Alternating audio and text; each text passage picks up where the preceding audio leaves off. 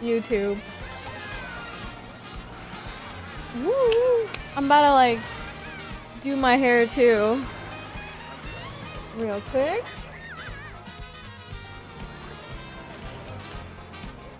But yeah.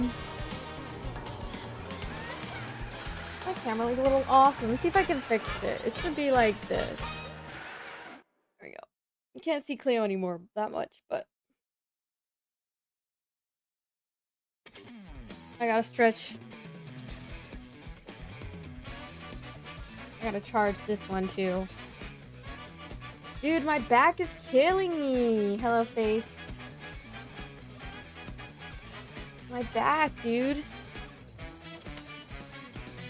My hair's like somewhat straight. It's just like the top that's getting a little wavy because that's my straight perm is starting to wear off.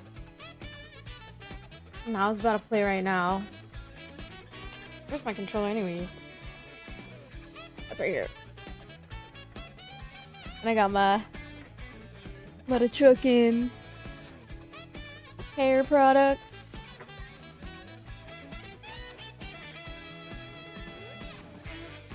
Sometimes I just like to do a little pass through my hair, nothing too crazy, just to give myself some nice styling. A little style. Ooh. Big chillin'? Big chillin'. No, I don't have straight hair naturally. I have wavy hair. It just looks straight because I got a magic straight perm. Where everyone else, I'm normally the 400th person here because I just started, face. Wait till the algorithm hits. Wait till the algo hits. Here they come. I'm dropping shit. I'm just doing some styling. My hair's really thick too. Everyone's kind of trickling in. Let me turn my fan on. My hair needs to cool down. See how it's kind of like wavy? It's wavy as hell.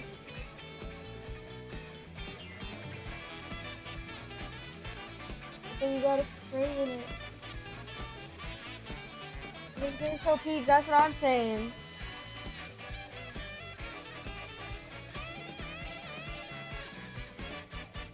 That's what I'm saying. Here we go. There we go. Very nice. Okay. I'm pretty satisfied with this. I think. Let me just. Some of the hairs aren't straight. Better. Sometimes the front hairs aren't cooperating. Okay, that's it. That's all I need to do. And then we're gonna put some hair oil. I got this new leave-in serum from L'Oreal. They gave it to me.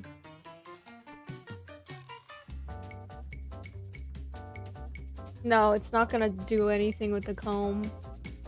The comb doesn't do much.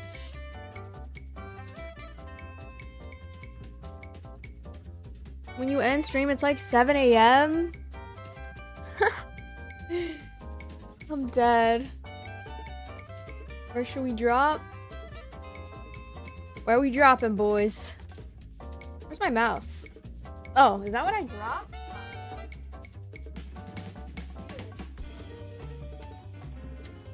God, like, how do I drop my mouse, dude? It's because I'm charging it, that's why.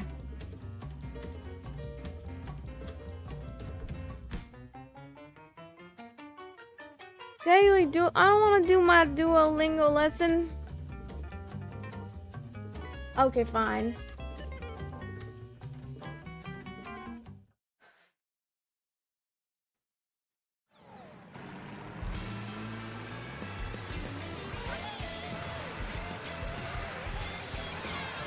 I'm gonna work on let's go do Korean.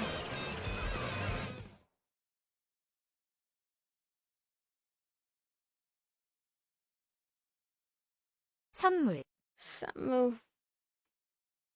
선물.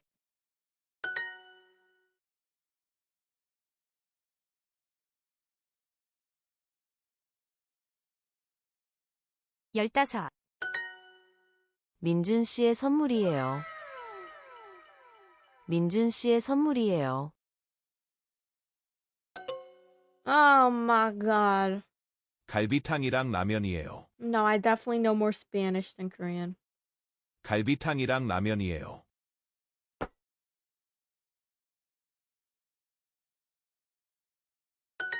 제 여동생은 15살이에요. 제 여동생은 15살이에요. 제 여동생은 15살이에요.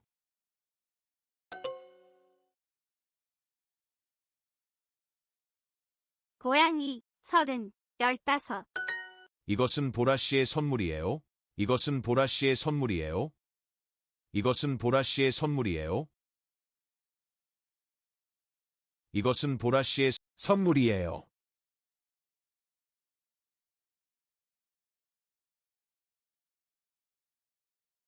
Sorry. This thing is bugging me. 이것은 보라 씨의 선물이에요. 이것은 보라 씨의 선물이에요. Yeah, I speak a little bit of Spanish too. 야동 고양이 회색 야동 고양 회색 네, Ah! 이것은 제 I don't do this shit. 선물이에요.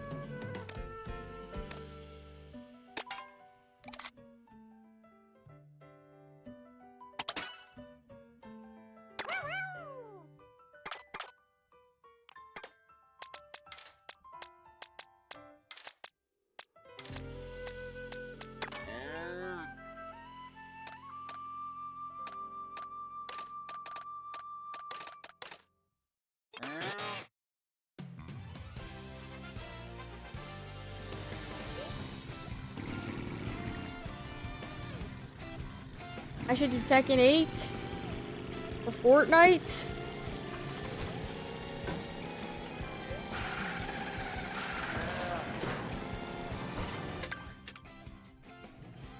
I don't know.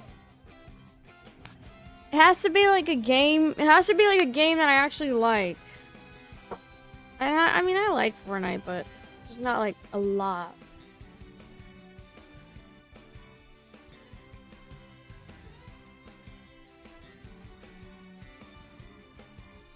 Oh, you mofos coming in asking me to stand up? Why don't you stand up?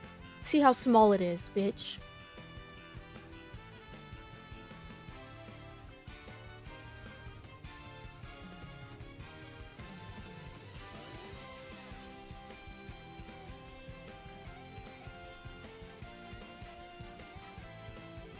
Do I ever sleep? Yeah, I sleep. I didn't over W, but it went away. It's gone away a little bit, so that's good on its own. I was gonna get Oragel, but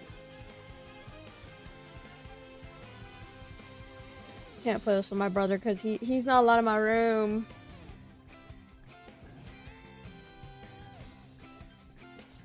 It like honestly went away the other day, so I think I'm fine. I think I'm chilling.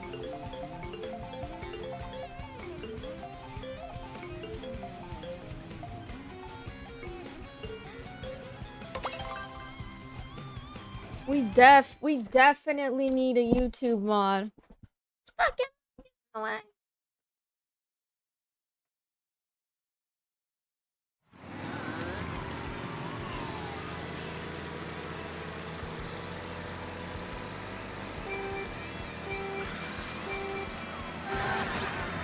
These are real people.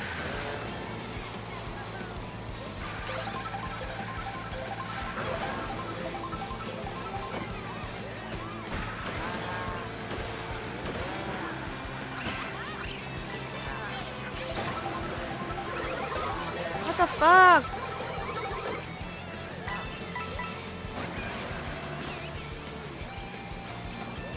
Oh my god.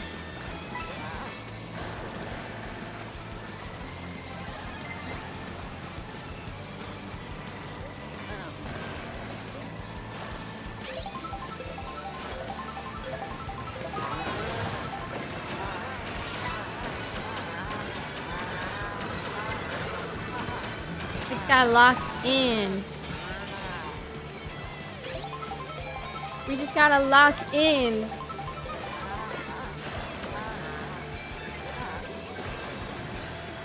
Seventh place is crazy. Oh my god. Oh, I didn't even see that banana. Whatever. I didn't even get a box. Alright.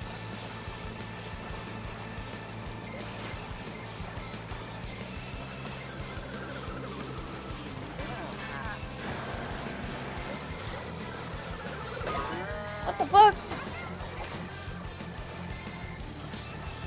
These guys are up my ass.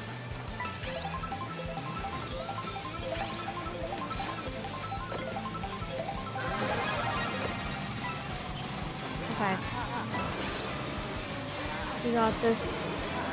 Even though I'm 11th. Just gotta make a comeback. I just was missing all of the mystery boxes. Dude. Yeah, I feel like the creeps have been kind of crazy lately, chat. I mean, they're always crazy each day, but like, just not today, but yesterday. Oh my god, yesterday was like, ugh. Like, I don't know what their mind is saying. Thinking that shit's gonna work. Oh wow.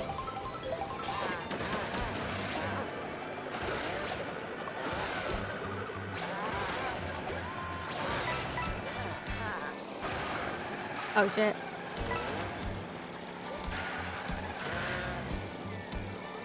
You know what I mean?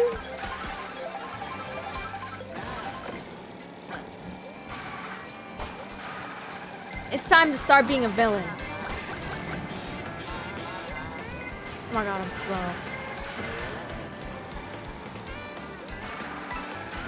Villain arc.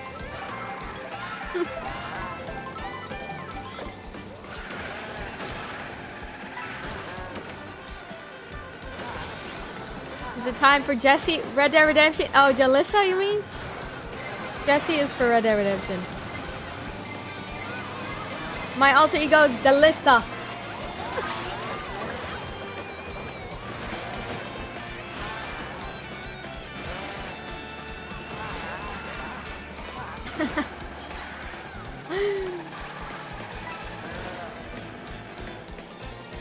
This guy fell off. Villain arc. This is Mario Kart World, guys. It's on the Switch 2 only. Oops. Hey, 9th, not too shabby. I'm not gonna lie, I've had worse.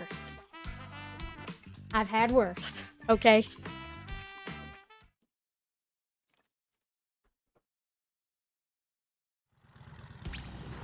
I wish I had a Switch 2 to play, man. I love Mario Kart. Oh.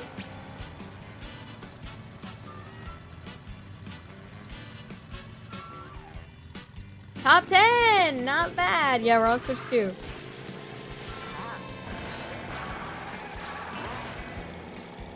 This is Mario Kart World. We're gonna play Poco Pia in a little bit too. 6, 7.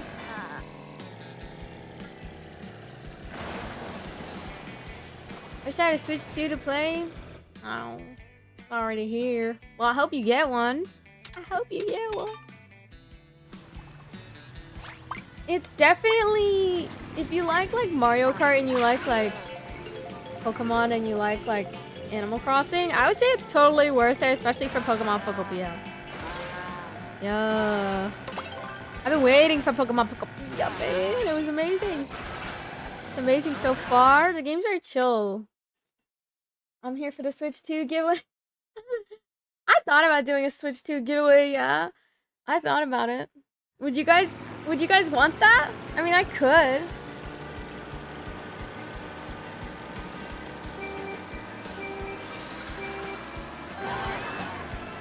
This is worldwide, I think. I don't know.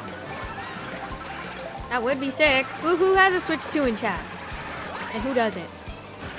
And who wants one? Turning into Mr. Beast. No. Giving away free stuff. Nah, giveaways are good though. Giveaways are good. It's a lot of money. I just feel like giveaways are always really complicated because mainly because oh nice. Give away mine? No, not mine. You have one? Can I start? Oh nice. I would say it's just complicated because I feel, especially for a Switch 2, there's gonna be a lot of people that are gonna be angry if they don't win, which I feel bad about. Plus, I always feel like I don't know. I mean, I could. I've thought about it for sure.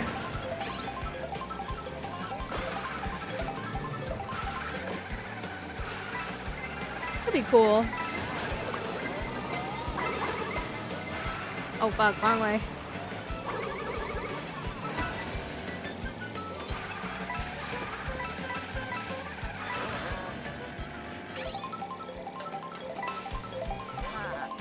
It could be like a write-off though. That's why I'm saying like it wouldn't be a bad idea. Thank you for the hi me.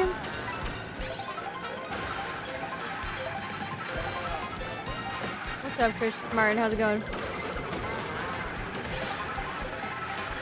Oh shit, oh shit. I just ran into that guy.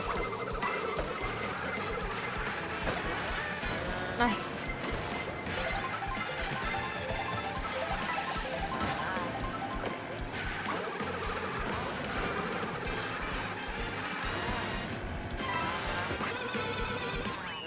Not bad. Fourth place. The cow is so tough. That's what I'm saying.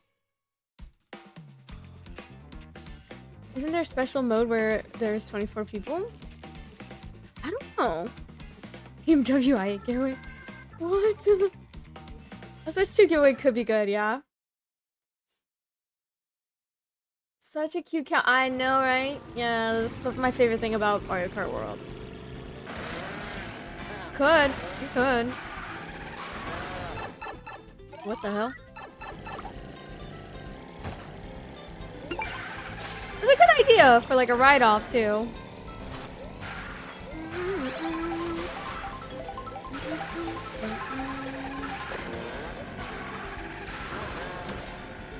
And there's like a good way to do it. I am a little worried though, like people are gonna be disappointed if they don't win it, but like I'll make it really easy to join if I do a giveaway.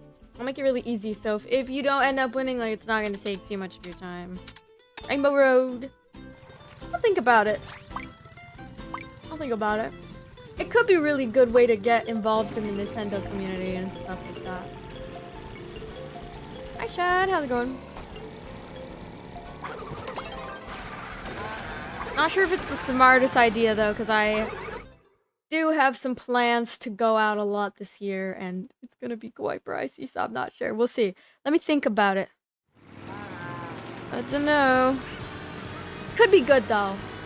I feel like it could be really good because it probably would pay off in the long run, especially it's a write-off, and then on top of that, it's like a good way to connect to new people, and maybe whoever wins is gonna be happy. I don't know how that would work though. How would I give it to them? Deliver it to them? They're gonna find out my address. Or what if oh, what if I hit up like the company at Throne and I'm like, okay, you have to have a Throne account to claim it or something, and then I buy it for you on the Throne, so I don't have to know your address. Could ask. Work something out with Throne.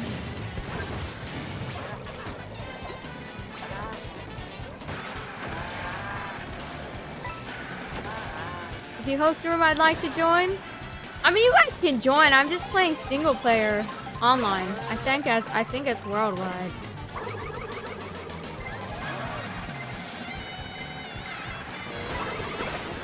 I don't mind if people join, as long as you don't bully me.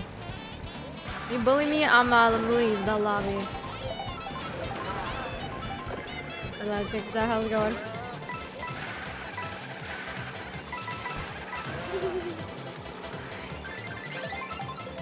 I will win a motorcycle giveaway.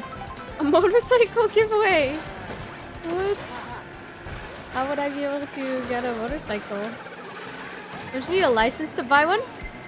I'd have to get my motorcycle license.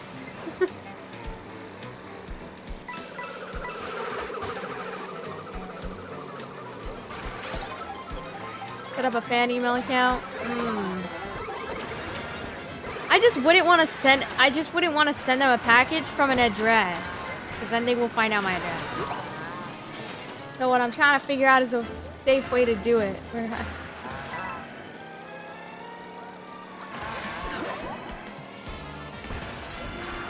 Through like a merchant would be better. I feel block. No, I think the throne idea is actually pretty cooking. Why? Because all you'd have to do is set up a throne, put your address, put the Nintendo Switch that you want on your throne, and then I would just buy it. But obviously it has to be like the one that's not a whole bunch of decked out customization one. It has to be like the regular Switch. Someone's gonna put like a bedazzled Nintendo 62 custom Animal Crossing Pocopia accessories included. Like everything.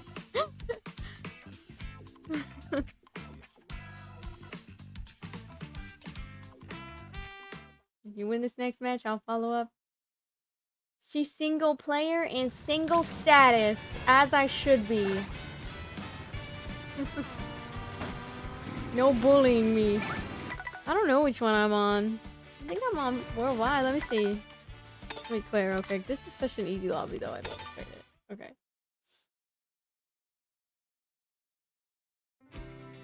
See online play. Race. What is that? Does that mean I'm worldwide? I don't understand. How do we play worldwide? Online play? This is worldwide. I just do race. Oops. Race.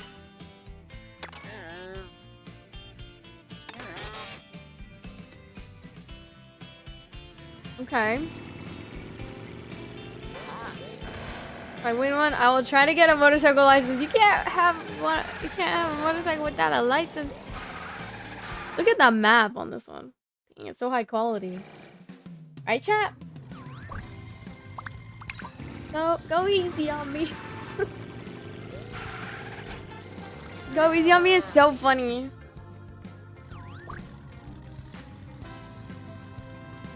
Anyway, I mean, maybe I could. I mean, that's a good idea. We'll put. How about we put that in suggestions? That's actually not a bad idea.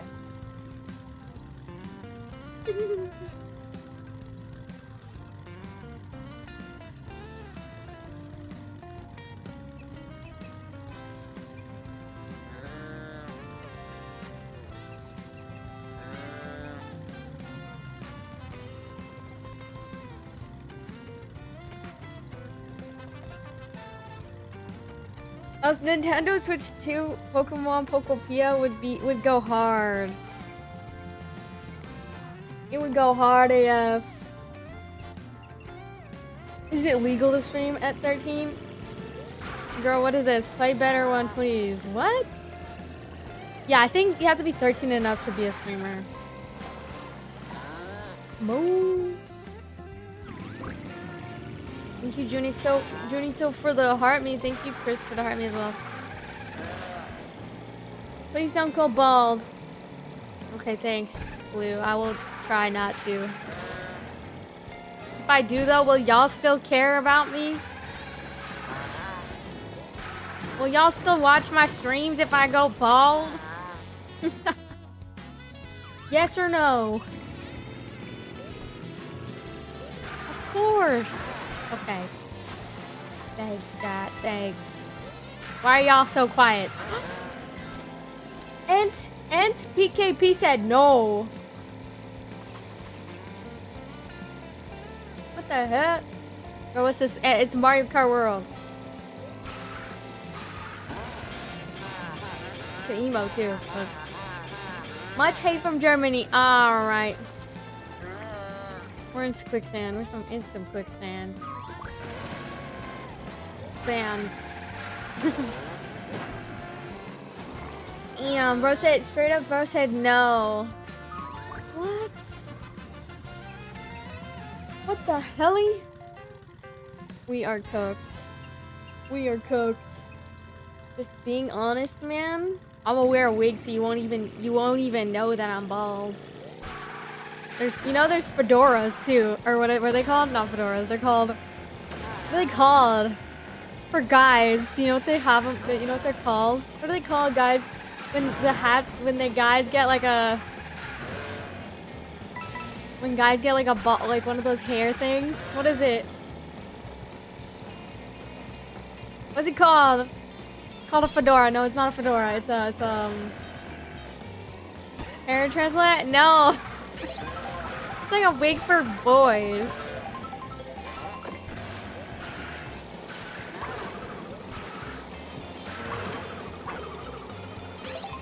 You know what I'm talking about?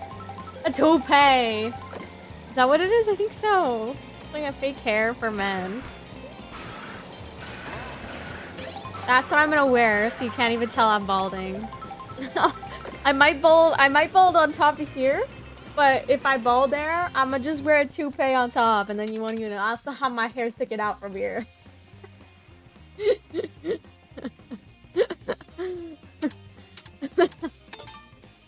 and then you guys don't even know. Like, there's so many advanced toupees, and even for women, there's toupees to make it look like you have volume on top of your head. I'm gonna wear that. Y'all won't even know. I won't even tell you. The only way you'll know is if I like, if I like swing up or something, or like I bend down and it like flops over. It like flops over and you see my bald ass fucking. Aw, fuck no. Nothing wrong with being bald though. Like, I'm joking like this because I'm probably gonna actually be bald one day. Like, look, the hairline's already cooked. Look, see? So, the hairline's already becoming receding and it's going halfway through my scalp.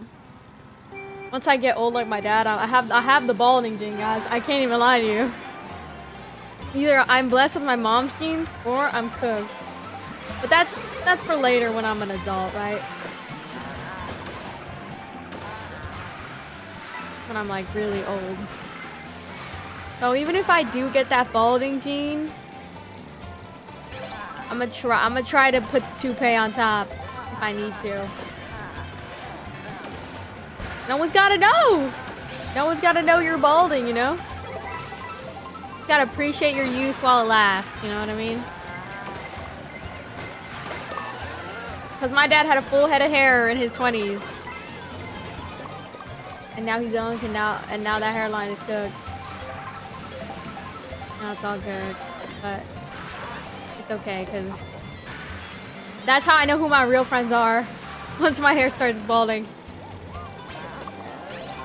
Hey chat.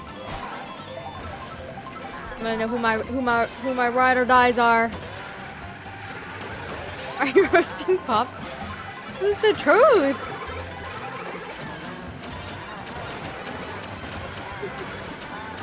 But I'm a girl, so I think I should be fine. Let's hope we got my mom's genes.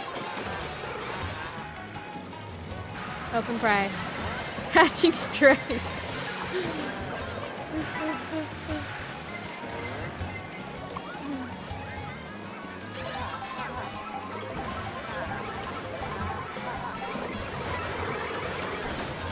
No, but he's old, that's why. He's old. That's why the hair starts leaving you once your years are reaching the like not even double digits, reaching the singular digits. How many years you've got left? That's how many hairs are going to be on your head at that point. You know what I mean? What did we get? 12? Not the best.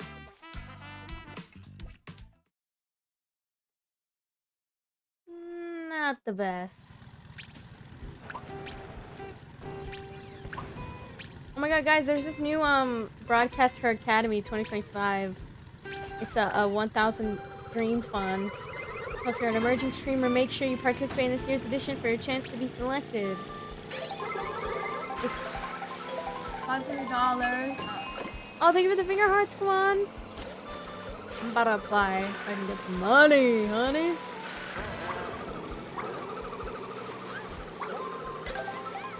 We need that dream fund.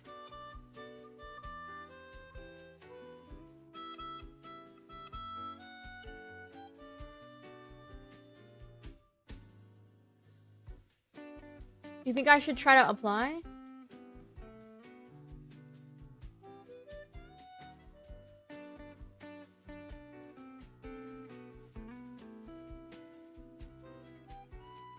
Lock it.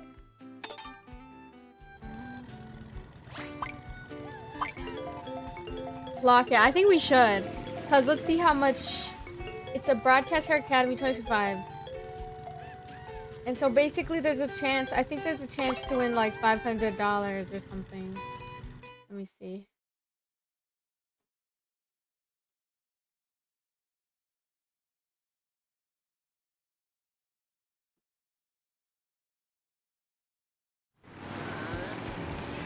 So it's like for women and femmes interested in pursuing careers in esports and gaming.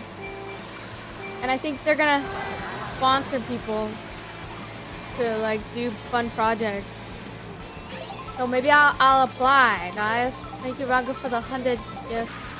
I mean, the thing is though, I'm like contemplating on whether or not I should actually join though, because like in a way I'm already kind of accomplished. So if I don't end up getting it, like wouldn't really matter.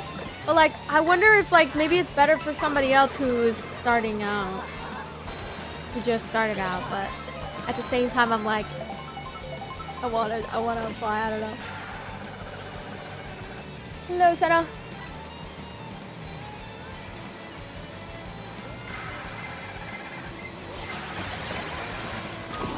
Okay. Okay.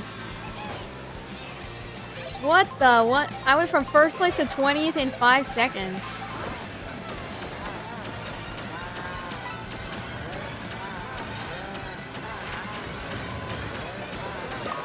Oh, seriously?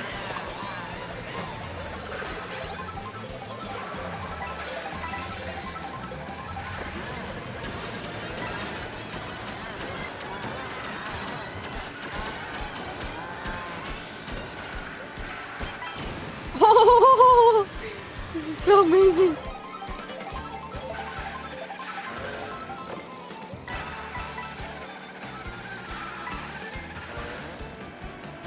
Thank you, Raga, for the little palms subscription.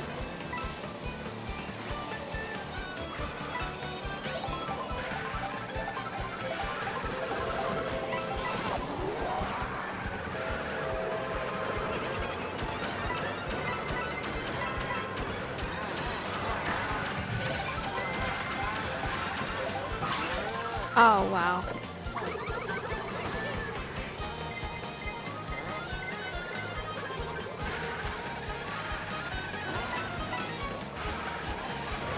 Oh, wow. Seafood boil. Everyone please like and subscribe. Yes, true. Thank you, Raga Laza, for the Pommies gift. I'm gonna pin your message. Thank you. Thank you for the Pommy subscription. I hope you like the little emotes. I wish YouTube would let us add more emotes, but for some reason, it doesn't let you add any. Which is weird. Which is a little weird. You know? I'm turning my phone on. Also, new Resident Evil 9 DLC might be coming soon. Yeah, I heard about that on Twitter. I was like, oh my god. I'm thinking about playing some Resident Evil in a little. We'll see. I'm gonna try doing a little bit of Nintendo gaming, and then we'll switch later. Because I do want to try the Insanity mode again. But I'm scared. Because insanity mode is hard. Ugh.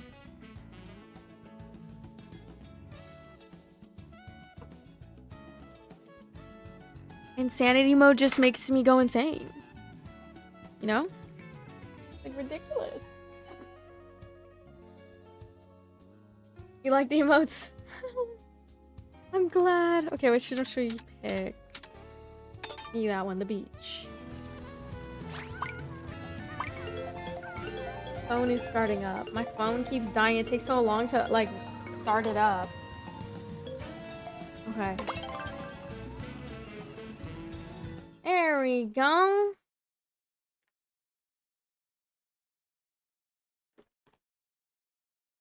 There we go.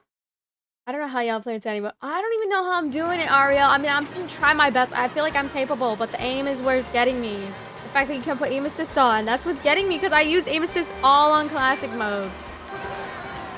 So we are a little bit cooked. But I do have some experience with some controller games. So I'm gonna be okay, I think. I think I'll be okay, because I mean, I did play Splatoon without aim assist. Samsung, stop.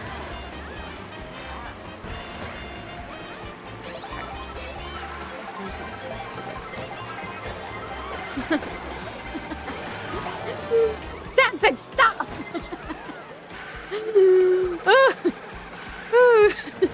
Sorry. I'm going. Should I do a Switch 2 giveaway, guys? Would that be something you guys want? I mean, who wouldn't want a Switch 2, bro? Come on. You're right, chat. You're right.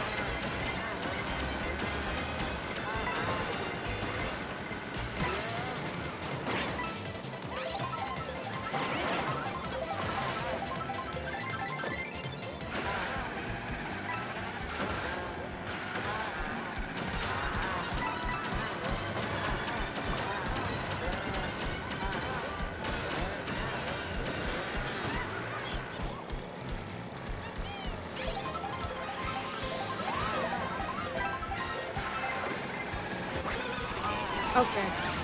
If I win a Switch 2 giveaway, I'll give you a Galaxy. Are you bribing me? Yeah, W mod, delete the weird messages quick.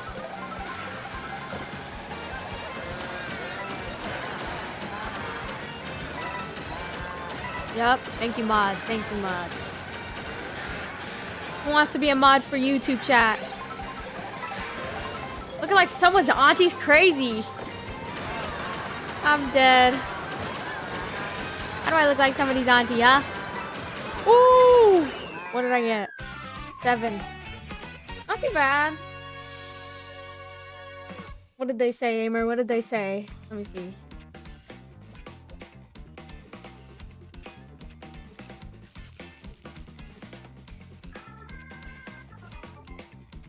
I'll switch it to a 2 Galaxy. See what I did there? Are we bribing me? With $8 USD? $8.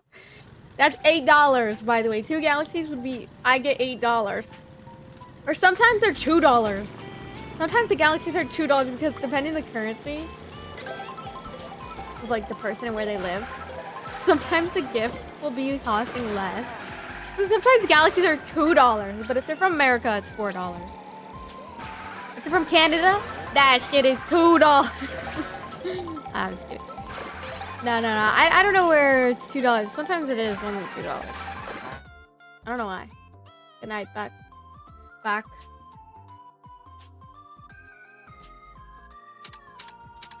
USD. We pay 10? Yeah, so it's like $4 each Galaxy. Right, yeah. But if you buy it on, instead of buying it on mobile and you buy it on the laptop or the website, you get like a discount of coins. You get more coins for your buck. How many Galaxies will it take you to play Resident Evil 8? So no Resident Evil 9? Oh, we gotta do Insanity mode first.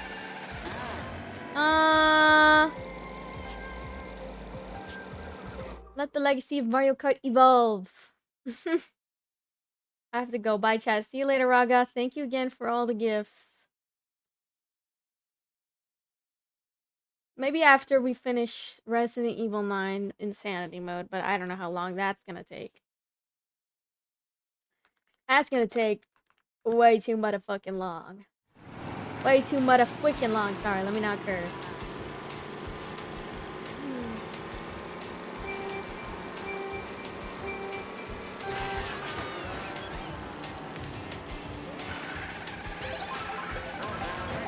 Oh, I have to quit this match.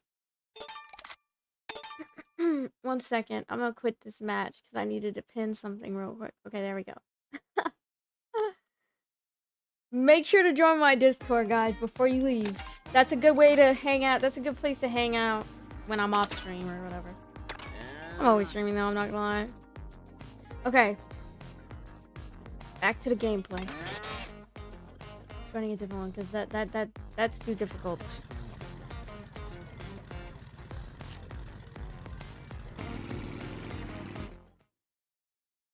I'm sending donos instead? Yeah. Yeah, if you guys didn't know. Yeah. TikTok takes half. Or wait, no. I think we take 55%. They take 45%. I believe. I don't know. Isn't that crazy though?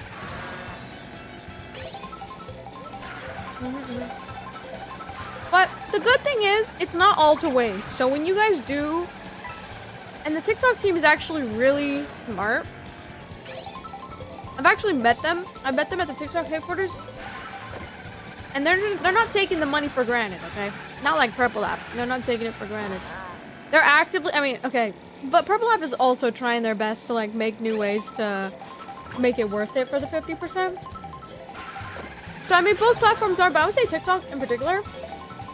They are very, they really care about your growth. And they care about, like, strategies to help you grow. Bro did not go to HQ. Check my page! Check my page, I swear I did. I went and I had a conversation with them and they actively try to help the creators grow. Here, I'll pin it. You want me to pin that shit? I got you. I'm pinning that shit. Bro was def at HQ.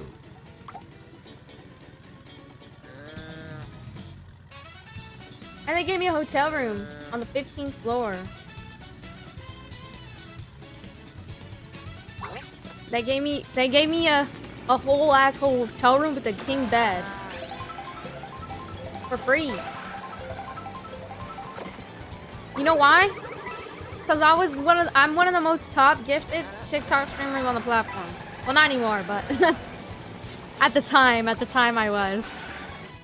It's up and down for sure, because my biggest gifter helped us out with that.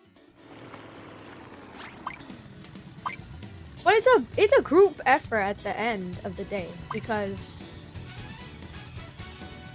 basically you had to reach a certain amount of diamonds to be able to be invited to something like that. And their TikTok team actually is there to help you grow.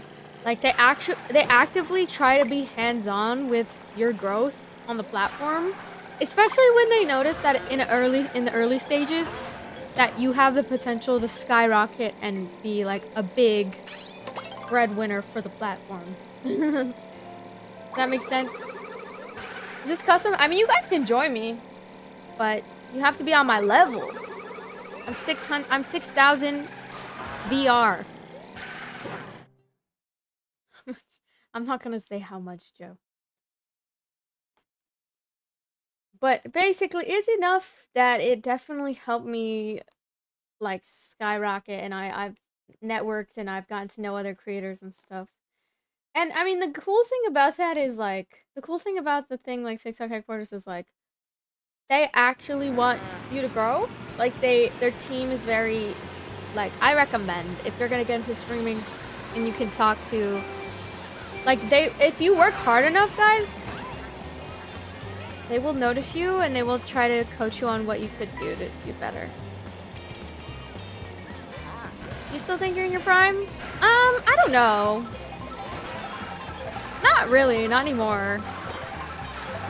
I mean, maybe in my 20s I will always be in my prime, but I do feel like obviously everything has to even itself out anyway, so when you reach certain heights, it's like, that's gonna happen, and honestly, I do feel a lot of imposter syndrome around it, like I don't necessarily feel as if, but a lot of creators were feeling that when they got to that point, and you do have to be extremely, like, lucky to be in that position, but it's a mixture of, like, luck, as well as, like, having the right impression on people, and if my top gift, there's a reason why, like, certain people have gifted me the things that they have, you know, and so, and I've never had to do anything I don't want to do to get that spot, if that makes sense. Like, I'm actually trying to grow, and I'm actively trying to, oh my god, no! I'm actively trying to, like, build and, you know, and I've never really done gaming content before, so to be in the gaming rankings and to be one of the recognized creators feels like an honor. But there were a lot of streamers in that were like feeling the same way that I'm feeling. They were like, oh, like I don't even think I'm like a good enough creator to be like invited to this sort of thing, like, or basically we would get, there's like levels to it too in TikTok. If you're a creator and you reach a certain level and TikTok recognizes your success, basically it can be a mixture of things. It could be popularity, and they look at your stats, and if they recognize that you are like one of the top percentages of streamers, they will recognize those stats and they will invest in you. And what I mean by invest in you is they will, oh my god, Chugi, thank you for the Starlight Spectre! Thank you. They will basically see your potential and they will help you try to scale it. So that's the one thing I think about TikTok that I really like. Has always been the type of platform that they actively try to help their creators grow. And you'll see some of the top creators in the world, like, they say the same thing. And at the end of the day, they're not just like sitting there taking half of your money like Purple App and doing nothing to help you. Like, they're actively trying to have meetings with you to help you grow and stuff, like, which I don't really need that right now. I mean, it's always good to learn new things, but I'm very confident in like what my branding, and I'm confident in the type of impact I'm trying to make. And I have direction.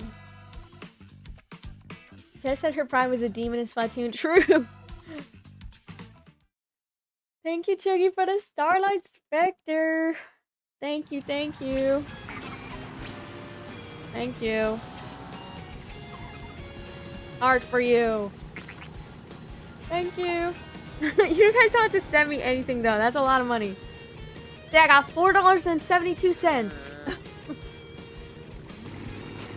I think the 72 is from something else, though. I mean, wait, for real, for real? Yeah, like if they recognize your success, which if they recognize that you have an active community and it's continuing to grow, then they will eventually like try to guide you and help you. And I've kind of grown past the stage of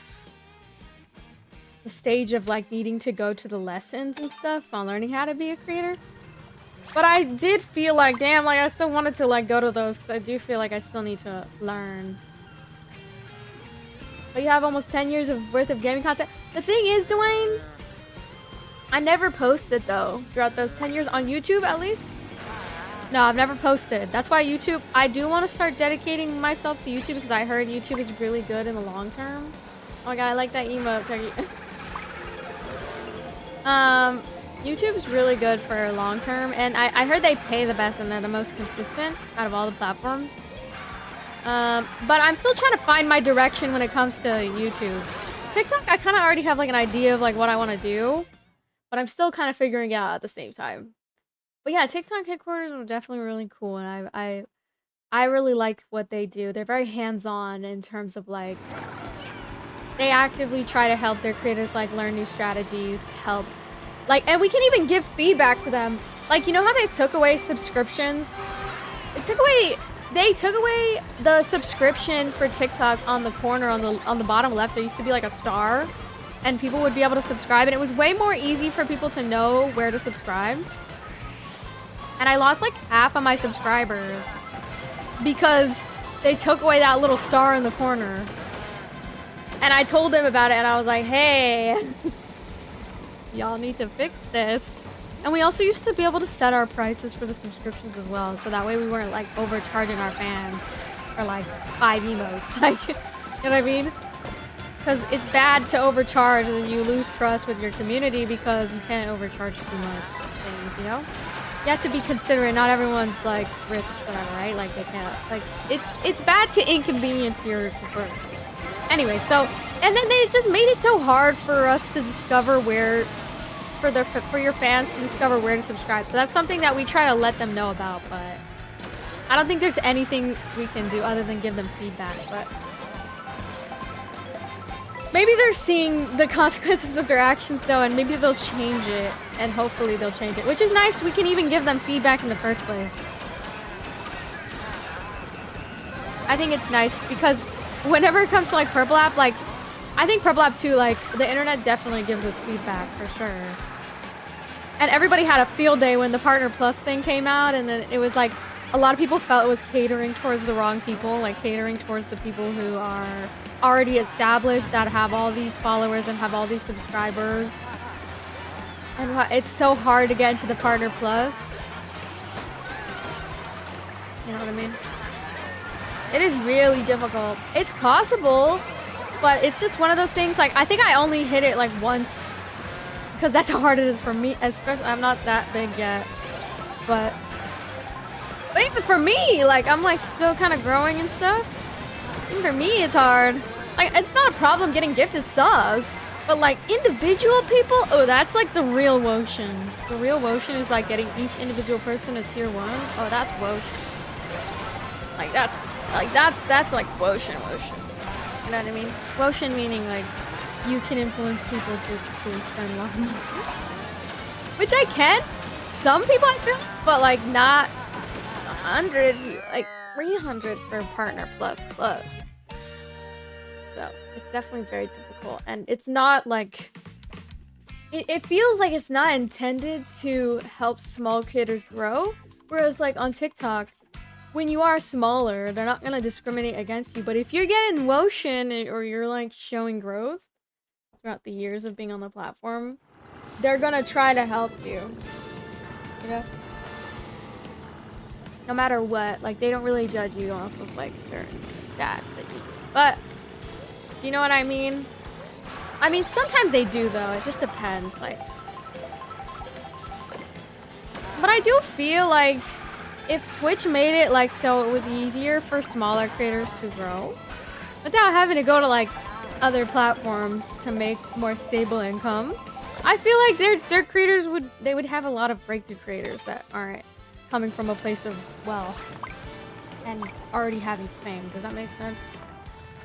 Because there's so many creators that I feel like that could do really well if they just are given the right resources. But obviously, like, I mean, we can try again, you know? But it's just one of those things. Partner Plus really tough. I think I've only reached it like once in my life. I did the 100 once, and then I did the 300. I think I did it 1 month. But that's hard, like, really hard. You know? Well, yeah, once you unlock Partner Plus, like the 60-40, that one's 100 subs. And they can't be gifted subs. So the problem isn't, gifted subs. Like, it has to be tier 1 or it has to be not prime. It can't be primes. So dumb. Can't be primes, can't be, you know, which sucks. But it is what it is, right? I'm gonna play it today, Miles, but not right now, but. And so we get a 60-40 split, at least for 100 subs. But then the fact that it can't be gifted or prime, like, that's the fucking hard part, man. Like, getting people to tier 1.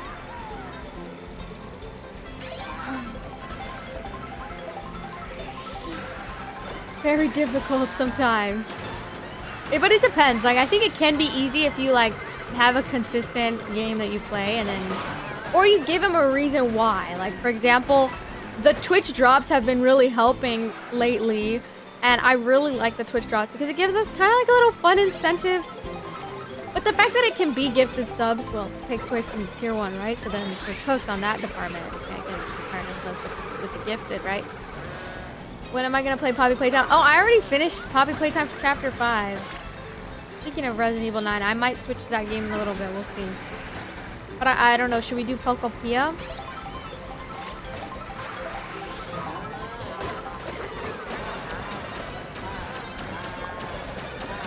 And then I believe for the Partner Plus Plus, which is a 70-30 split. Okay, so the 100 subs, 60-40. So you make 60% of your subs, all of your revenue on Purple App. You make 60% of it instead of 50%, like how it's normally. And then if you want the Partner Plus Plus, like 70-30, you have to get 300 consecutive subs that aren't gifted, aren't primed. They have to be tier 1. 300 is even wilder. And so it's like catering towards more of a like... It's catering more towards bigger, like big, more established creators. Which made a lot of people in the Twitch community super angry.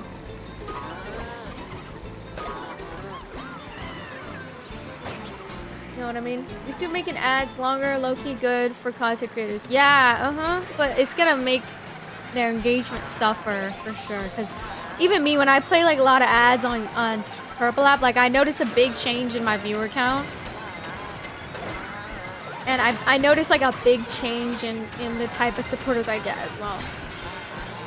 But I feel as if sometimes as a creator, like it's good to offer things for free. So that's why like I stream to YouTube and I stream to TikTok, because then you don't really, if you're on that platform, it's because you don't care for the Twitch ads, and like you probably have had a bad experience with Twitch in the terms of the ads and stuff. And so watch wherever you prefer. That's why I would say watch wherever you prefer, because I'm supposed to, you know what I mean? Like you're like my supporter. I'm supposed to come to you and make your life, you know, easier. That makes sense. So if you ever have like a bad month where you can't afford, always go to the other platform. Because I get that. Like sometimes I don't subscribe to anybody on Purple App. The only time I like spend money on Purple App is like if I gift subs or something. So I just like the way it feels to gift subs. I get a dopamine hit when I gift stuff. Dopamine hit in my brain. Should I do a Poppy Playtime marathon? Okay, guys, should we play Poppy Pia? What am I saying? Pokopia. Pokopia?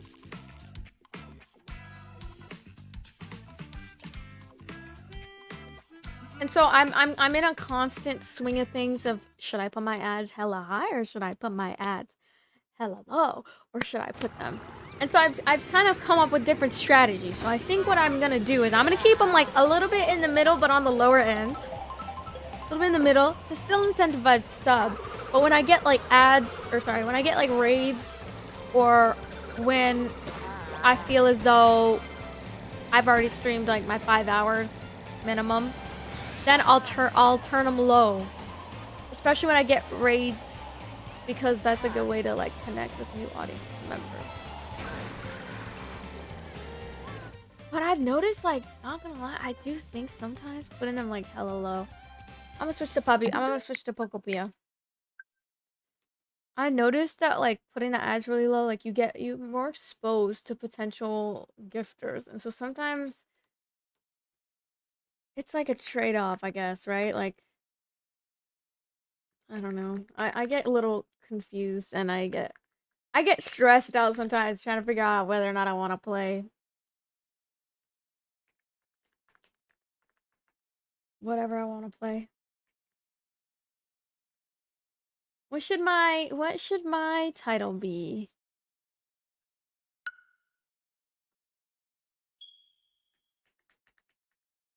What happens when you turn off the ads? You basically just make less money off of ads, and then there's less of an incentivization for people to subscribe. And basically that's all that really happens. You get less money.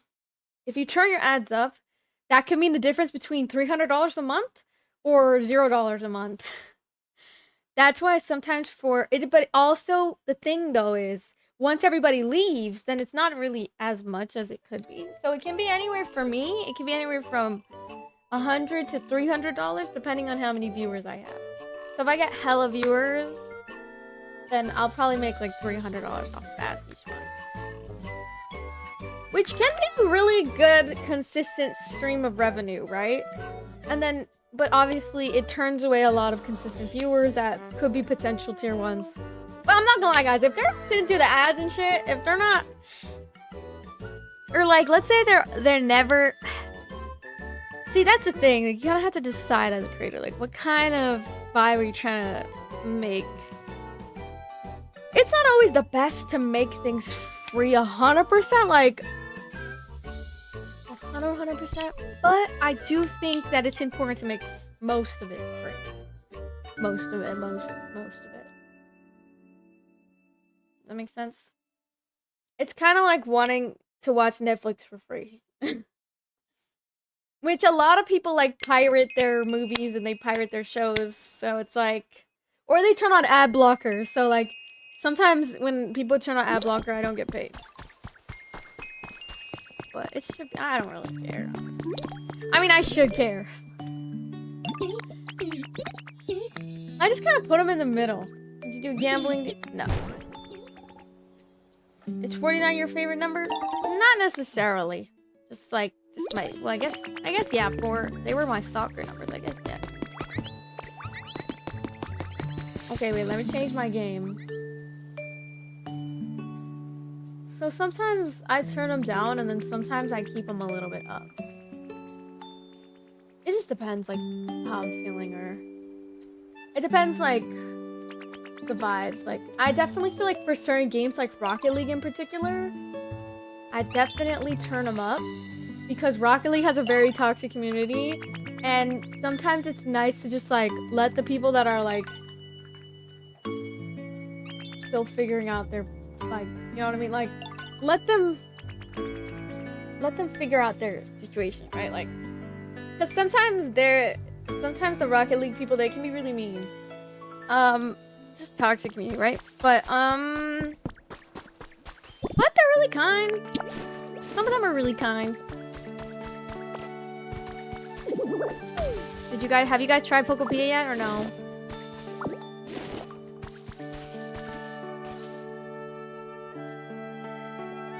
But yeah, I think ads can really kill engagement. That's the only thing that I've noticed, that it really kills engagement. But then it takes away that money. And so money can be important, especially if like to run streams, if it costs money, or like buying new games, it can cost money. Sometimes it's nice to have a good medium of having ads, but then also turning them off from time to time. And offering your services for free. Because if people get things for free, they're more likely to spend money on it. Because then they get a trial run, you know what I mean? They get a little trial period. What the hell? Is there a Pokemon in there? Hello, Gil. I haven't switched one, so I can't play it. Oh! It's so cute! It's a war turtle. What turtle? I switched one, so I can't play. Oh, no. We're working hard to make it easier on the Pokemon living area. Yo, that's amazing. Like, totally awesome.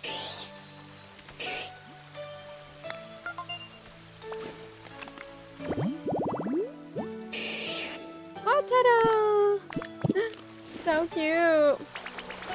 I'm friends with War Turtle. So cute.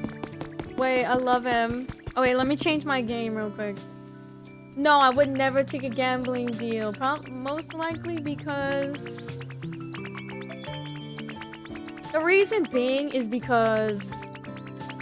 gambling's bad. Most, yeah. Gambling is bad to promote, and you will... it's just bad to promote.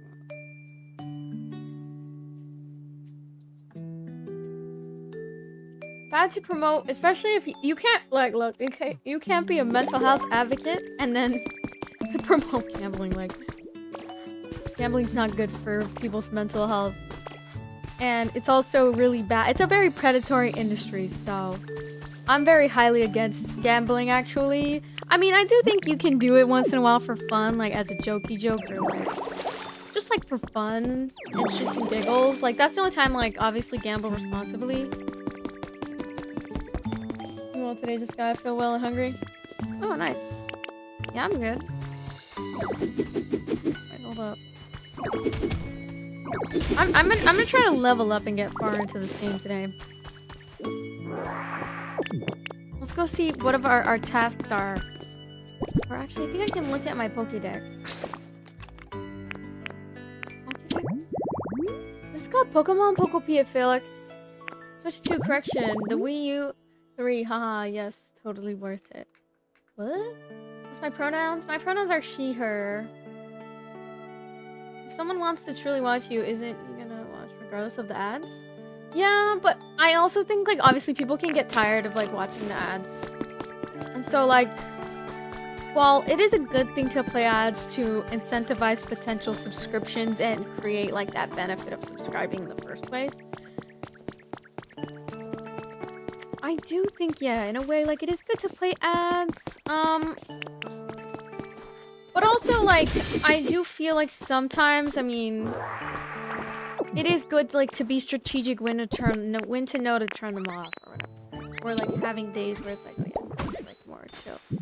Like, if I meet my quota for the day, usually I'll turn them off. Or, like, if I have a raid or something, that's another time that I turn them off.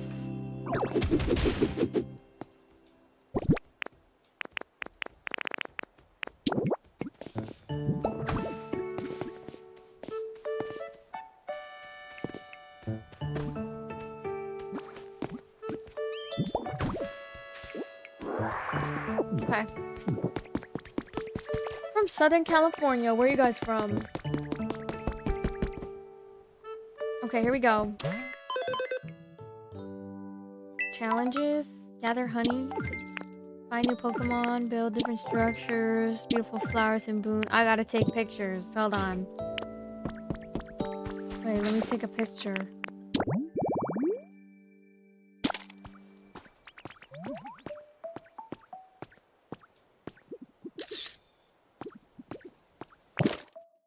How long did it take me to become a full-time streamer?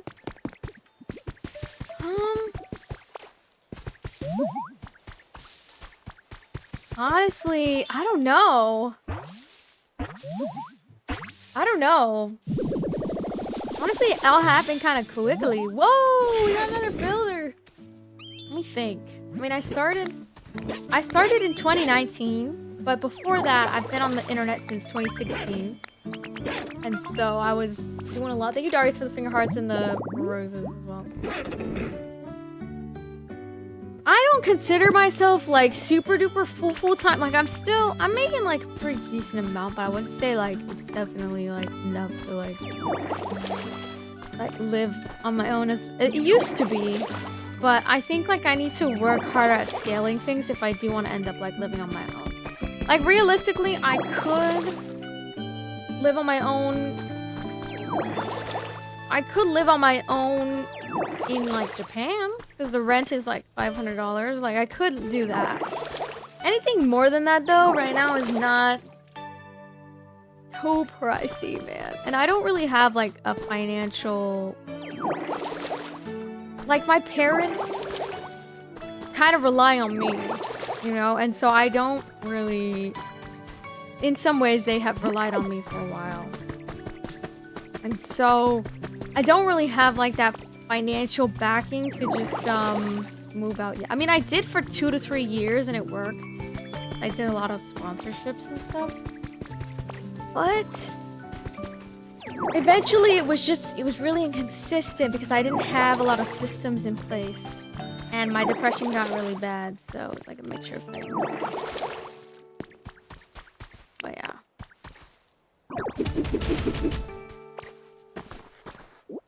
But yeah, it's dumb. Like, I kind of have to support my family in some ways, and it's dumb because I feel like it has caused me to take on a lot of responsibility at a very young age. And I've never really had a moment to just be a kid or do the things that kids do. Other than play video games, right? No, I did not have a 9 to 5, but I did work like part-time jobs a lot. And yes, I am still in school. I am journalism major now. For a while, I really resented school and traditional life because I dealt with a lot of harassment in school and public places, workplaces. And so I've learned that I just prefer to work a job where I'm in full control of it and I'm my own boss. So that's why I like being a content creator so much. And also just the fact that I feel like it's really fun. There's a lot of really cool things to look forward to. And obviously, like, you're not gonna grow, like, be a full-time streamer overnight. I'm, like, in a very lucky position where I went extremely viral in 2019 and I had, like, a big backing as to the dangerous lost relics. Charmander's downstairs somewhere.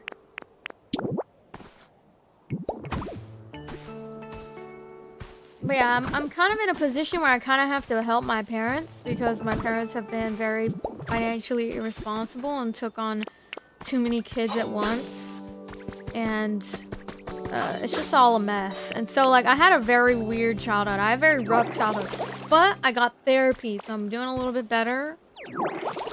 And streaming has been the only thing in my life that actually gave me financial stability.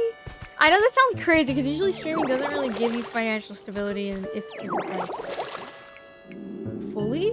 But it's the only thing I found to be like a very flexible job that you don't necessarily need a degree for. But obviously it's a lot harder and it's a lot easier said than done, right? I think how long it took me was about, well, I went extremely viral in 2019. So it only took me like a couple years to like start streamlining everything and just start. And I think, yeah, the first year I started getting brand deals was 2024.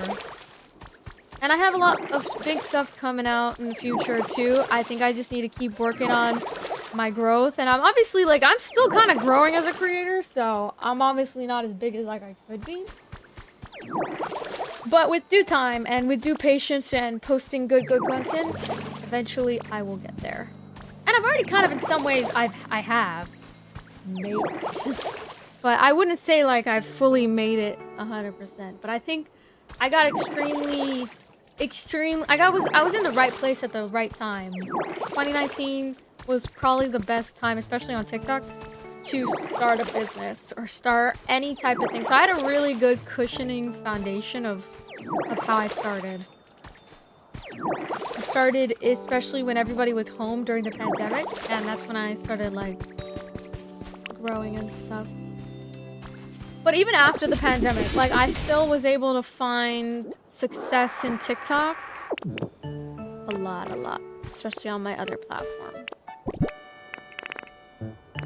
But maintaining fame is probably one of the hardest things to do, and I think one of the most rigorous parts of the job, because staying relevant is like, it's just a lot of competition, right? And it's also just a lot of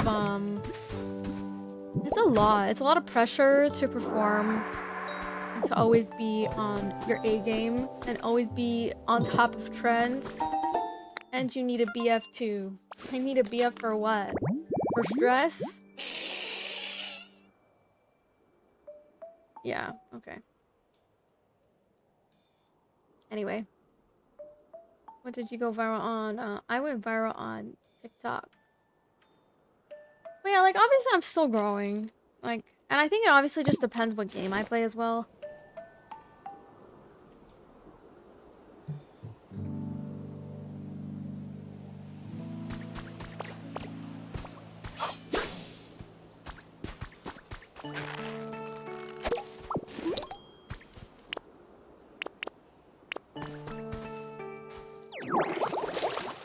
This conversation can get really triggering for me.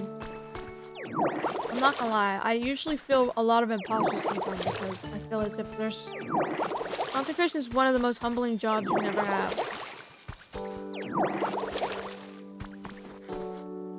And you feel as if you always have to prove something to people.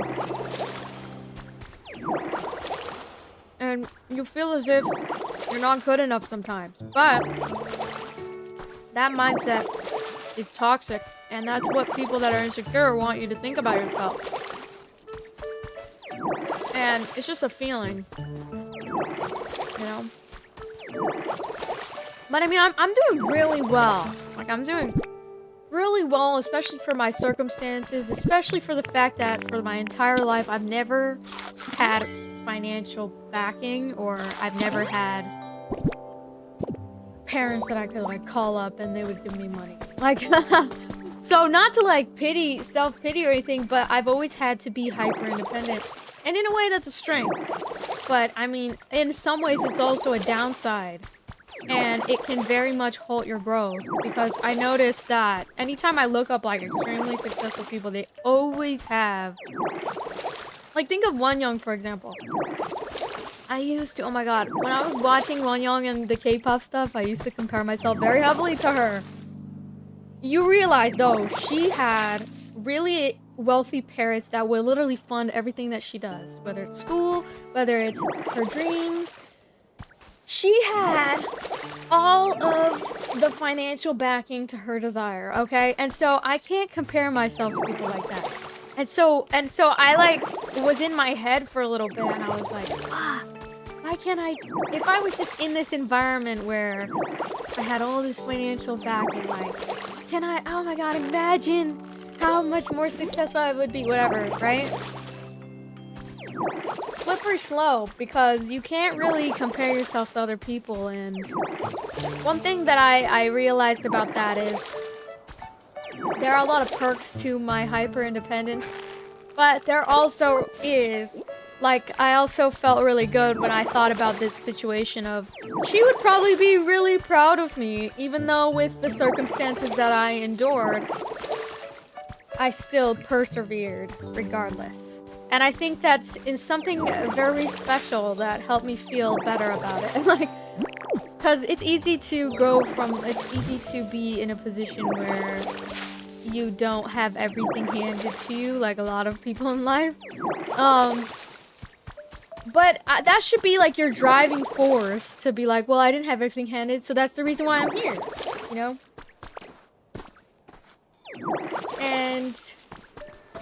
not saying I didn't come from anything, but I'm definitely saying, like, I didn't have a lot of, like, financial support and emotional support. Like, I kind of just did it on my own because I believed in myself and I believed in my vision, and I didn't let people dictate what I was gonna do with my life, because my dad would make fun of my job too. Like, he would make fun of my job, was never supportive of me. But then during the pandemic, I was the one with the job and he wasn't. So, and people want to say all they want about streaming and content creation and say it's not a job or whatever, but that's them, you know, they're just insecure and they're miserable. Like, people that are miserable and they have their own issues going on, like, they're the first people to judge you on you chasing your dreams, chasing something that is bigger than yourself, you know? And so, like, while I dealt with all these different insecurities, and it's easy for me to feel a little bit triggered at times, like, I'm technically a really cool, like, I think of myself, and I like, look at myself from the outside, and I think of my, like, I'll look at my content, and I'll be like, am I the type of creator that I would like? And then I say, hell yeah, because, hell yeah. Like, even if I didn't come from all this, like, crazy stuff, like, at least I have put myself in a position to grow and continue to grow, and that's more powerful than anything. Especially making something out of, and even in being growing up in an environment where people are extremely unsupportive of your career path, it can really be a mental, like, it can be a mental battle, you know? And so... For a long time, I did not have that emotional support, but then I started like giving it to myself. I would go into therapy and I would just take care of myself because at the end of the day, people just don't understand what they can't comprehend, you know, or they can't understand. Didn't Joe cancel you? Didn't Joe actually, didn't he turn out to be a racist and got canceled by his own community? Yeah, that's what I thought. He turned out to be a racist. Of course he's gonna cancel a woman. He didn't even cancel me. He can't cancel me if I don't give a fuck.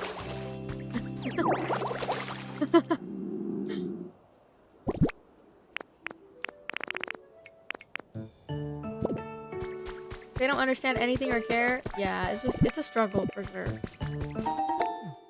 But you can't get lost in that insecurity or whatever. You can't get lost in it because at the end of the day, you know what's crazy about, like, my sisters would make fun of me, and I love my sisters to death. They would make fun of me and shit growing up.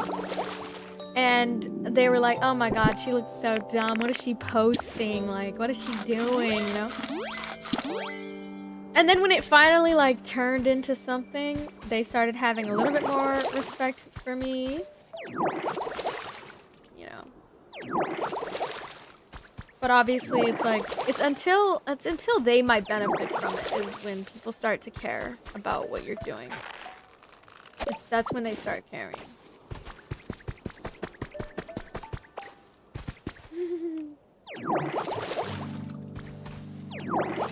But yeah.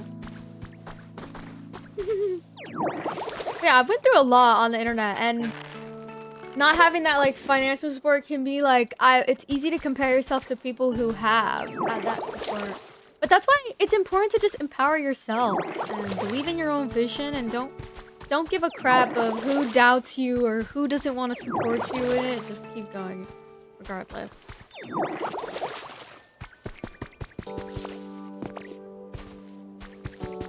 That's good that I never gave up despite the hurdle. No, 100%. And I still am, like, going through it. Like, I feel as if I'm still going through it right now because my parents, like, both of them expect me in some ways they expect to rely on me sometimes. And I hope to get into a position one day where I can fully support them and help them with their retirement, you know? If I could, oh my god, like, that would literally be, like, there's no better feeling than being able to do something like that for your parents. But I think, of course, I want to take care of myself first. And I want to take care of, like, the people who have supported me first. You know, because... And plus, like, they're grown-ass adults. Like, they need to be... They need to support themselves. Like, they need to figure it out. And, like, part of me feels as if, like, if I do support them or, like, I do become somebody that they start to rely on, that they're always gonna think that I'm, like, their second savings account or some shit. Which always makes me kind of frustrated. Like, you should want to go and just fight for your life, you know? But obviously, like, I'm compassionate and I understand they don't come from the same privileged background as, you know, L-take. How is that an L-take? Like, I'm the child in this situation, you know? I should be the one who's being taken care of, you know? And I don't like having to do that. But at the same time, I do feel like it is good to provide for your family and if you can. But I already do that, you know? I already do that a lot. You know, and so, like, on top of that, it's just like, you are a very bad person. Alright, cool. Whatever you say, bro. Whatever helps you sleep at night, I guess. Very bad person, okay. I don't know why this guy's saying that. But anyway,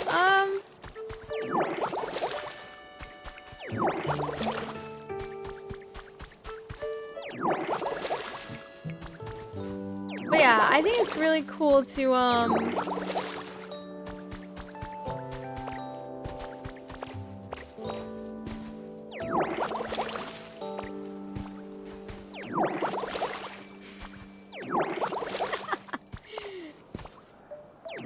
was like such a random comment.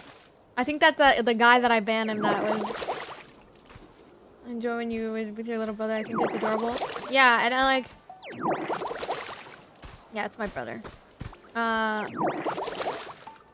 Fuck the haters. These bitches is my sons. What? No, yeah, I've dealt with a lot of hate, and even just from, like, my own family, which it sucks. But that's kind of like what happens when you go out and you try to do things that are bigger than yourself, and you try to do things that are gonna help your life. There's always gonna be one motherfucker who doesn't like what you have to say, doesn't like what you have to do, and they made their mind up about you. All you gotta do, block them. Who gives a fuck what they think? You know what I mean? Like, just have a don't give a fuck mentality, because the don't give a fuck mentality will take you farther than caring about what some bum-ass weirdo fuck says on your live stream. Like, sorry, you stop cursing. Sorry.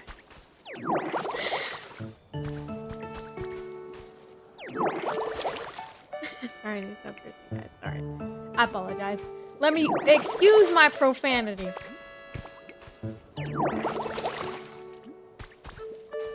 Is there a better way of watering everything? Probably, Tony, but I do this because I just like to, it's just satisfying to me. I don't know. Maybe I should get like another Pokemon that's gonna help me water this.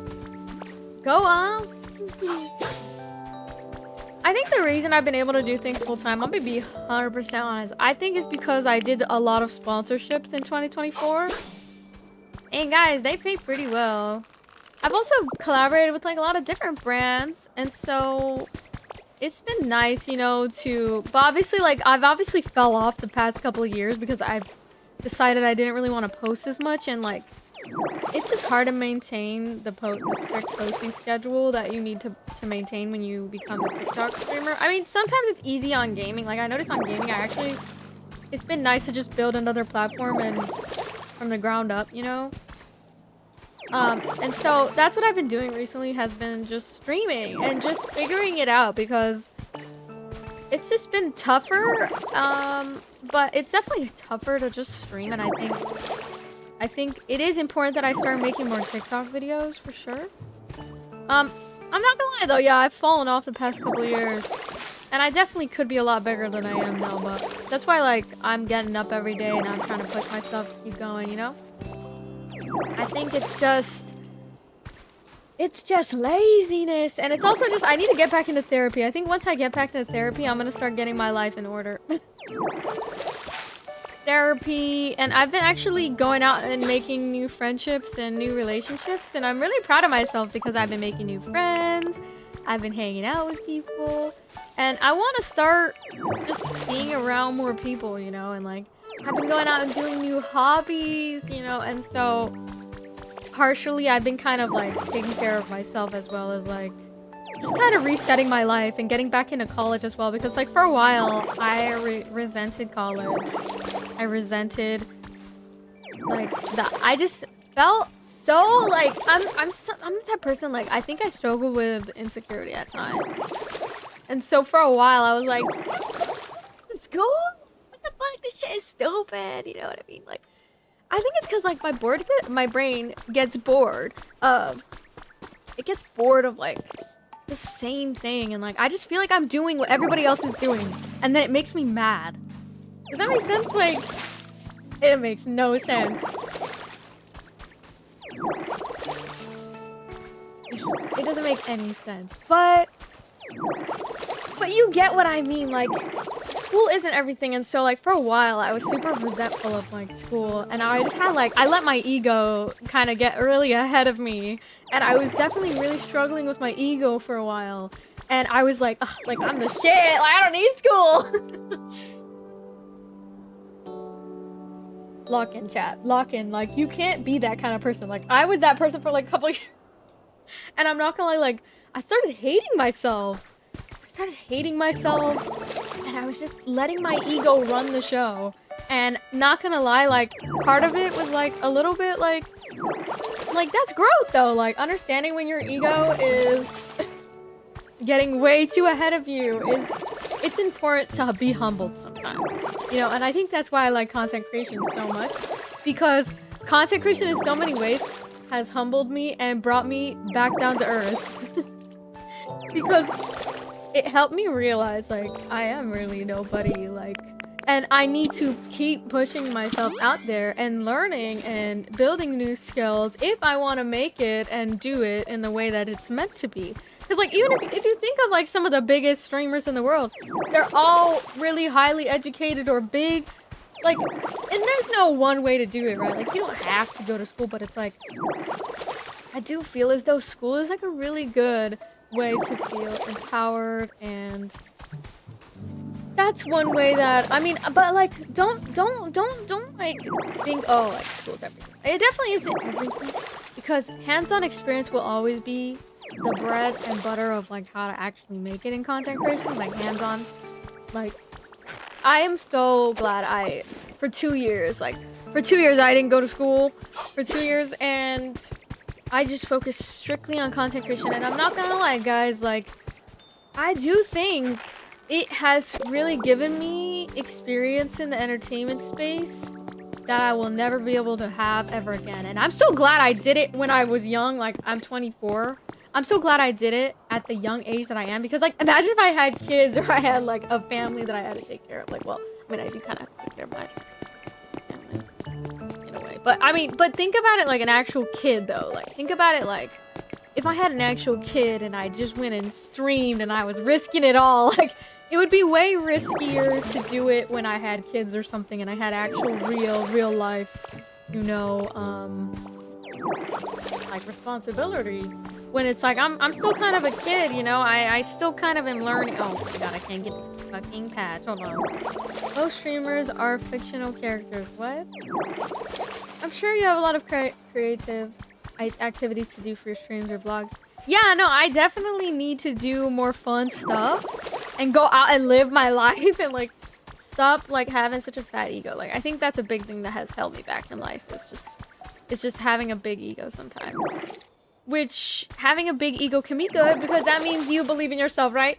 But also, letting your ego get too big can be a downfall because you start thinking you never need to learn things or you never need to grow in certain aspects in your life, when it's like, that's completely the opposite. And I feel like I'm very proud of who I am today, of course. But I still get really, like, triggered, and I think that's why I need therapy, guys. I'm not gonna lie, man. Because it's not good to feel triggered. But I feel like I'm getting less triggered because it is good to get educated, and I can see why people are concerned about me and stuff like that. But trust me when I say this, okay? 2025, 2026, my best years on Purple app. My best years so far. Best years so far, I will say, maybe not numbers wise, but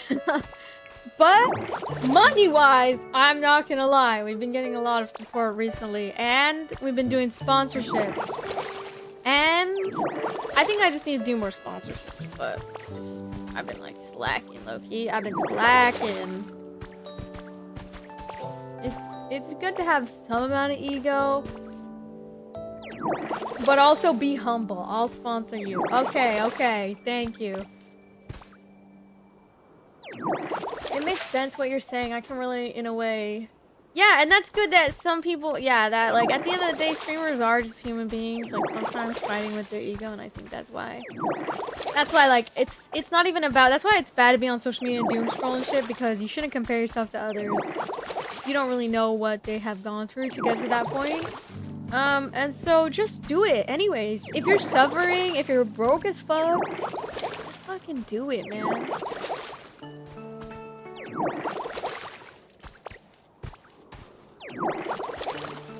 You know what I mean? Fucking do it. Fucking do it, man. This game is called Pokopia. What is this place over here? Is this like a whole new area? Yeah, I am going back to school though, and I'm gonna major in journalism. I'm gonna try to do online school though, because I do get really overwhelmed with being in public. And I deal with a lot of harassment. I deal with a lot of sexual harassment.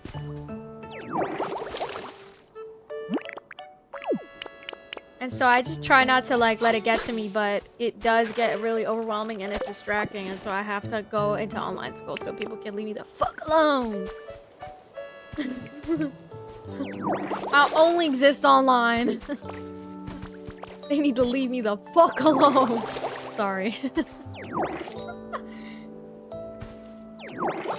The thing is, though, I think I also need to go to therapy for that too, because I think sometimes I tend to internalize it, and I don't consider like people hitting on me like a compliment at times. Like, but I think I need to be PR trained so I can like take it as a compliment sometimes, because sometimes it's okay to take it as a compliment. Like, but I also think like I think people are just wilding out too much. They're very hope. Men are very hope. And they're very, they piss me off. Especially when they find out that I game and shit. Oh my god, they're just overboard. Because one time I had this bad experience in college. I met this guy in my class. Kid you not. We were in the same class, and at first, you know, I liked him. You know, he was chill. He was a nice guy. So I had thought. And this guy's name was David, okay? David is this Giga Chad jock looking guy, okay? I'm not really into this jock type. I like guys who shut up. Anyway, sorry, that's me. Is that bad? That's probably bad. I like men who shut up though. Sorry. Oh my god, that's so mean. Who can relate in chat? Type 1 if you can relate.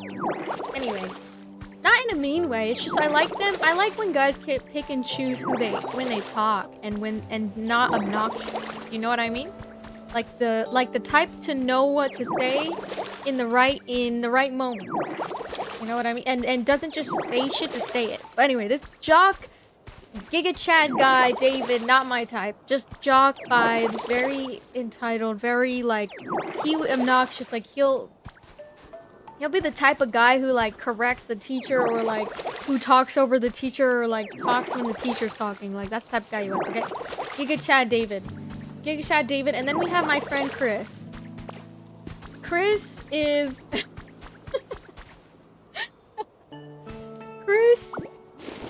Chris was actually a vibe. He played a lot of different Nintendo games, and we would look forward to playing certain Nintendo games together.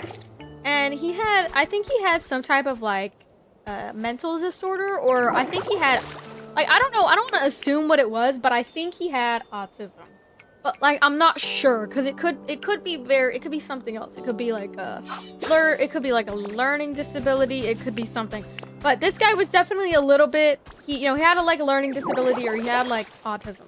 And not saying that in a bad way. Like I genuinely think he had that. But he was actually really chill. Chris was chill. Chris would play Nintendo games with me, and he was actually like a good guy. Like he was really respectful. You know, he didn't objectify women, and he was very kind. You know? And so when I told him I was a gamer, this guy was normal about it. He was like, let's play Mario games together, or let's play Nintendo games. And I was like, hell yeah, bring your Switch tomorrow, let's game. But then you have Giga Chat David over here. We're in our psych class together. And this mother trucker finds out that I'm a gamer. And then guess what this guy does? He comes back the next day. He finds out my social media. Behind my back. What? What the fuck? What the fuck is that? How do I grab it? Guys, how do I grab it? What is that? How do I catch it? What is that? Guys, what is that? What do I do? What the fuck? Hold on, let me get closer. Oh, just chilling. How do I catch that, John? Oh my god, it dropped something! What the fuck?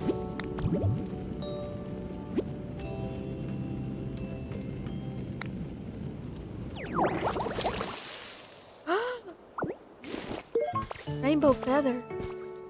Where did he go? Where did he go? What the helly? 25 of those? Okay. He left. Anyway, back to my story. So, Giga Chad David, bro. He goes and he finds my social media and he stalks my social media. The next day, he finds out I'm a streamer, right? The next day, he comes into class and he's like, I didn't know you were a gamer girl.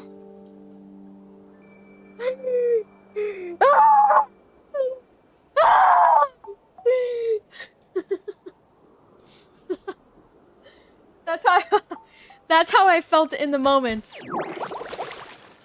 Oh, that's hella negative Riz. That's negative Riz. So this guy was like, bruh. Oh my God. And then you know what else he said? No, L David, because let me get to the bad part. This isn't even the bad part. This is like just like, okay, whatever. This guy's a freak weirdo. You know, he fetishized my freaking hobbies, whatever. Weirdo, right? And then this guy is like, you know what? He asked for my phone number because I thought he was asking because he wanted the homework or something, or he wanted me to help him with the homework or whatever, or like the textbook or some shit. So I give him my number because he's my classmate. And like, what am I gonna do? Tell him no so that and then in class the next day see him and then be like, oh yeah, I didn't give him my number. Like, no, so I give him my number. I shouldn't have done that. Give him my number. This guy's texting me, and at first, you know, I'm like, oh, let's see if I like this guy. You know, let's see. I mean, you know, he's not a bad-looking dude. Whatever. Okay, let's test out to see if he's a guy that I would like. Boom. We talk a little bit, but then he asks. He's like, let's go to Santa Monica. I'm like, I don't want to go to Santa Monica. Why would I go to Santa Monica?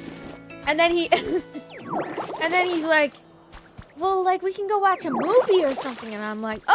Let's invite Chris, our friend, who's also in our friend group, right? Who plays Nintendo games with us. And you know what this David guy said? You know what he said?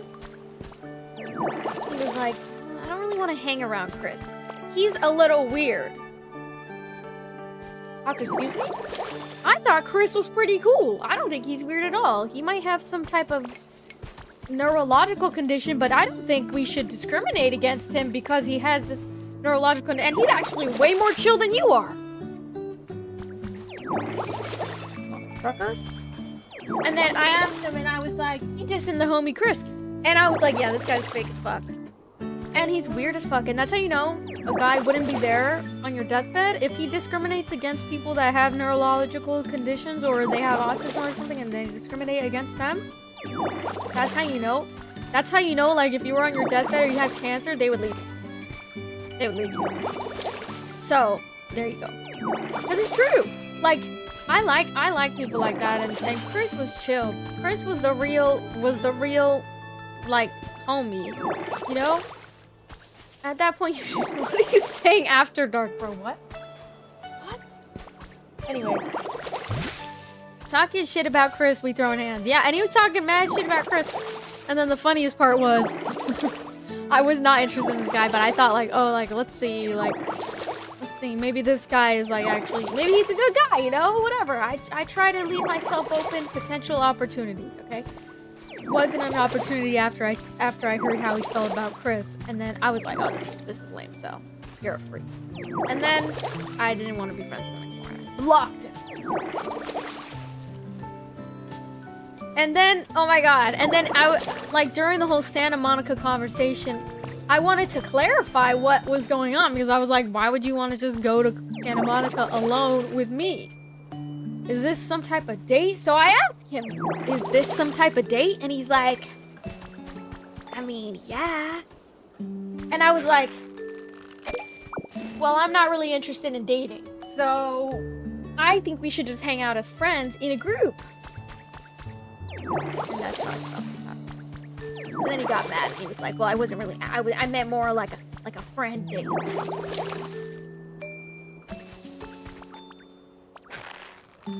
Just take the L, buddy. You know what I mean? Just take the L. Anyway, this guy was horrible. horrible guy to Chris, and Chris deserves better than that. He wanted a friend date. Like, what? No, this guy clearly meant a romantical date, but he didn't want to admit it unless I said yes too. And that's so weird. It's so weird when you like reject guys and they're like, oh yeah, that's not me neither. Like, be effing for real. Be for real. Be effing for real. You know what I mean? Bros are free. You know what I mean?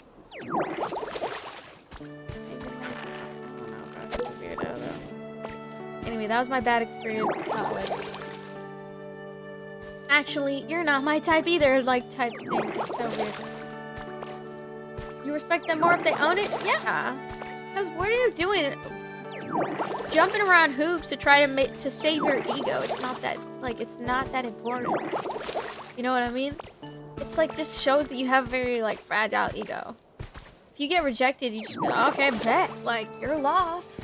And then move on. You don't have to say that. You could just be like, oh, like, okay, whatever. Do you, queen? There's gonna be another girl that likes me, whatever. Like, you don't have to be like double down. I know David get help. No, he does not. Hell no, he does not.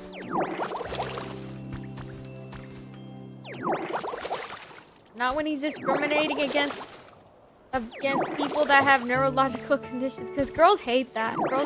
Girls hate men like that discriminate.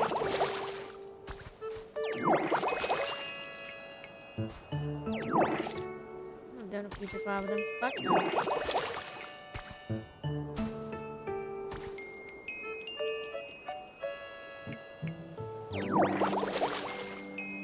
What's crazy is trash talking Chris.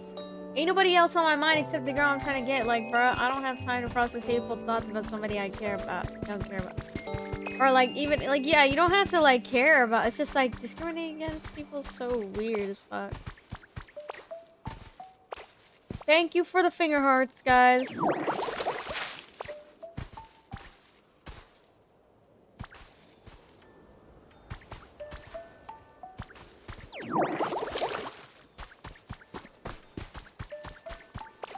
Where am I going? What if he's in here? Bro, I don't know, bro. It's just a weird thing. That's like a weird experience I had in college, and it made me realize I don't think I should go to public college at all. Ever again.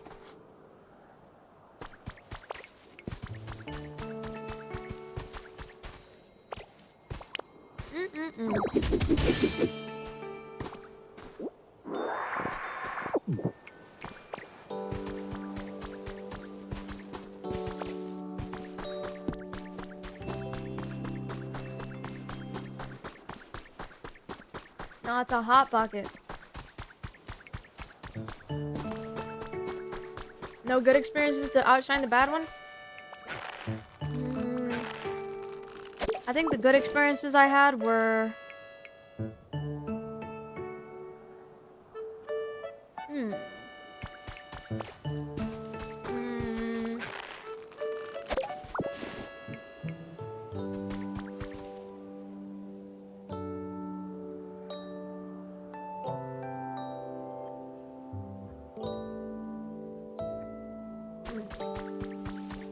My teachers were pretty cool. I liked my teachers. They were nice.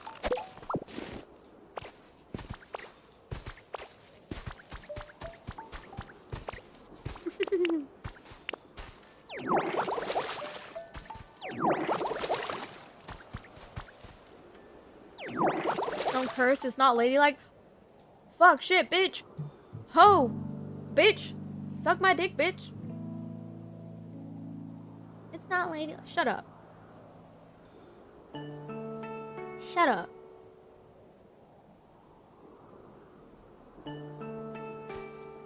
So unladylike. Shut up. I know you're a freak. Is that your friendly streamer? Only sometimes.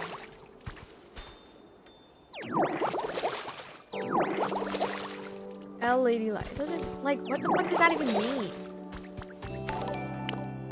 I think women deserve to cuss. It causes less stress. Thank you, Sam, for the 5 gifted subs.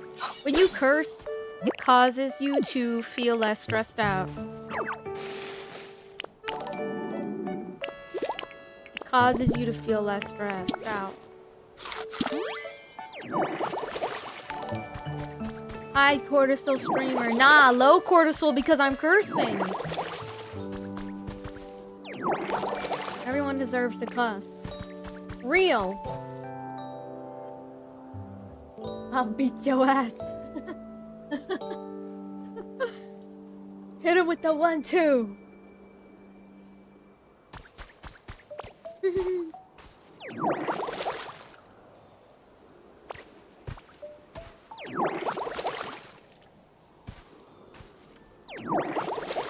No, I'm not in high school. I'm in college. What are you doing in this game? You basically water the ground. Let's go night bomb my NPC, brother.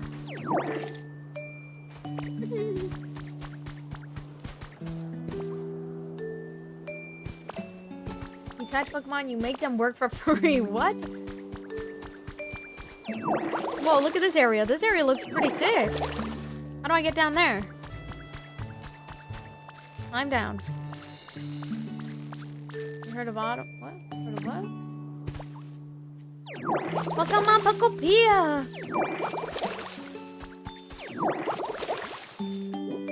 Yeah, Autumn, dig in your mouth. Hey, you've ever gone to SockCon? Have you ever gone to SockCon before? Suck on these nuts! Yeah, that's what I thought. Bet you can't outbeat me. Bet you can't beat me now. Get a new one before you lose. Nah, mine was better. Suck on these nuts.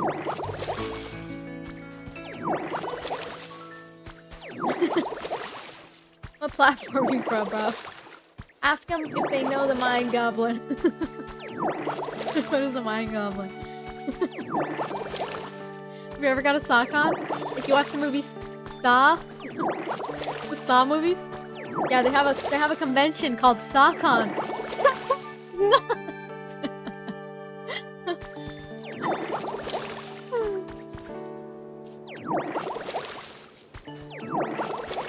SawCon these nuts.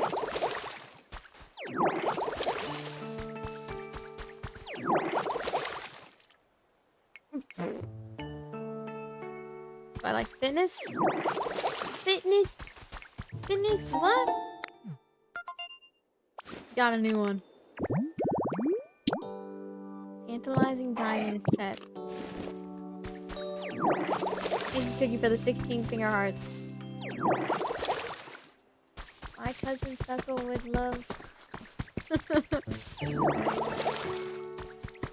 I should buy a sprinkler.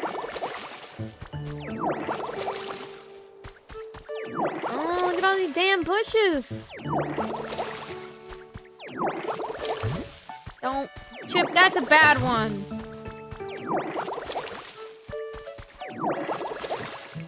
I'm not saying that one, I've forgotten that one too much.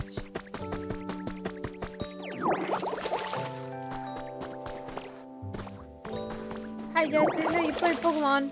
Well, this is like Animal Crossing Pokemon. But yeah, no, I don't normally play Pokemon. Too much. I do want to get the Tomodachi Life game, yeah. I might get it, we'll see.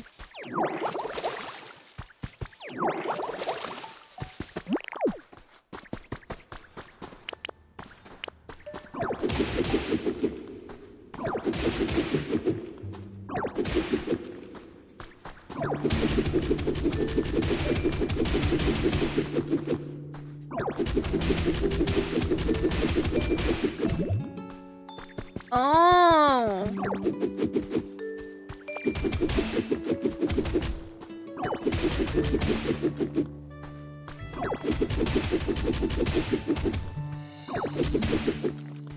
Day 7 of no DoorDash, guys. I've been just eating Hot Pockets. I need to get groceries though soon because we barely have any food. Like, to eat, bruh. like, I don't even know what I'm gonna make today. I think, I mean, we have some beef. We can make some beef and rice. I really want to order food though, man. It's bad though, I shouldn't. Flop and mush. Pakistan, thank you for the raid! Hello! Hello, hello, welcome in. W raid, hello everybody. Too much stuff. W raid. Hello raiders, how's it going? We'll give a shout out.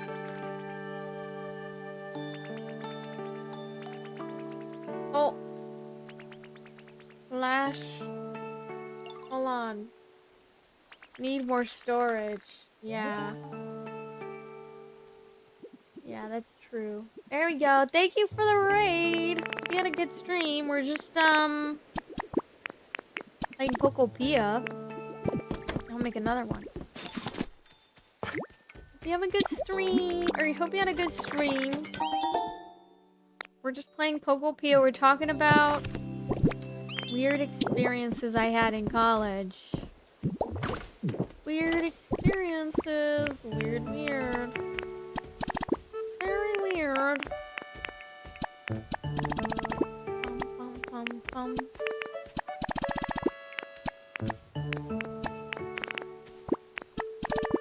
Blue paint.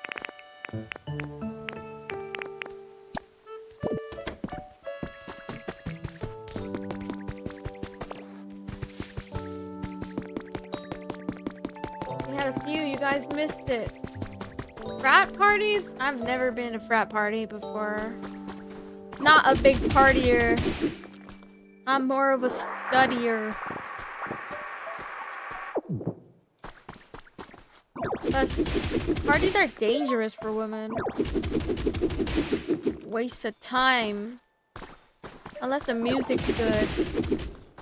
Saving up for a Switch, nice. It is pretty cool. Definitely worth, I would say. Definitely worth it. We're just playing Pokemon Pokopia.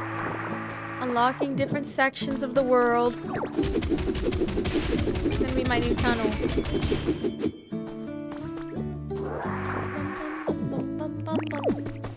See you later. Thank you for the raid again.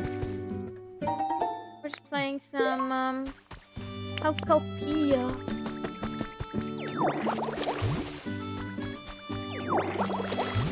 I don't know what my favorite Pokemon is. Probably Eevee. You seem like a nerd. Consider this a compliment, baby. Weirdo freak calling me baby freakazoid. Fuck out of my chat. You know that guy doesn't wash his asshole.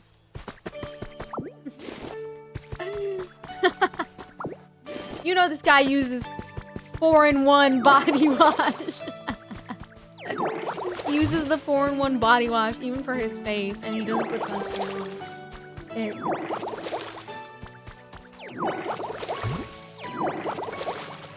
I never had a weird experience. I know a guy who would come to college cafeteria but never goes to class. What the helly? That's sus.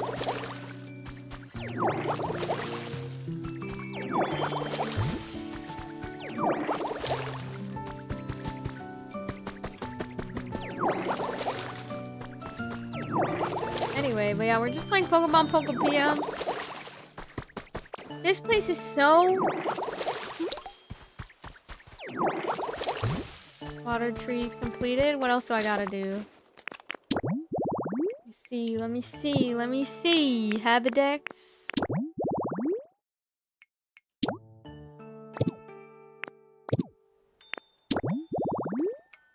Okay, let's see. Seaside hydrated flower bed. Okay, we're gonna go do that next.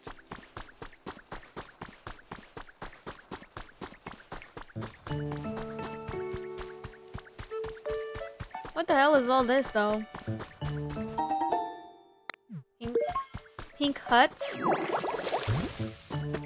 Cute plaster house.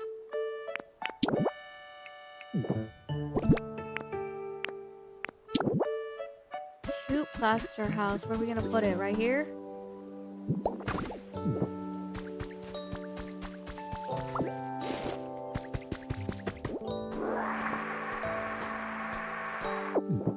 I gotta water the ground?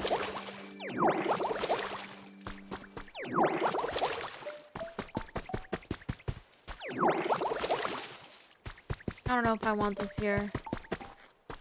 Inspect. Can I remove this? Pick it up? Okay. We'll put that somewhere else.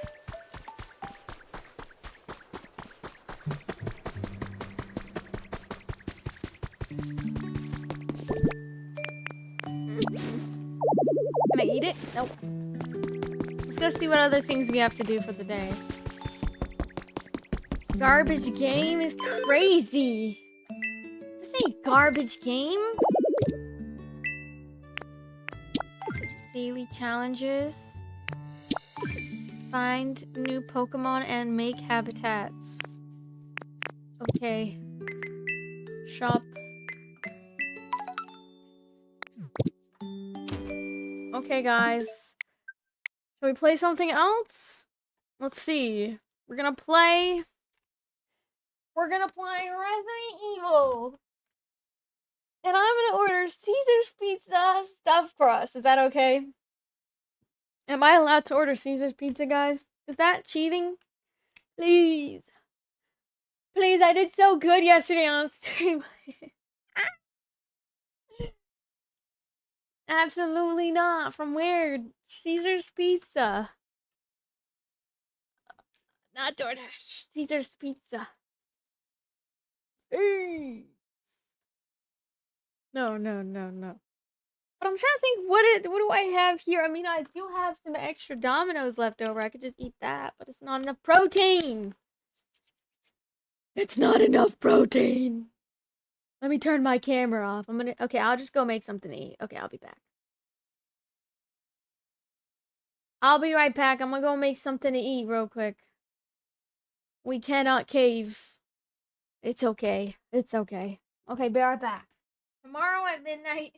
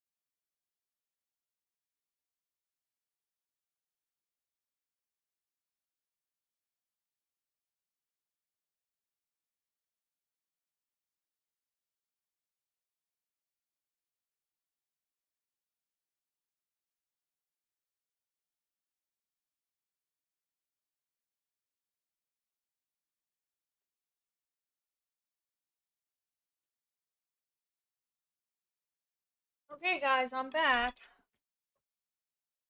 And I got 2 protein bars and I got some pizza. We cooked. Cookies and cream protein bar. But hold on, before I turn my camera back on, let me switch my HDMI port to the PS5.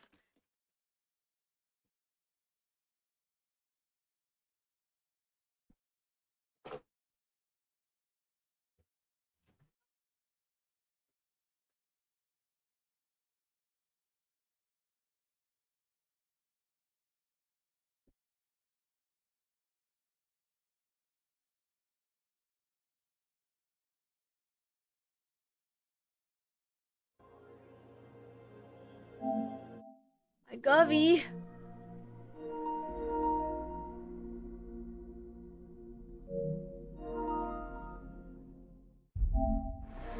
Oh, my Govy, bruh.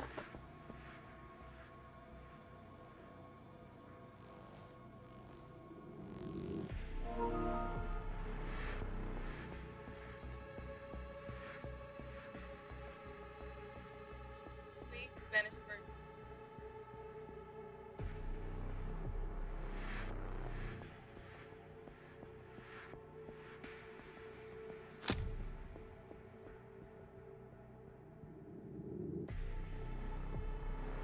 But, like, anyway, hopefully my camera turns back on.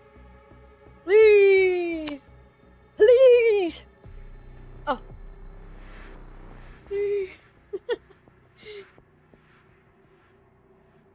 Where my munch at?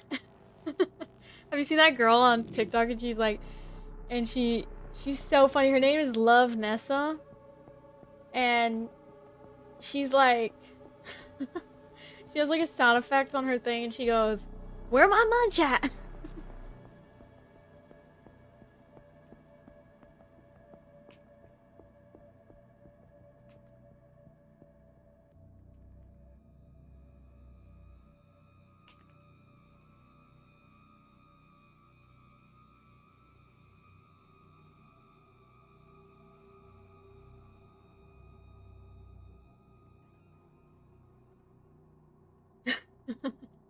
Last night was really funny. Like everyone kept comparing me to Dashy and saying I have Dashy aim, which I really think is so funny.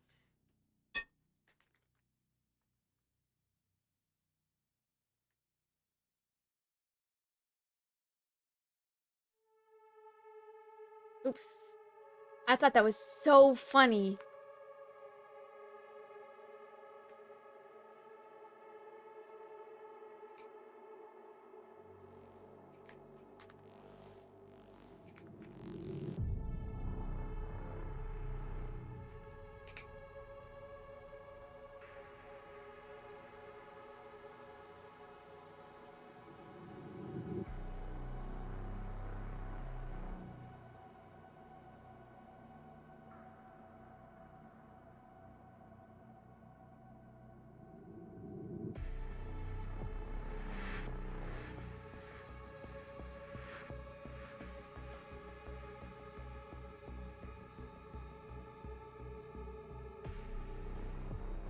What are some Resident Evil emojis? What are some Resident Evil emojis, guys?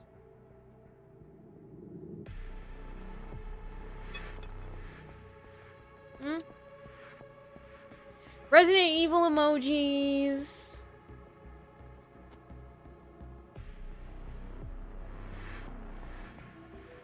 Resident Evil.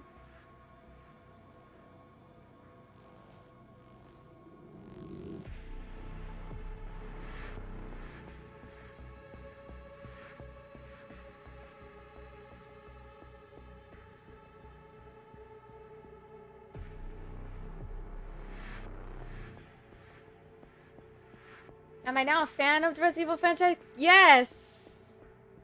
Yes. Umbrella emoji. Umbrella emoji.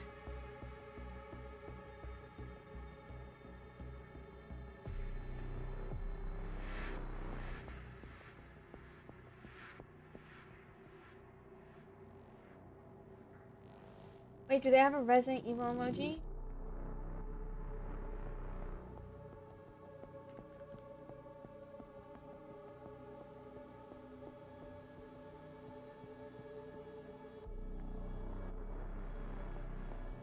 Resident Evil emoji.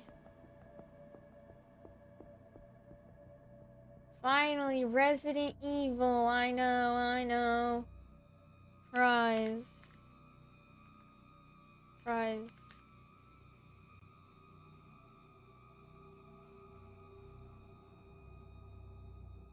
What the helly? Present. Prize. Resident Evil. Holiday present.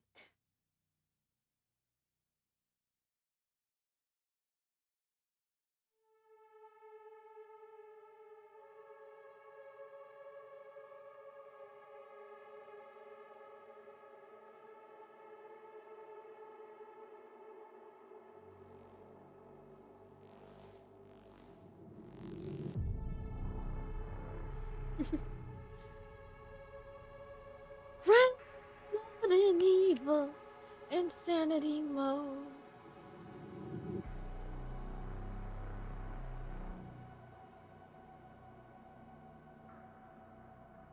Insanity mode is cooked. It's cooked. Chat. Let me drink my coffee.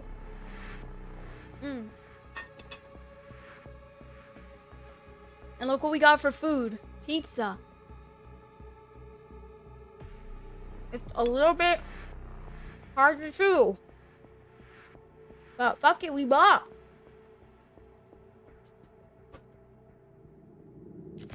I've been a little stressed out as of late because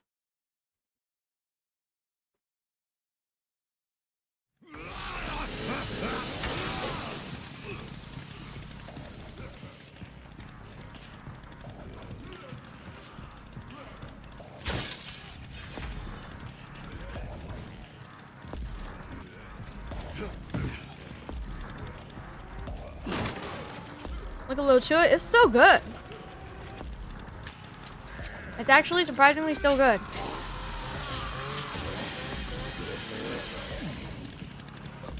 Wait, let me pause.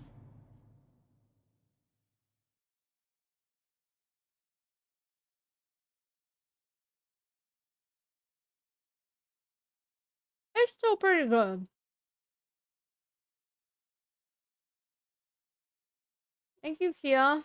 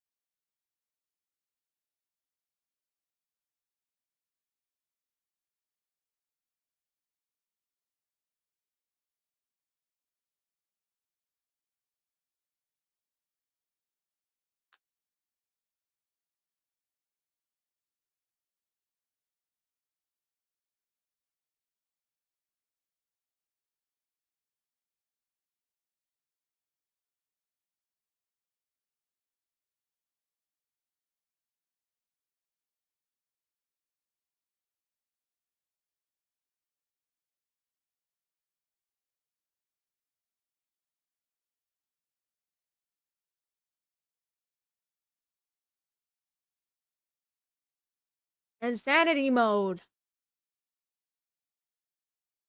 Insanity mode.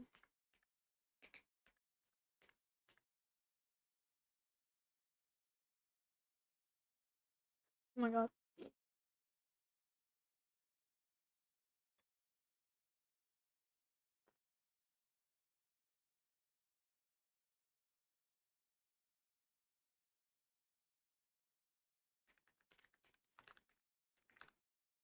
Remover. Background remover. Hi, Anna. How's it going? Insane mode.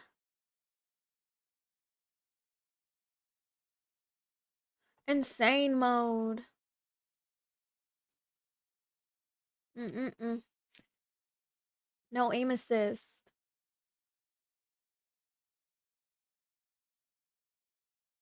$3.99 for the whole pizza? What?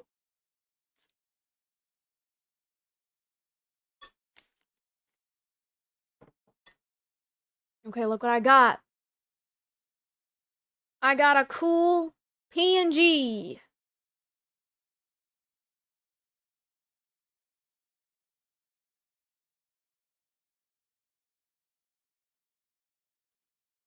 Where should I put it? Insane mode. Does that look good?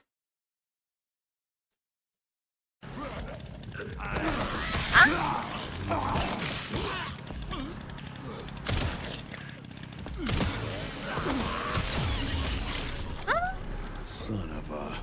Restart. Wait, pause. It starts so fast. It starts so fast. I got pineapple on pizza. No aim assist. No DoorDash. It's country at pizza. Mm-hmm.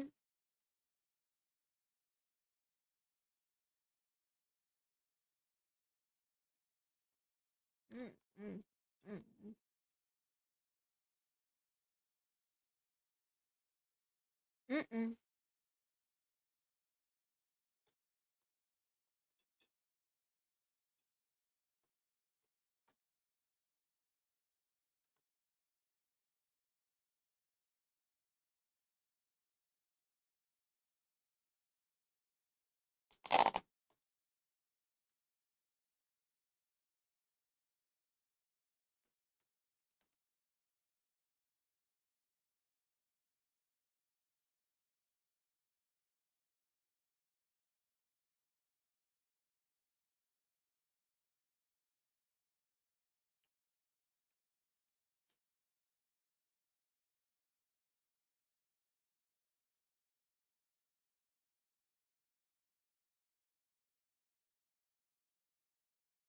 That's a better photo.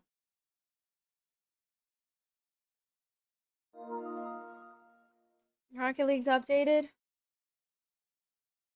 Guys, I don't know. I might restart. Okay.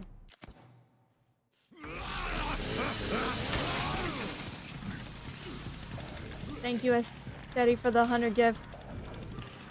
Oh my god, I forgot to change my thumbnail for YouTube.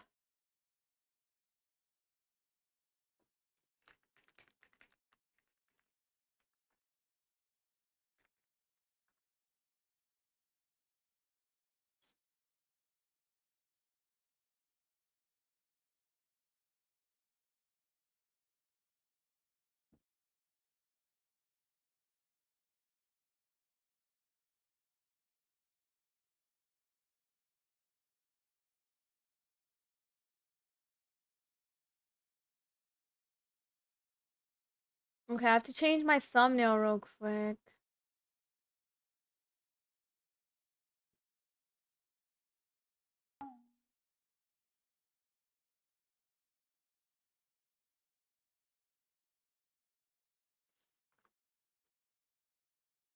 So see, this my thumbnail. And then we're gonna add, oh, and then we're gonna add one of the downloads that we have. Insane mode.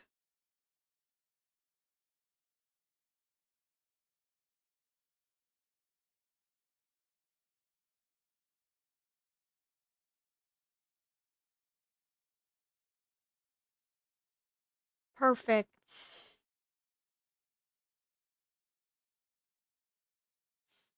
Okay. Perfect. Perfect.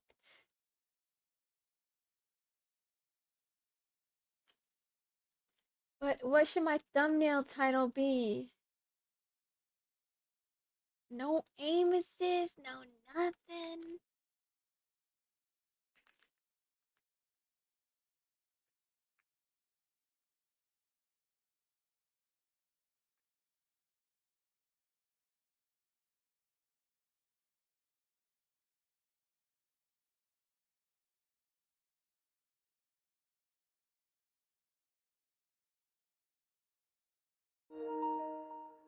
Wi-Fi lost connection. Oh shit. No, what the? Uh-oh. Wait, am I live still?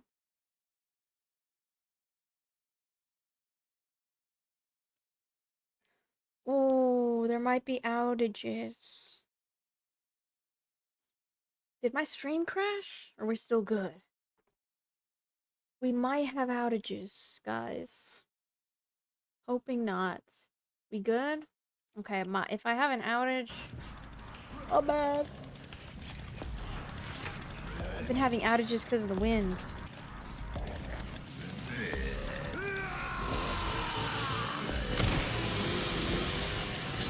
Oh my god.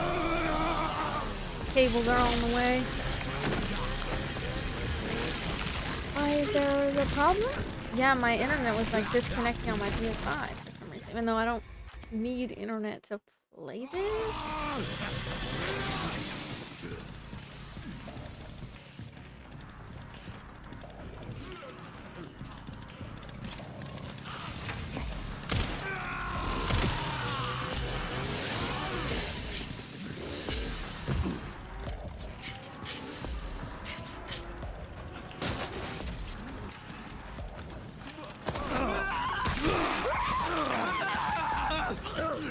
Oh my god, bro.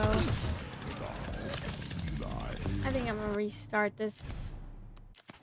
I'm not echoing, am I? It's buffering? Are you serious?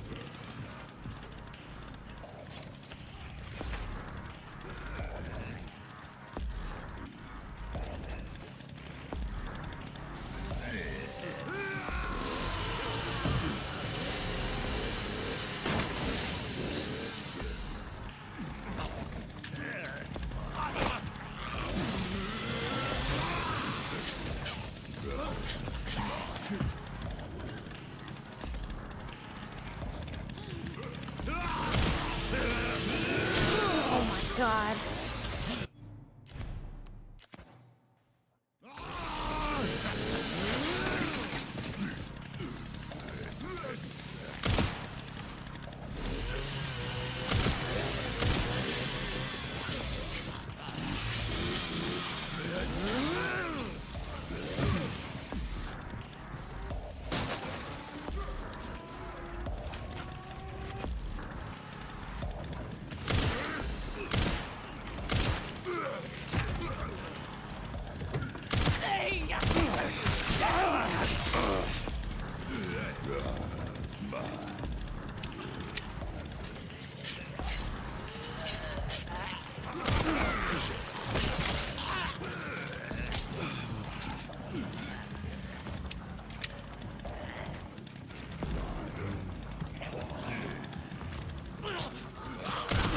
Oh my god. Okay, let's just restart. Oh my god. We're practicing, that's why.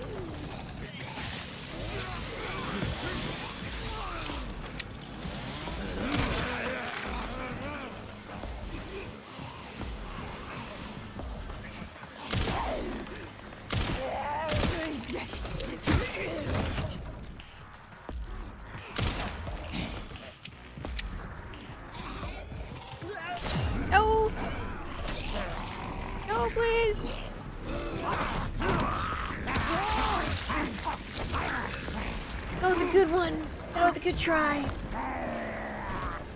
Good try. Maybe I'll save my requiem. Maybe I'll save my requiem. Hold on. This pizza hard as hell.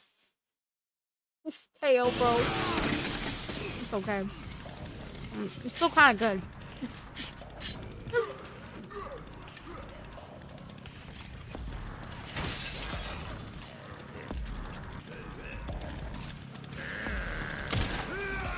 Oh my god.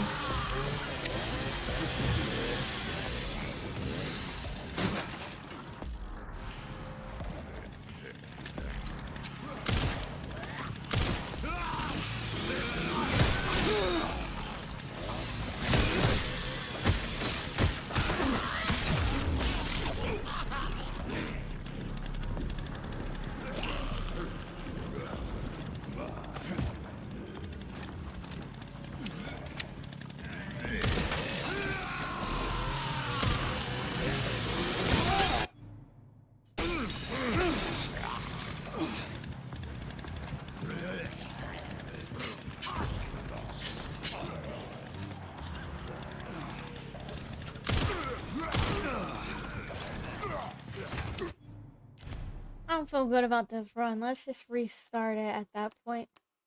I want to clean my mouse. My controller.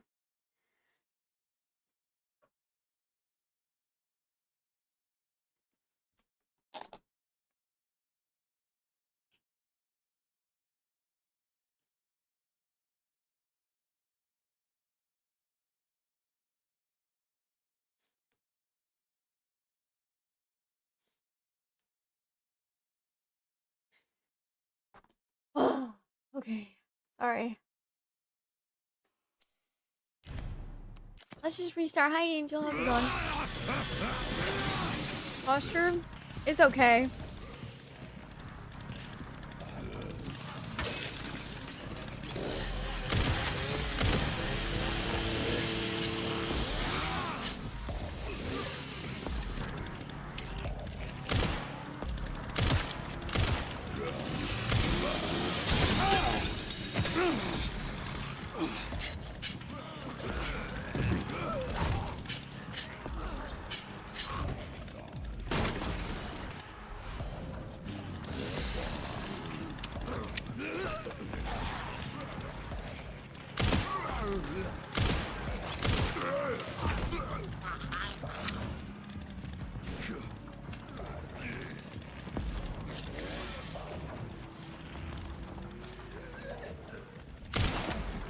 God, they run too fast.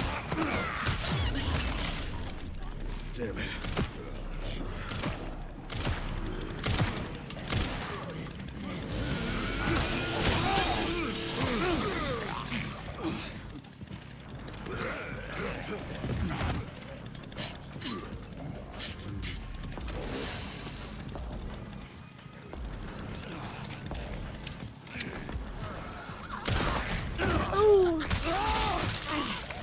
Insanity mode is just too insane. Okay.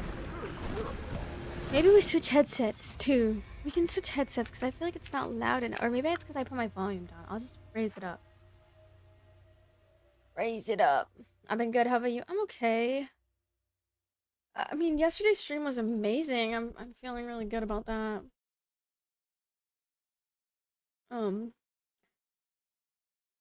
But for a while I've been having this one particular too loud, okay. I've been having this one particular family member just like relying on me a little bit. Making me feel like responsible for things I'm not responsible for. You know what I mean?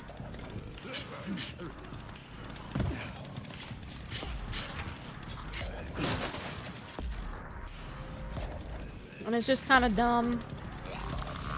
Oh my God, I'm aiming. There we go. Is audio better? Let me know if it's too loud. I'm gonna reset. Actually, no, I'm not.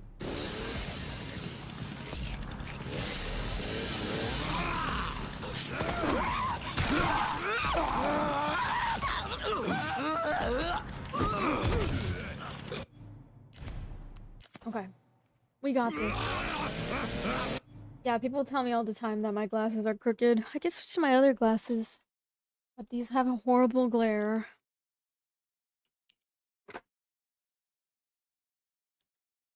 It's not that bad though, right? These are better, huh? I hope you're still okay. Thanks, Angel. Yeah, it's honestly something out of my control. And I think what I need to do is I just need to figure out like a better situation for myself. But I'm still trying to figure out like where exactly like I want my future to go. And yeah, I've been heavily considering like moving to Korea and living there because the rent is so affordable. And as a privileged American who makes money online, I feel like it would be good for me, but at the same time it would be very difficult to like sell all of my stuff. I might not even have the time to like sell all of my stuff. And then I wouldn't know what to do with like my car and stuff. I'm almost done paying off my car. I thought about like maybe giving it to one of my sisters or something that they could take care of it while I'm gone. Okay, let me restart. Sorry.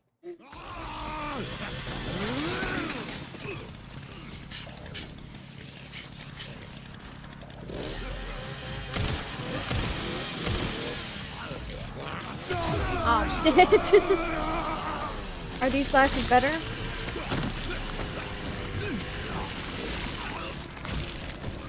Yeah, do you get what I mean? Yeah, no distractions. Let me drink some coffee and that might help.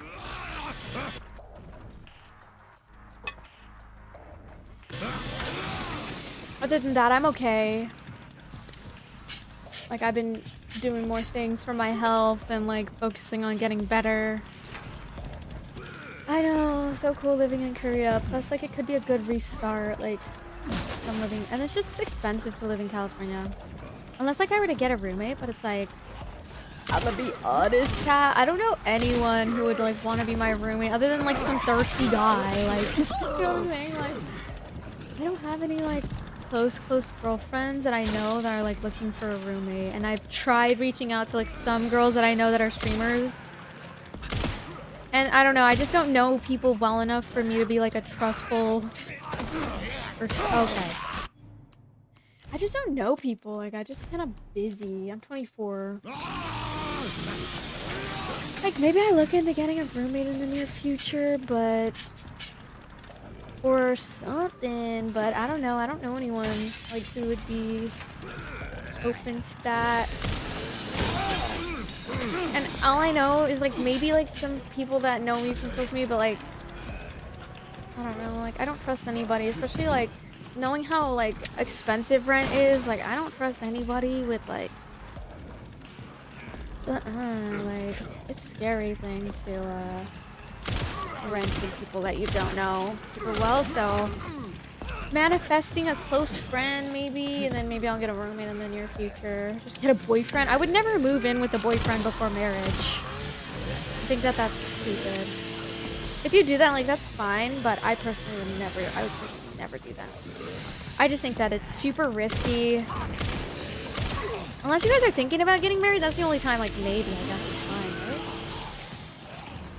right? But even then, it's like very risky.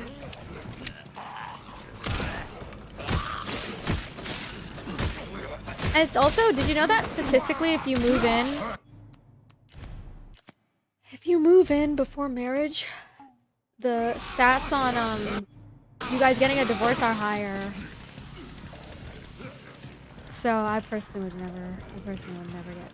I think it's important when you're a girl is have your own independence and have your own if you move in too early with your significant other.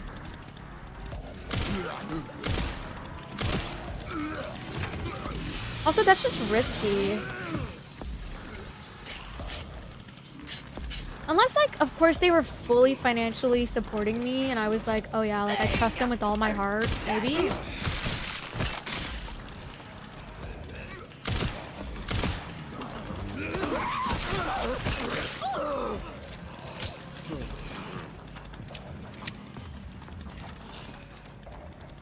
But I don't know, I don't trust people like that. I think it's very risky to trust people like that. Even in marriages, like, people are inconsistent.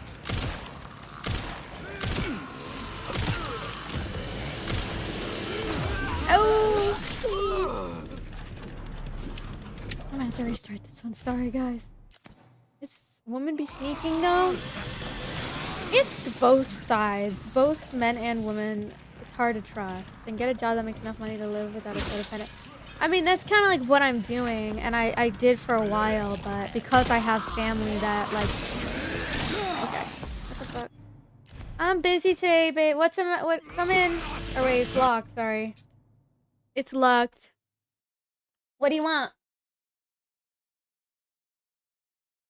What is that? I can't come to the door right now, Leo. What is it?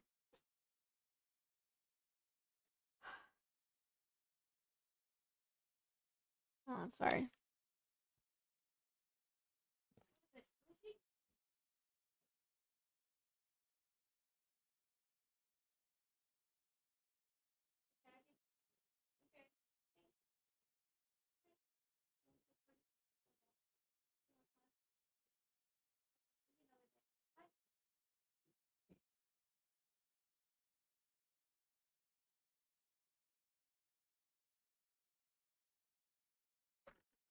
Oh my god, it smells like ramen downstairs.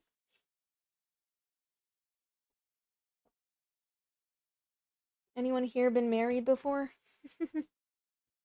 Okay, sorry, I got a package, that's why I was like, what the heck is he coming to my door for? Can't play today either, so we'll have to play Party on like another day. Yeah, I don't know, I mean, I've lived on my own before. The problem isn't about, oh, I should just live on my own again. And it's not a money thing, it's just, I just don't want to waste that much money on rent. Like, I think I'd rather live in a foreign country where I'm paying half the rent, and then I'm like...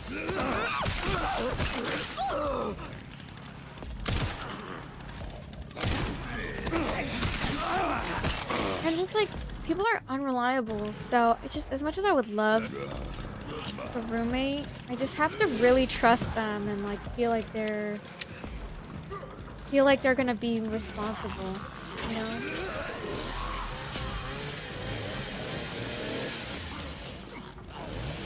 Oh no, he didn't mean anything bad by it, Alexis. we're talking about marriage right now. It's all good. He's good. I don't think he meant anything bad by that. I think he was just answering that guy's question because we were talking about if anyone's married. No, you're good. It might have come off the wrong way though. You're good. It happens. I go. It's okay, happens. Oh god, here they come. Oh my god. Okay, we have to reset. We're just talking about like roommates and like living situations and marriage and stuff. And I talked about how like, I don't know, foreign country sounds risky. I don't think it's risky if I'm smart about it. I think what's more risky is spending hella money just to like never be able to travel and like never be able to do something. What a creep. No, yeah, that guy's a creep. You said rent free. That's why like sometimes it's not good I talk about my personal situations because people always find a way to invent themselves. As if I would move in with a random stranger.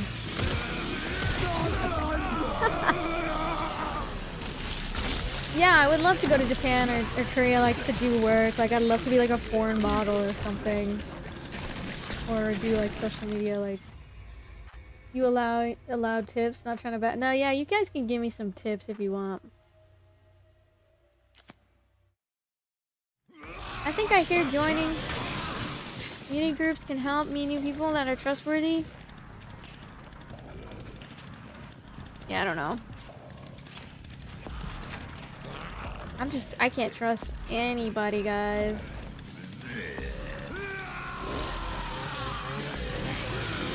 Oops. Did I miss the freaking dodge? What the hell? Let's try again. And shoot needs to stagger and get melee takedowns after staggering. Okay, okay.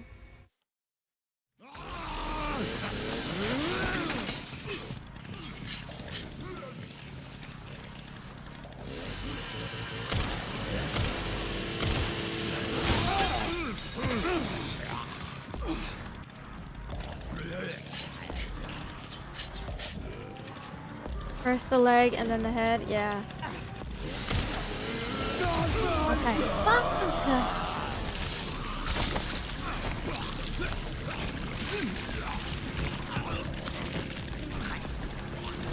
You know what I realized? I think if I line them up, we can use the Requiem, and then that will kill a lot of them. Let's try to line them up.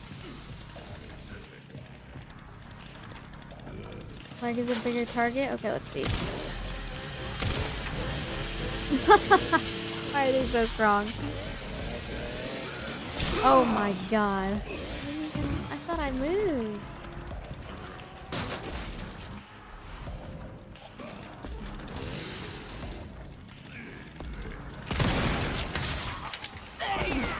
Ow! Yeah, dang.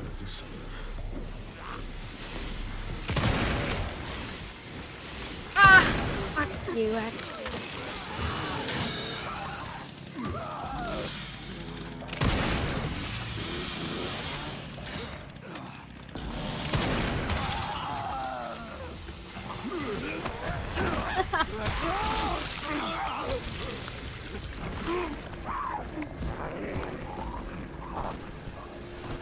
Yeah, which is like, I could just live on my own. Like, I did rent an apartment for a while.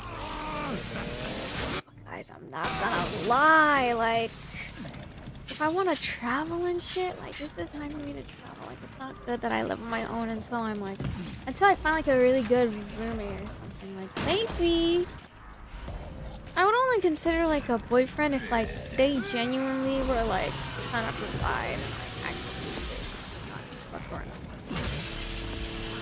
The only time I would consider living with a guy.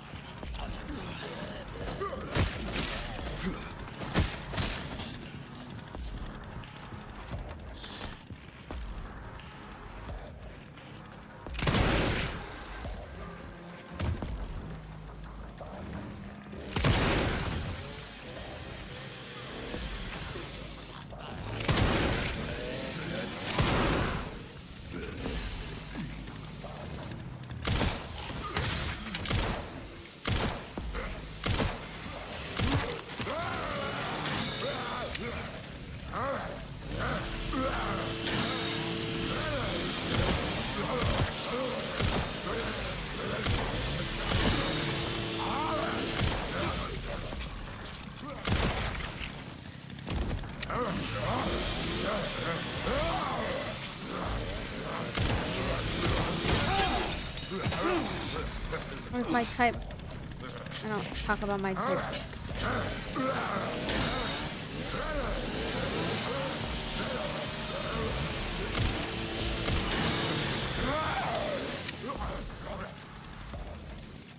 A man who provides.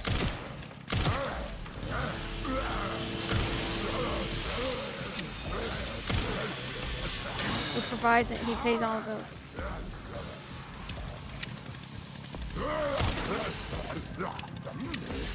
If I say that though, people are gonna get angry.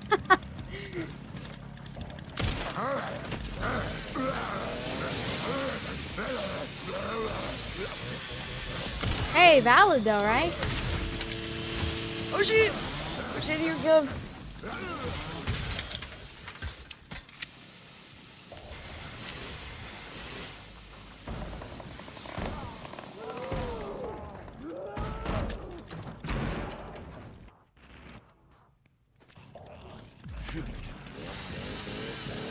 Nice.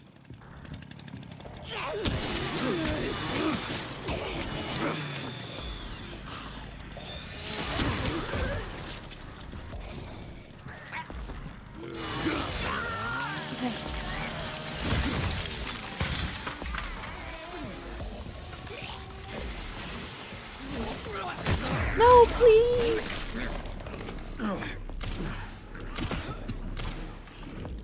Give me some now. Holy shit.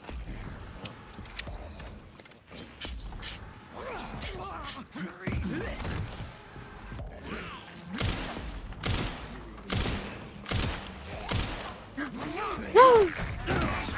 Woo. That'd be cool traveling with someone as it would be fun to have someone around. Yeah, true.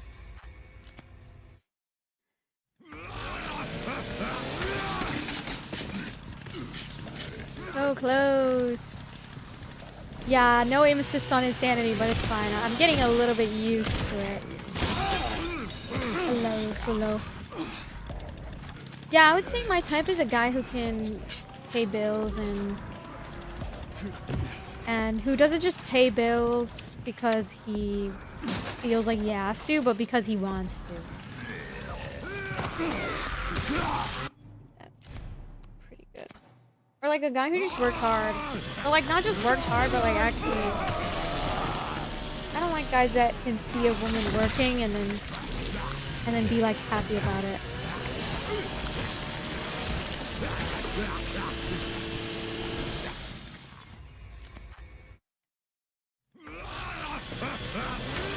Like if he's okay with the woman in his life, like if he's okay with relying on the woman in his life, I find that to be very weird. Unless it's like emotional support, or unless it's like for like his well-being, then that's different. But if it's like financial and he's always relying on girls, I feel as if like that means the girl in the relationship is probably more of a man than him. At that point.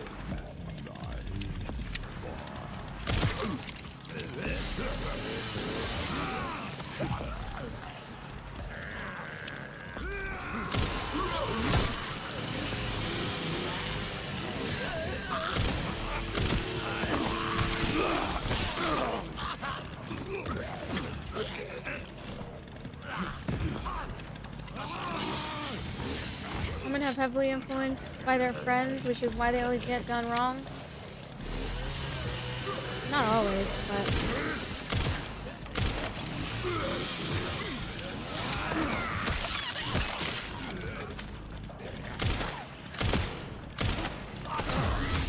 Stupid!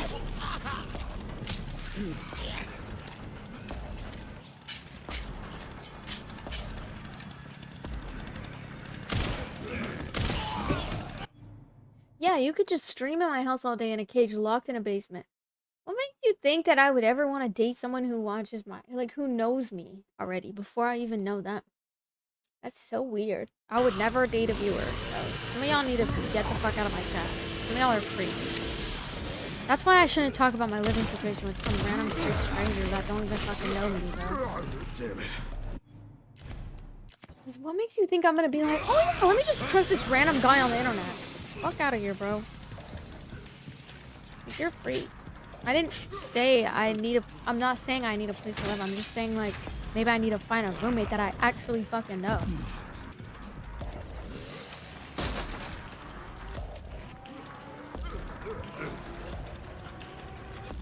You're like, actually scared as fuck.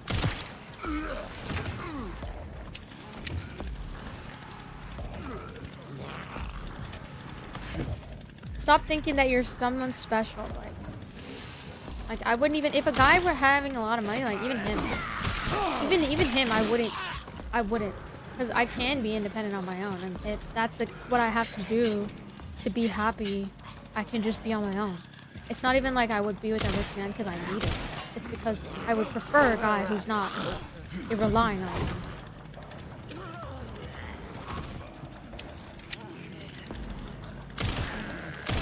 Unless it's for emotional support, that I can provide. Damn it.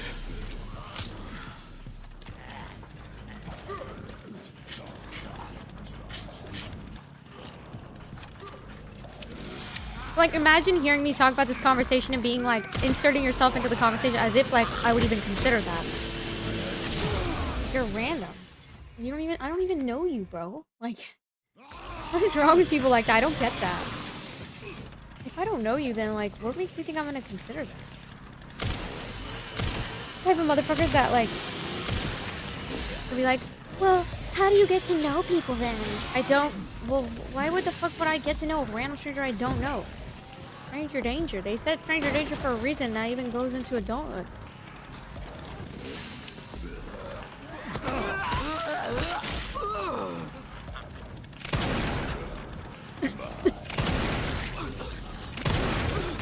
Let's go.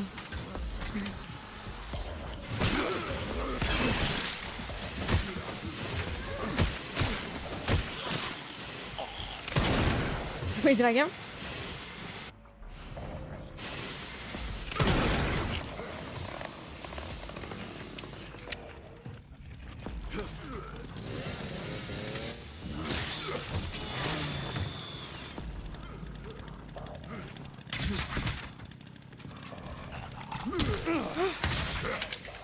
Fuck.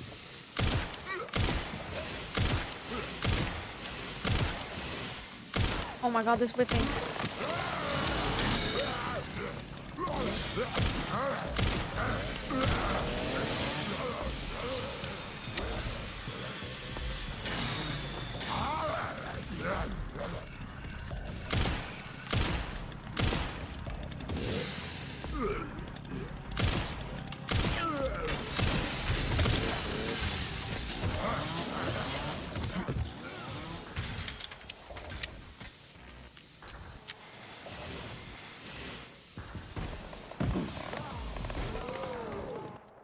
What's my health at? Can't even tell.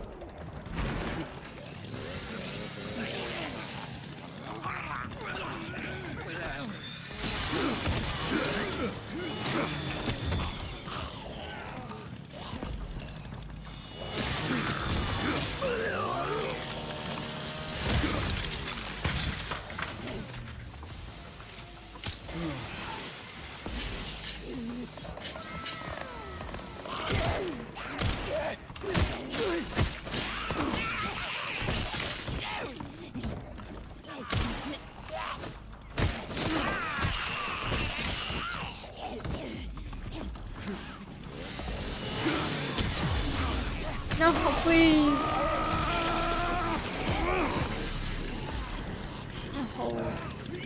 Oh.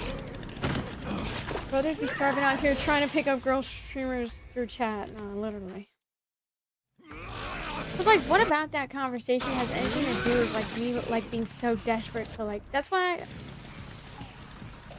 like sometimes it's super good to just be on your own as a woman and just be independent, and like I think that's what I'm leaning towards. And I think where I can start building kind of a foundation of wanting to travel more is like if I were to move to a foreign country, mainly because yeah, sure, it could be nice to live with like a roommate, but I already know myself and I know that like I wouldn't want to do a roommate situation.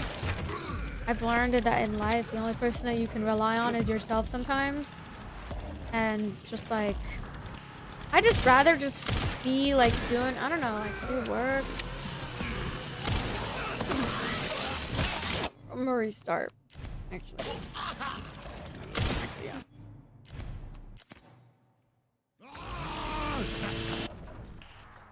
No, I'm playing on PS5, guys.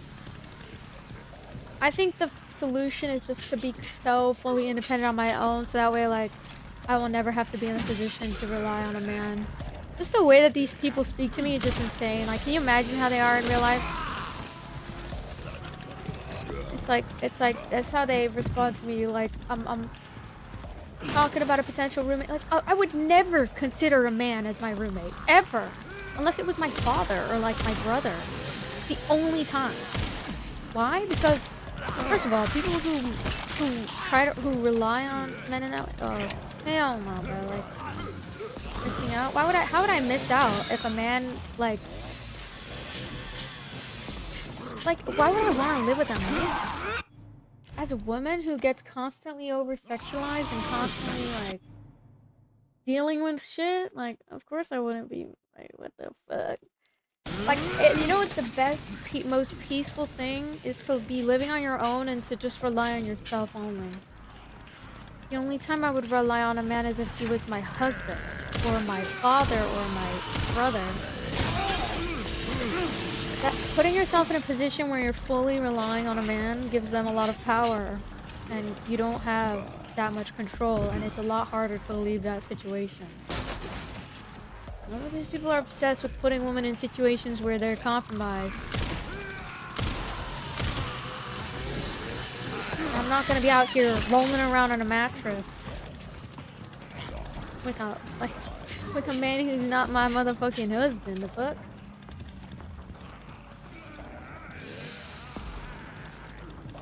You know what I mean? I don't give a fuck. If you ever try to get a woman to move in with you before marriage, first of all, I don't know. I mean, unless you guys both agree to it, then yeah, that's one thing, but... Oh, I'm dead. No.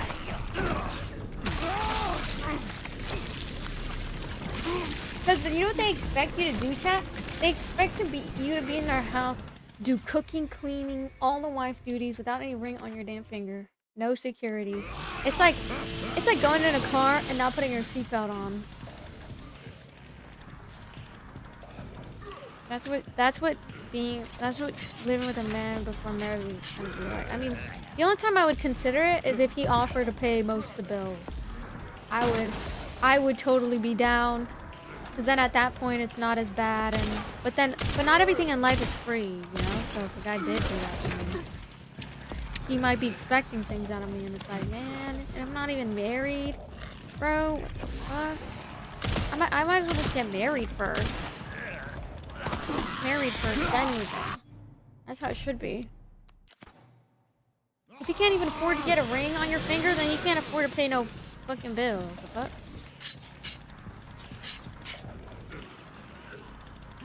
It's the truth.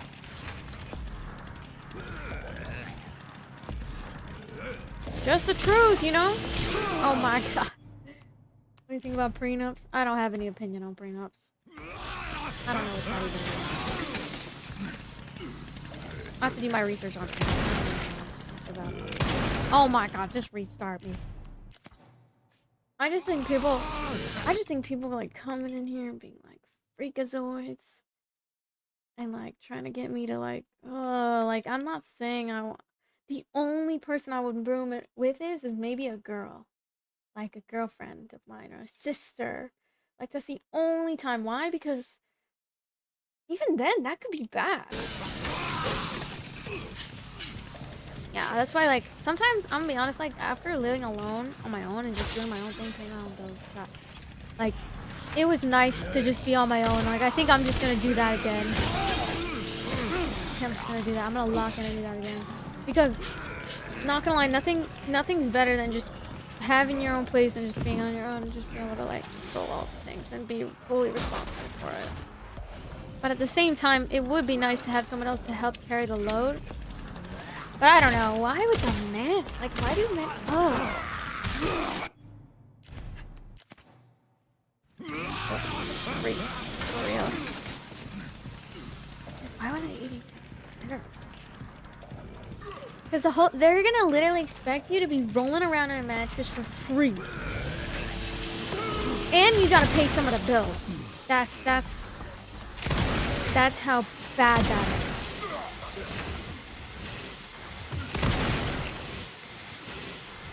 They expect you to roll around the mattress and for free? And to pay part of your rent. Fuck no. Pay partial of the rent and they want to sleep with you at the same. Oh, fuck no. Fuck out of here, bro. They're gonna treat you like a they're basically treating you like a convenient like little for their little 10-second seizure. That's what they're treating you for. Convenience, stress relief. And then what about you? What's your stress? You paying bills. What the fuck are they offering you? Absolutely not. Unless the guy's paying for the majority of the bill. That's the only time I would consider moving in. And that's how I know he would be serious about me. Because if he's investing in me, that's how I know a guy is serious about quartering me. Because courting is different than dating. Courting is like, this person's trying to impress not only me, but my family. And that's the right way to do it.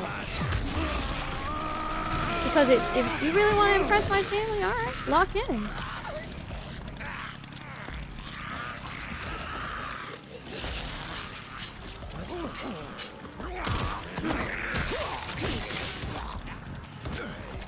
Can't press my family not paying no damn bills. Fuck. Fuck him. And the crazy part is if I can go and I can pay my own bills and like do and be responsible for myself, then what's stopping a man? Like at that point, I shouldn't even. Ugh, like that's just gross.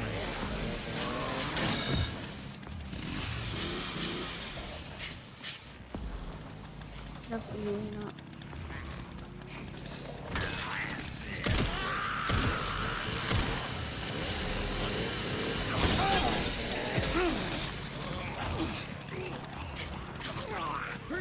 Oh my god, this piece of shit. Please.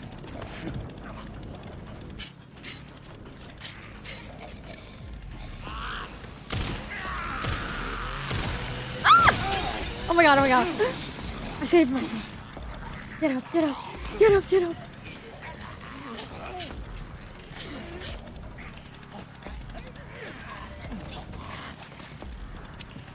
You got any heals for me?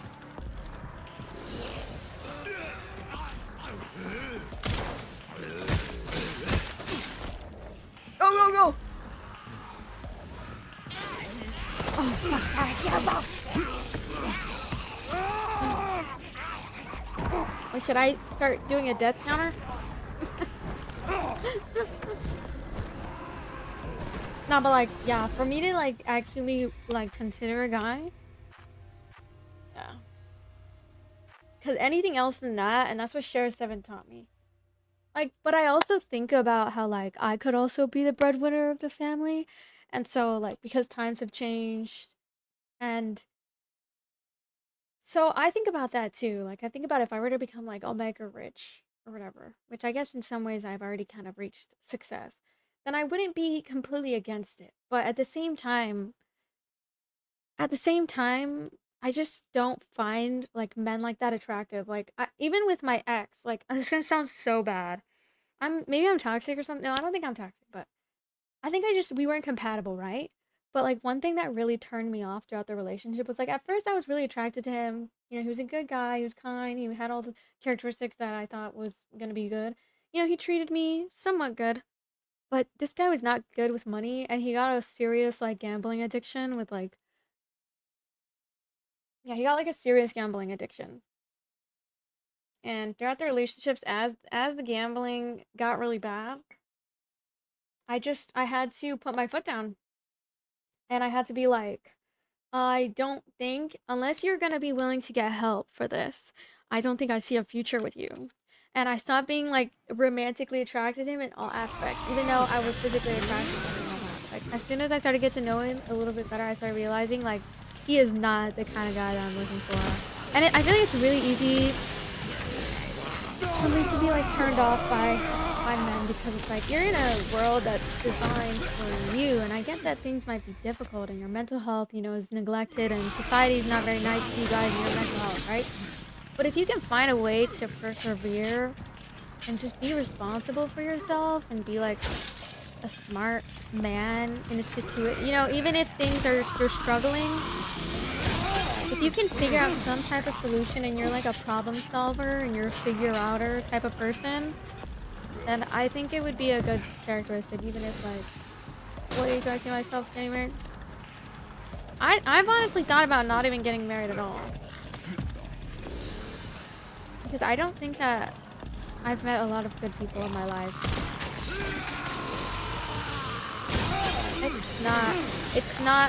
I think relationships are meant for people who like aren't as like intelligent or sorry. Oh, that's so mean. Like maybe I feel like relationships are for people, especially with the way that some men are in society. It's like I feel like relationships are for people who like are enablers and are okay with people getting away with a bunch of stuff. Does that make sense? And like not being responsible. And I feel like because of that, I don't even think I see myself getting married. Unless, like I said, that those needs were met. Like my bills have to be paid. They have to be like actively making my life better. If they're not actively making my life better or like paying some damn bills, bro, I don't take them serious. Like, I might like them. I might find them attractive. But you can like people and then not really take them serious. Like, I just don't want my... If I were to have kids, I don't want my future kids to ever have to deal with poverty. They don't deserve that.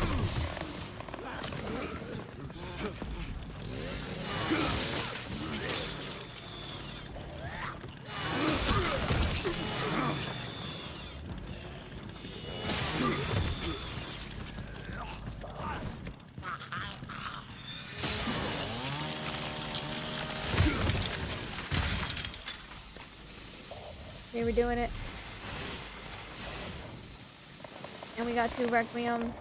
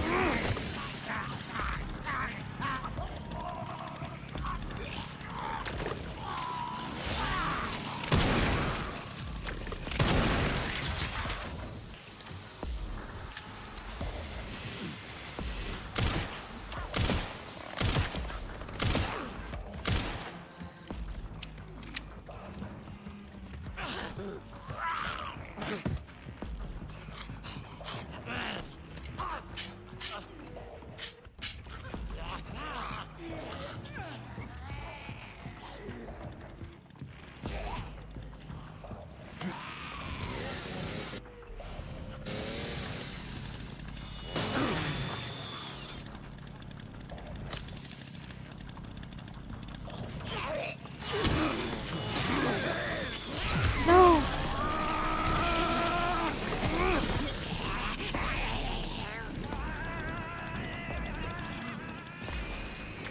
Okay, we can do this. We definitely can do this, but we just need to lock in real quick, like hit our headshots.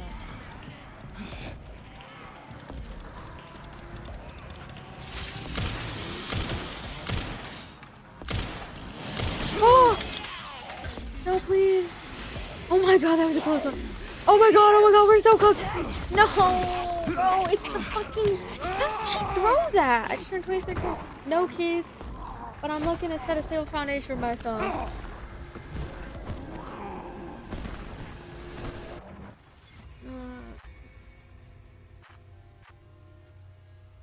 At age where I'll believe I'll love it for a second. Yeah, if we make each other feel love.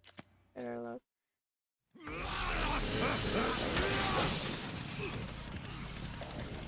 Painful.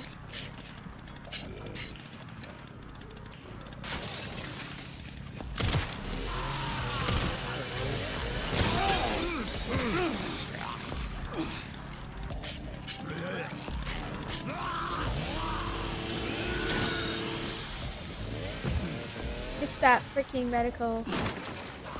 The medical supply that really helps.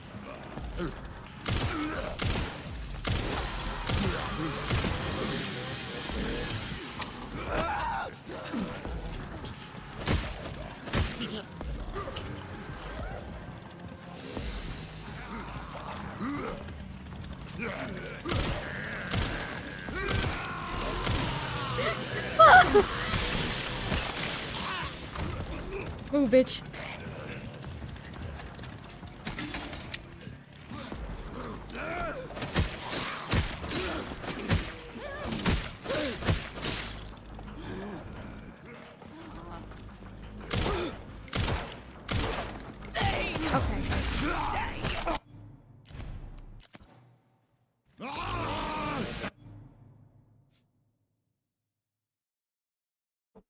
Like, if I could pay my own bills, I don't know, I just don't understand.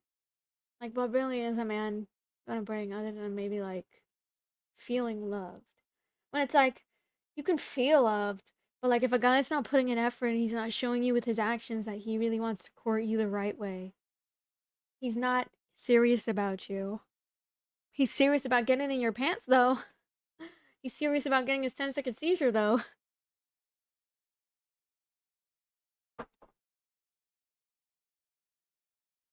You're basically saying a guy's only good as long as he pays your bills. Are you hearing yourself? I'm definitely not saying that. I said, hear me again. One more time. Ready? Let's go again. A man doesn't have to pay my bills, but he can if he wants to. I'm gonna pick the one that wants to. Notice how I didn't say that that's the only thing they're good for? All I said was, I'm not gonna pick the one that doesn't want to. The fuck? Go find a girl who's gonna suffer with you. How about that?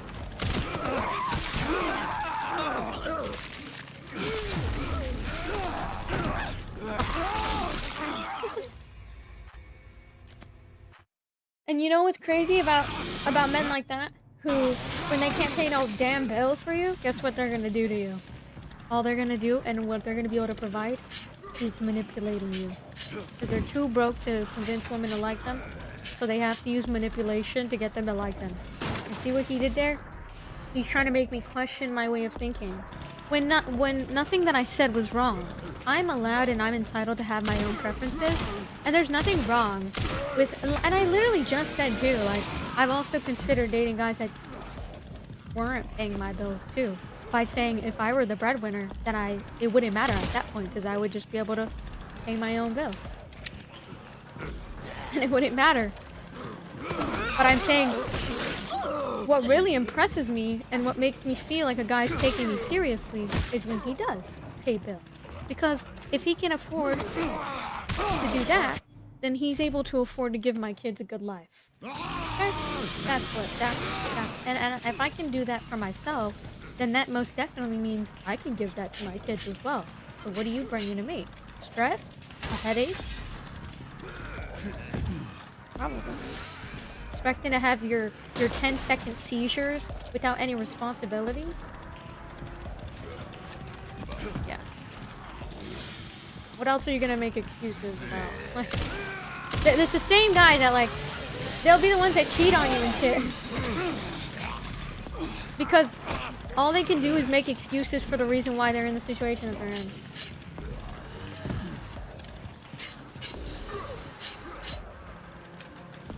There's nothing wrong with having preferences. And I didn't even say that men who didn't pay bills weren't of value. Sure, they can be of value to women who want to settle for that, you know, for that type of treatment. And there's a lot of women who exist out there. There's a lot of women who exist out there who will be willing to settle for your buffoonery. But if you can't even get your financial shit together, and it's not even about being rich, it's about having financial stability. If you're a financially stable person, you'll be able to help with your family, and you'll be able to help. That's how it is. Or, you know, you can make excuses. But like I said, if I'm a literal woman, and I'm able to, like, do that shit for myself, then you as a man, like, what are you doing? You must be in not a good place or not a good job, or you aren't putting yourself out there and treating yourself the way you deserve, so that way you can treat the people around you the way that they deserve. Or maybe like focus on what you can do to get yourself in a position where you can provide. And it's not about, like, it's not about, oh, the only thing men can provide is funds. It's about a man who's seriously invested in you, who's not gonna cheat on you, who's actually serious about courting you and serious about marrying you, is going to want to impress you and your family. And I've already had some of that stuff happen to me already. And so I know it exists. And especially as a pretty woman, I deserve a man who's going to protect me, who's going to build something for me, and who's going to want me to build too. You know what I mean? If I were a guy, what would I look for in a girl? A girl who knows her worth. A girl who doesn't make excuses and who knows her worth.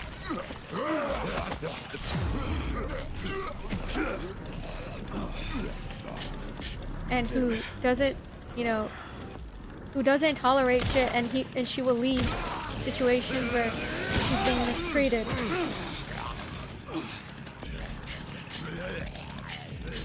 So a girl with discernment, and a girl who who actively tries to fight for a better life, not only for herself but for her family.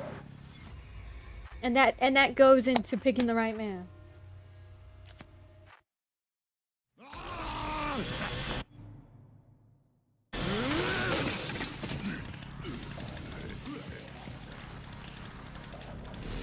Yeah, as you should, Tyler. That's so real. Let's hear that story one more time. I waited until I was stable.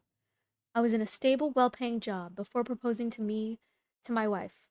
I wanted to make sure I was able to support her and our future kids before I locked anything down.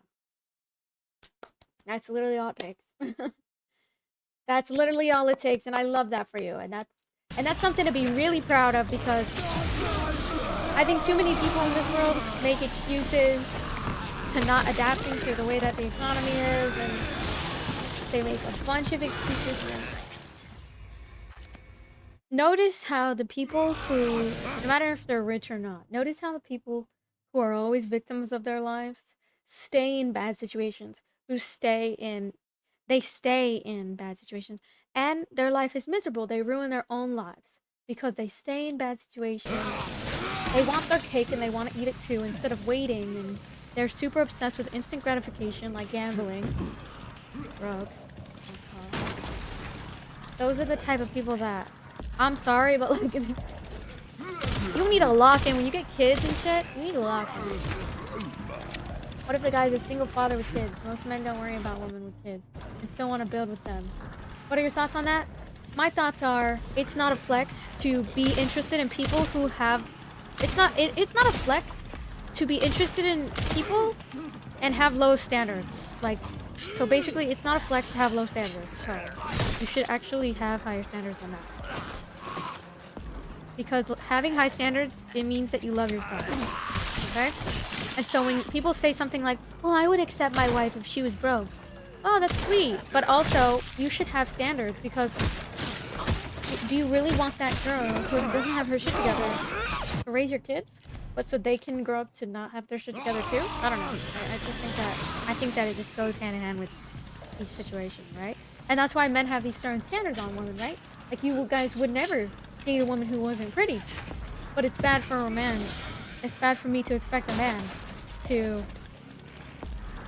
cover bills, and that's how I take it seriously. Anything else and he's not covering no bills and shit, bro, I don't take you serious, bro.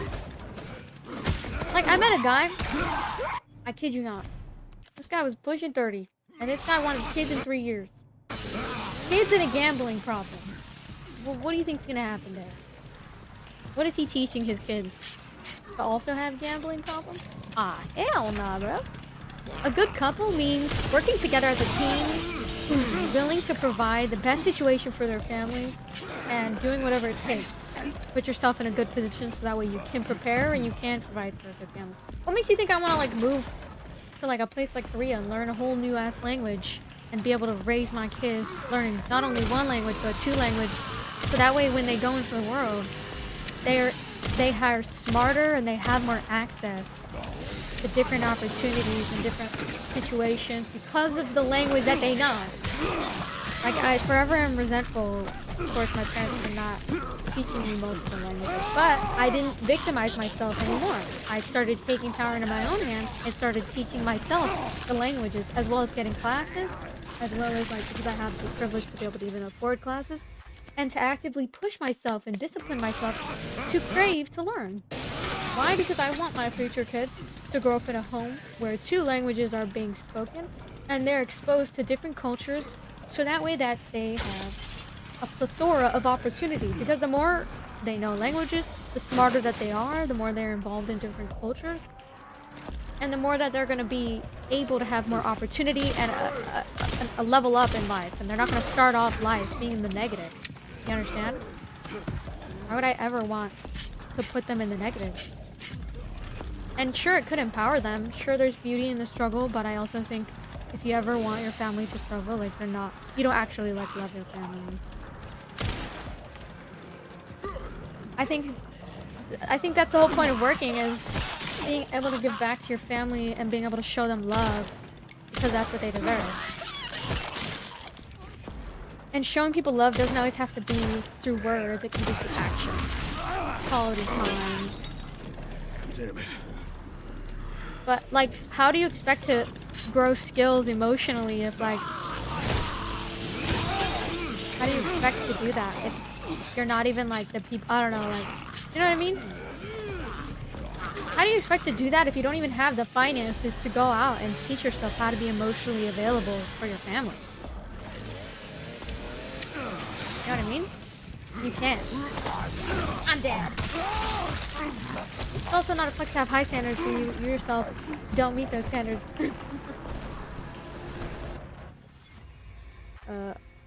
What the fuck is this guy even saying, bro?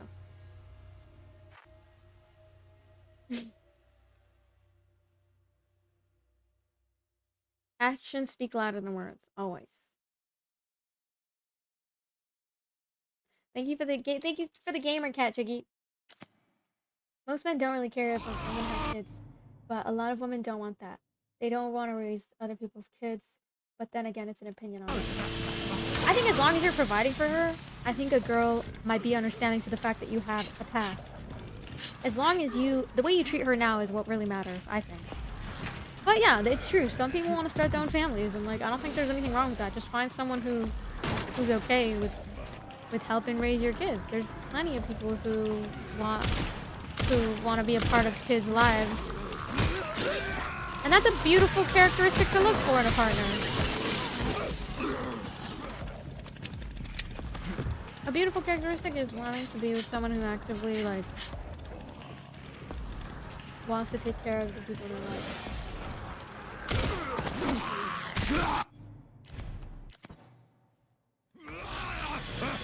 Hello, Millie. I have to humble myself about. I have to be humble about that, but I know now I take it upon myself. But yeah, like, I'm definitely like, I'm not saying like, I'm not talking about myself. Like, I'm just saying like, if I were to get married, like, I know what I have to offer, and I don't have to say it out loud for people to like understand what I have to offer. And I think that like, I'm basically like those people who like even come at you and they're like, well, what do you have to offer? they're already convinced that your worth is not as much. And so that's why they even question it in the first place. And so you just can't even listen to those people because they're just opium. I got 6 kids and one with level 3 knowledge. I'll put my kids before anyone. I'll help, but I ain't gonna be providing if kids on a head straight. Now, I'm not broke nor am I rich, but I'm able enough to provide for my kids and myself. Yeah, that's good. And that's what most girls just want. They just want a guy who like can lock in. That's literally it. And you don't even have to be rich. That's the thing. Like, that's what I have to say about that. Like, you don't have to be rich, but you definitely have to have shit going for you. You know what I mean? It's like, how are you supposed to like just find a girl who's okay with like, okay, what the fuck am I doing? Shit.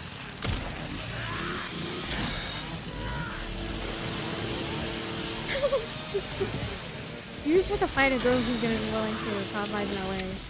And some girls don't even want to have kids. So like, they might be fine raising other people's kids and like having that aspect of like being able to raise them. Right?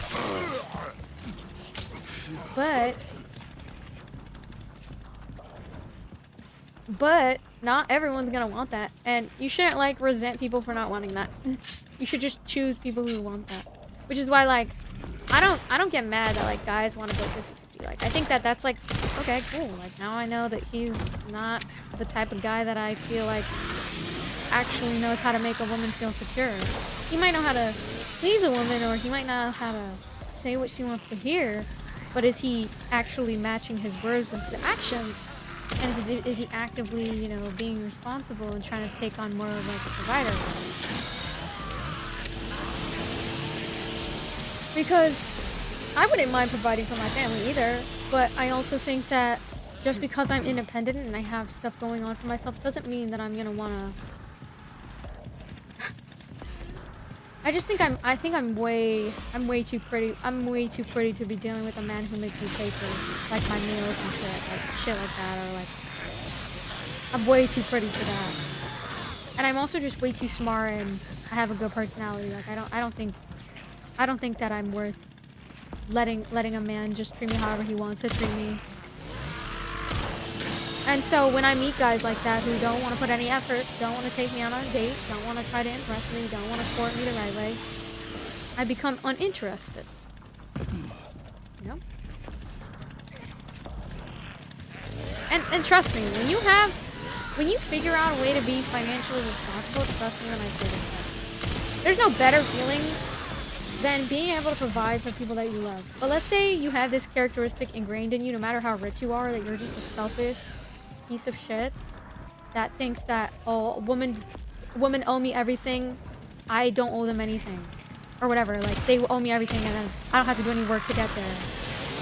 Mother trucker, you are the real gold digger. That's what you are. Because a real gold digger is a man who expects to benefit off of all of the woman's pretty privileges, expects for a woman to pay for bills.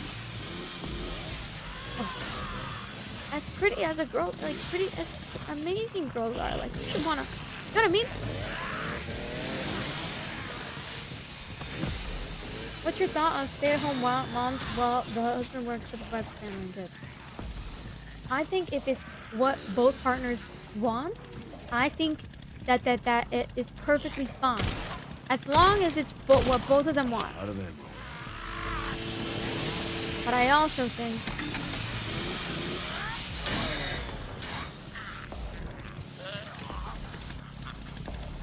but what if the husband is struggling? As long as it's temporary, that's fine. But only if I was married to him. If he's struggling temporarily, that's the only time I would allow it. But if he were struggling before I met him, I do feel as if I wouldn't take him serious, because what kind of, like, if you're struggling, maybe focus on that first, and then once you're ready, get into a relationship. I'm not gonna, I don't think waiting around for people to get their shit together is smart. I think it's just you're gambling on your future kids, and let's say he never ends up figuring it out. Why have kids with a man who's gonna figure it out later? Why not be with someone who's already starting to prepare? And I don't think everything is black and white. I think that if he's struggling and it's temporary, then that's fine, because everybody struggles in temporary. But as long as he can hold it down, then a girl will be interested in wanting to have kids with that person.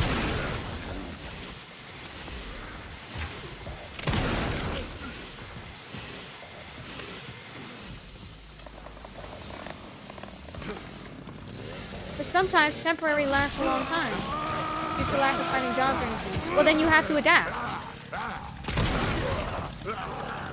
You can't go about life expecting people to keep letting you victimize yourself. If you're struggling, then focus on being single when you're struggling. What do you gain from putting a woman and yourself in a compromised position where you guys could accidentally have a child? And then what are you gonna do? Struggle while you're raising a kid? I am a firm believer that if you're broke, you don't deserve to have kids. Kids are a privilege and a luxury that are expensive, and they're gonna cost money. Okay? And you don't have to be rich to hold it down. You just have to be someone who is a figure-outer and a problem solver. And women like problem solvers. Why? Why? Because they're stupid to pick somebody that's not a problem solver. Don't victimize yourself, because victimizing yourself doesn't gain you anything. And it only gains you sympathy from people who don't love themselves. I'm busy right now. Okay, I'll come out in a little bit. You can leave it downstairs. Thank you.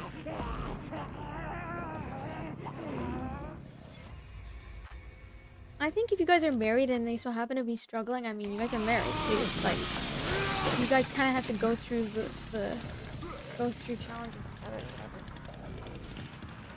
And I think that women, if, let's say you guys meet before and then they're struggling, it's like, I don't know, bro. Does that make sense? Like, and what, don't you think I don't know. Like, think about this like this. Think about this. If a woman's not pushing you to be the best version of yourself, and picture yourself as the man of your dreams. Like, picture yourself, what is the best version of yourself? What kind of job do you have? How much money are you making? You're definitely not broke, right? You're definitely not broke. And if you've been able to live that life before, well then, you're definitely capable of doing it again and making it last a long time. But if you're the type of person who's expecting a girl to bend over backwards for you, pay all the bills, and you're wanting to take on the role of being a woman, which, I mean, I personally don't want to be in a relationship where I'm the second woman in the relationship. I personally want to be in a relationship where I feel as if the man is figuring things out. And I'm gonna push him to do that if he's not already like that. But a lot of these guys treat that with defensiveness because they don't have any room for self-reflection or growth. And so they make it the woman's issue by projecting onto the woman that, oh, like, all you want is you're shallow and all you care about.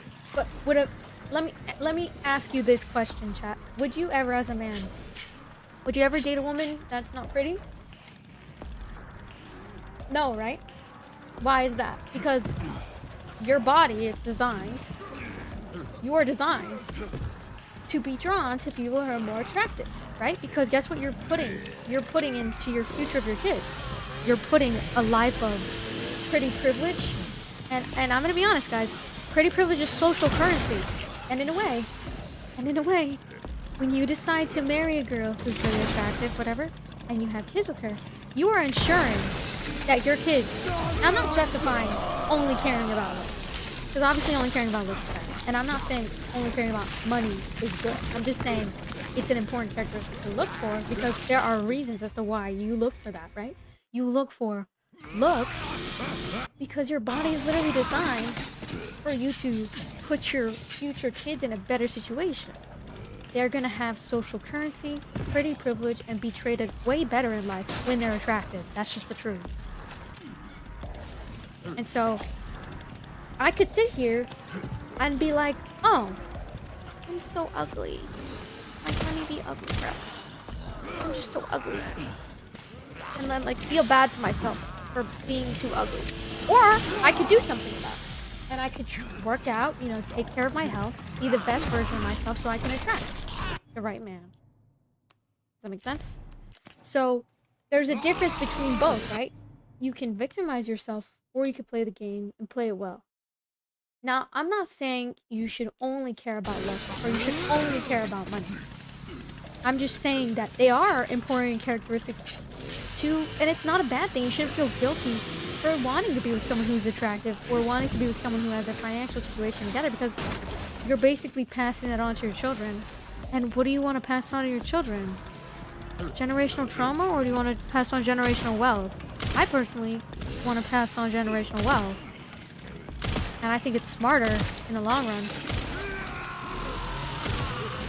Because you're putting your kids in a better situation.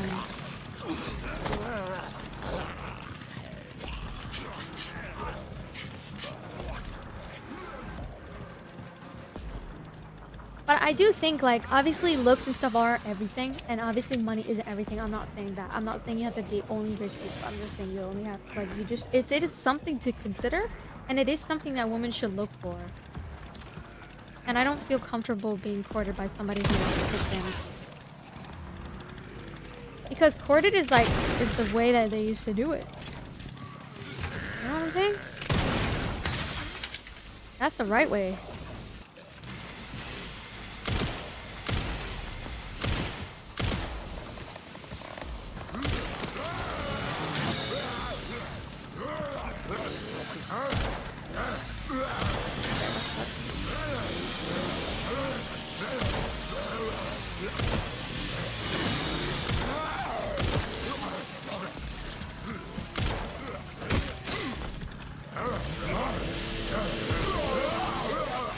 Oh shit. Oh my god.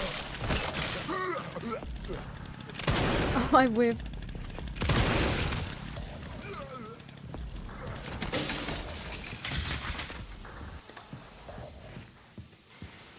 Hope the stream's going well. Thank you, Pink.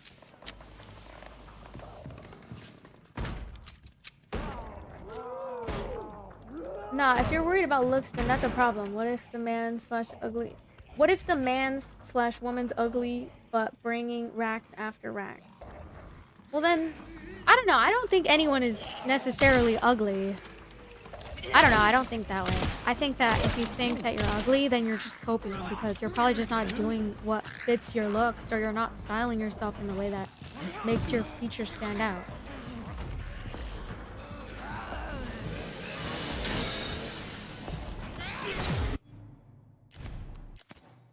So would you date a guy who was trying to provide for you? I tried that. And I'm not gonna lie. Trying is a lot different than actually doing. If he can execute, that's way more attractive than trying. Because potential is scary, and potential is a gamble. And if I'm definitely not having a baby with that guy for sure. I mean, maybe I can consider being his friend or consider getting to know him, but it wouldn't be like, I don't know, in order for me to be serious, it's like, I'd have to at least see that he's, you know what I mean? Mainly because it's like, this is how I think about it. If you're not the type of guy who's trying to, who looks at everything in a defensive light. So when I say something like, oh, I like men with money, and you get really defensive and you get really angry at me, that tells me that you're angry and you're bitter that you don't have that yet. And that you just want to argue with my point of view instead of actually doing something about your financial situation. Maybe if you stopped arguing, you'd be in a better financial situation. Because, and look, I'm not saying I'm rich or anything, but if I can go out of my way to go and provide for myself, and I'm a woman in a society that is pitted to be bad towards me and treat me horribly, and I still persevere, then what the fuck are you doing? Am I more of a man than you at that point? I don't know. Maybe. And I've have emasculated men in my life because they... And that happens. But I think a lot of the reason I'm like this is because I've been educated. You know? And I feel like there's a lot of power in becoming educated, and that's one of the things my dad taught me. My dad taught me that it's really important as a woman to be educated. You know what I mean? When you don't have education, what are you teaching your kids in the future, huh? I mean, there's other ways to get educated though, right? Like, I took a break from school for 2 years and to do content creation. And so, there are other career paths that you can teach your kids and whatnot, but it's just about, like, having that financial stability, for sure. I was just asking if you would date a guy who is good money. Everyone has an opinion on everything, but also a lot of people are not really educated and stuff like that. Yeah, that's true. And I think what's really important is, like, as long as you don't get pregnant with a guy like that, I think you're fine. Too feminist for me. And you know what feminism brought us? Feminism brought us the ability to not have to date and be around men out of survival anymore. Now we're at a point in our society where women are actually able to go and get their own money and be able to go and do the things that they want to do. And so of course you'd be mad at me for being a feminist because you benefited from women for a very long time being somebody or something, some people that you control. Of course you'd be mad at me if you're a manipulative man and that's all you have to offer towards me. Being manipulative isn't gonna secure you your dream girl though, that's for sure. You're gonna come across your dream girl and you're gonna wish you listened to the things that I told you. Instead of seeing it from a defensive light, you're gonna be like, damn, I wish I would have done that. I wish I would have reflected on my actions.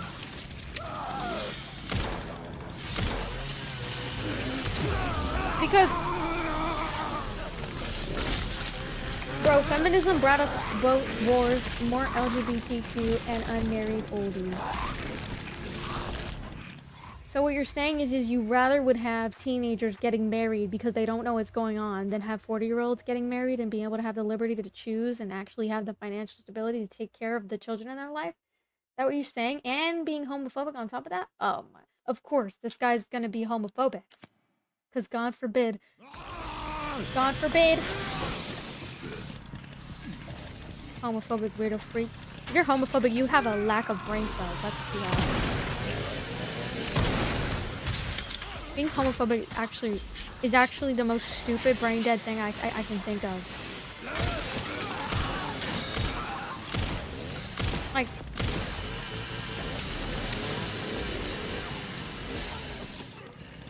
down. Oh my god, my whipping.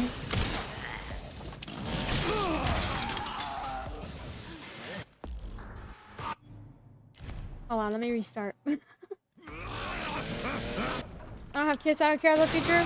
You know what, a lot of people respond to this by saying, oh, I don't even want kids. But like, no. I think that, like, you're gonna change in 10 years. You could say that you don't, like, I say all the time, I don't want kids. But in 10 years, I'm probably gonna want fucking kids. And I don't know, I've heard a lot of things about kids and stuff, and like, as long as I'm in a really good financial situation, that's the only time I really consider having kids. And I've already kind of like provided for myself in a lot of different ways. So I have a lot of... I'm technically, like, I think I'm good if I were to ever. But it's kind of like, it's like finding a duo in Valorant. You want to be with someone who's constantly yelling at the team and blaming everybody else for their actions? Or do you want someone who's going to lock in and take accountability for their own play and carry their own weight? And there's nothing wrong with, like, as a man also wanting that. Someone who can carry their own weight. But there's a difference between letting a woman suffer because you're irresponsible versus like wanting to be taken care of and emotionally, like having somebody who can actually have the capability to like care about you or like have the emotional capacity to care about you, like, emotional intelligence. You're too young to be playing this violent video game, bro. I'm 24 years old. What's up? It's totally up to us to make a difference in our life and try for a good future. Exactly.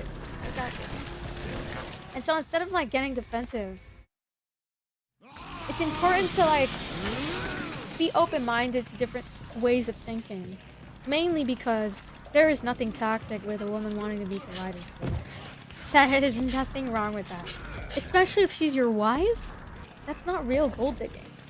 Real gold digging is like when is like when a girl pretends to like you and then she takes your money and then she leaves. And I guess in my lifetime, I don't think I'm a gold digger though. I don't think I'm a gold digger. I think I've never forced a man to do something he doesn't want to do, so that's all I'm gonna say. But I will choose the one who wants to. What if she's a wife and she's there for bread? Well, I mean, there's nothing wrong with a girl wanting a secure future. But I do think that if let's say you like, let's say like if you're giving her an allowance or something and you stop giving her an allowance and she can't go figure out her own financial situation and she fully relies on you kind of like a child, that's the one time that I'll be like, okay, maybe you need to find someone who's on your same wavelength that you can still provide for and put them in their feminine energy, but also they have their own shit going on as well. There's nothing wrong with wanting that. As long as they have shit going on.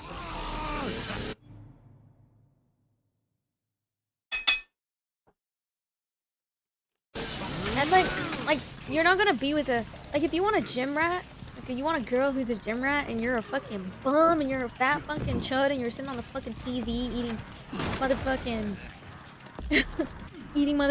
ramen cup noodles and you're expecting to be with some gym rat who cares about her health and like actually wants to like make her like future health good.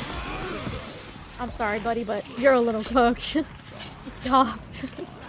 That fucking chud. And you expect a gym rat? Like, it just doesn't make any sense. Just be what you want to attract. Some LGBTQ people would say it's wrong for you to stereotype men and women and their roles. Is that true?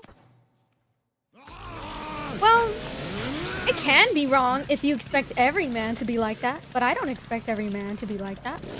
I'm just saying for me personally, if a man doesn't feel the urge to provide for me and I have to remind him to provide for me and I have to tell him what I like and he is not mindful at all of what women like, then I'm gonna become unattracted to him. That's just how it is. That's me personally. That's a lot of women though. That's a lot of women. A lot of women just can't respect somebody who just doesn't even want to build a future. I don't know.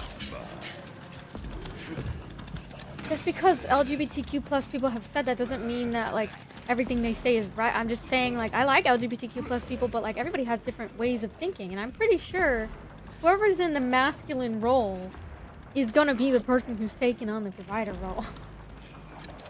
Right? That just makes more sense. I don't know. And like in a way, I kind of think of myself like a provider sometimes because I've been my own boyfriend for like the past couple of years. And so in a way, like I've actually provided for myself. And that's why I don't get it when like men are, they can't even, like if they expect a woman and that they want to be their wife and have kids one day, but then they can't even like provide them good. Okay. Okay.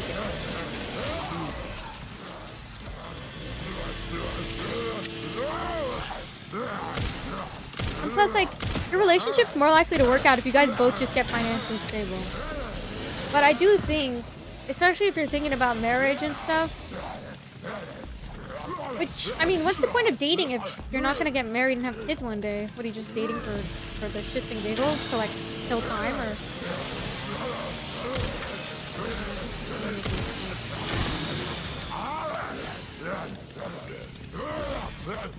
And a real man would never ask his wife to work, but he wouldn't mind it if she worked. Because, like, hey, having independence and having things that you're doing is not a bad thing.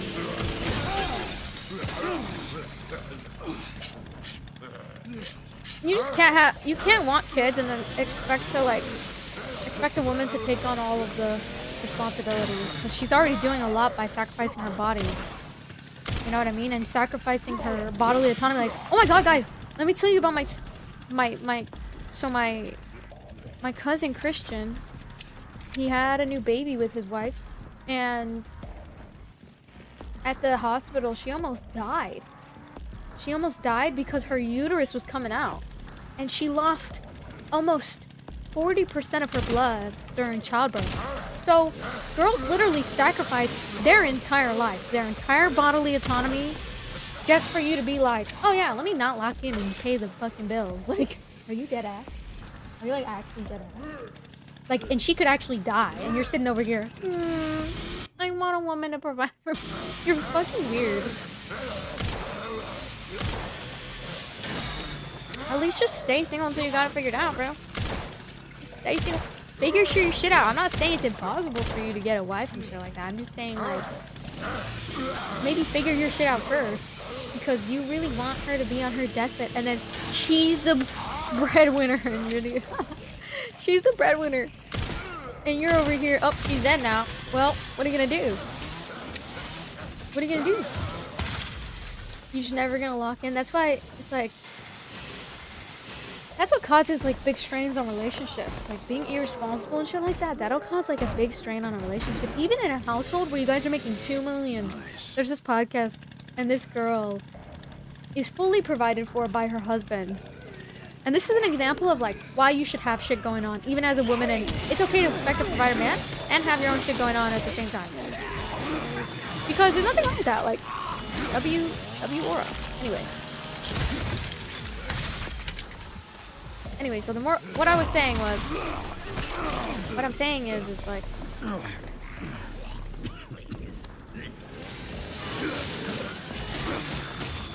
my god, run! Run! No! Are you serious? Okay, I'm dead. If you want to provide a man, you should have some real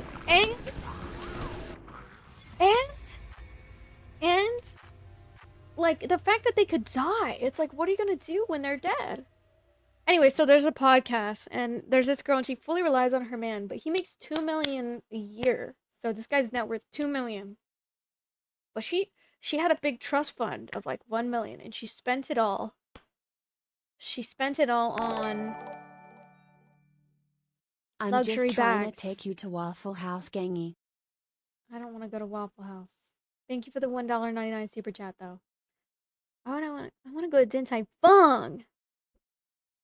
Anyway, she spent all of her trust fund money on designer bags. And so there was a big strain on their relationship because he was scared that one day he's gonna die, and he's the sole provider of the family, and they have enough money to retire and like provide for their kids, but he's scared that she's gonna spend all his money on motherfucking designer bags and luxury experiences, which is like nothing wrong with that. Like girls deserve to go and like get skincare, facials, whatever, all that shit done. But like luxury bags. That's what I mean by you, not just with men picking their partners, but women when they're picking their partners, they should pick somebody who is gonna be responsible and thinks about the consequences of their actions when it comes to finances, because finances always cause strain on relationships and they are a leading cause for divorce. You know what I mean? Because think about it. How the fuck are you gonna have a kid? Kids are expensive, one. Medical bills are insane. And you can hope all you want, but it's like why are you gonna buy useless shit? Pick a girl or pick a guy who's gonna be responsible. And so in a way, even though that's the wife and that's his wife and that's the mother of his kids, it's good that he's providing for their family and he has 2 million for them. But Okay, my bad. Let's go to in a Krispy way, it's Kreme. like he is trying to push his partner to be more financially responsible, and he's even putting her in classes, and he's even trying to push her and he's taking away allowance from her so that way she can learn to be responsible for herself and have her own stuff going on. And so even them, they have 2 million net worth. Even them, they're financially struggling because when you get into a relationship with someone who isn't financially responsible, you either have to push them to be better or you got to find somebody who is already going to be financially responsible. Do you get what I'm saying? Because that changes the trajectory of your life. And let's say one of you guys dies. Then what are you going to do? That's why, like, I don't think I want to be the sole provider. I want us both to be providers, but I also think being a pretty girl is a full-time job. It really is. Being a pretty girl and doing like it's a full-time job. I'm not gonna lie, guys. Like, it is really seriously that hard. Like, I'm not gonna lie. Like, it might be easy to you, but like, no, it's expensive. Like, it really is. Especially when you want to look good. I don't know. It's expensive. It adds up. But there's ways to go about it. Like, alright. Would you rather be a pretty girl or a sole provider? Pretty girl. Even though being a pretty girl can be challenging, I think that's what I meant to. I find it to be, I think being pretty is my job. Why? Because I'm already a provider in some ways. And so, I'm a provider for myself. Because being pretty is a skill, and teaching people to have that is a skill, and that you can sell and make money off.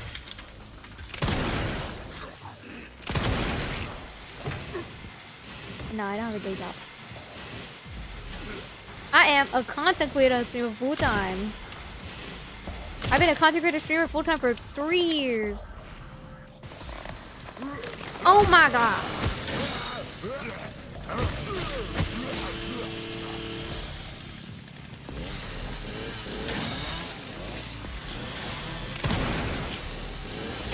Oh my god, are you serious? The reason I've been able to keep it afloat is because I've been able to get like sponsorships and stuff.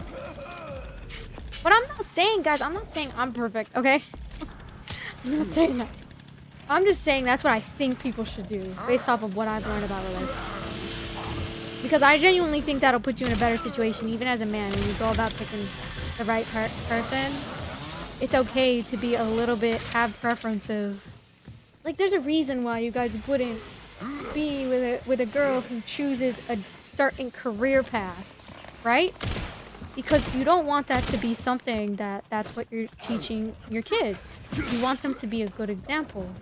And that can go towards anything. That can be one, like, drugs. Don't do drugs, kids. You know what I mean? Nice. It could be anything. It could be gambling. Like, if you're gonna be with someone who's into gambling, well, then that's what they're gonna teach your kids, how to be a gambler. How to be a scalper. And if not, how would you achieve it? I don't know what you're saying, Jack. But all I gotta say is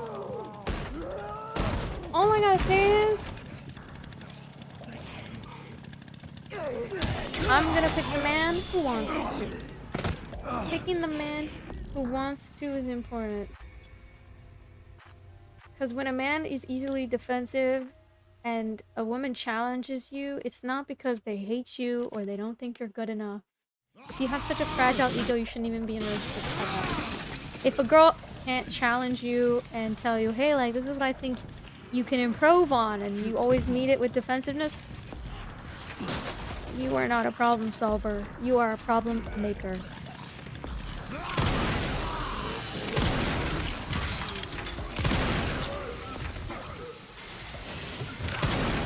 He's back.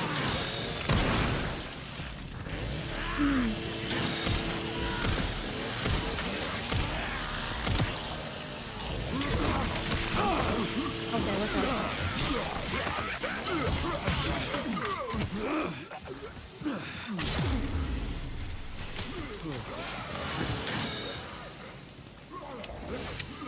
Do I own my own house? No, not yet.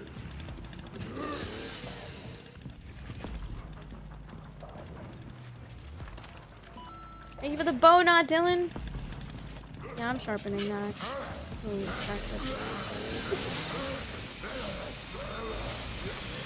women usually have an easier time streaming. Then why are the top 10 streamers on Twitch all men? Not saying women can't be the top, but is it really easy? You know that all the top streamers in the world are all men?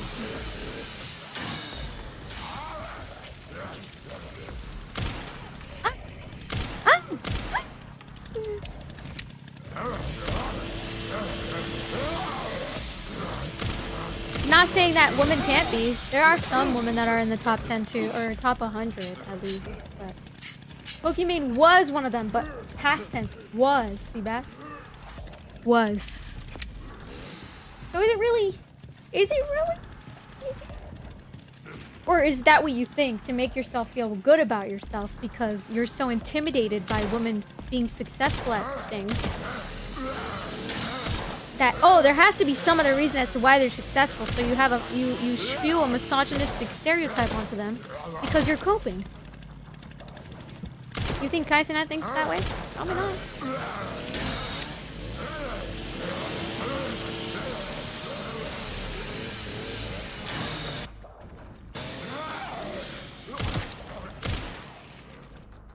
Yeah, dudes that have worked years to get there, they are. 90% of streams here on Twitch are women.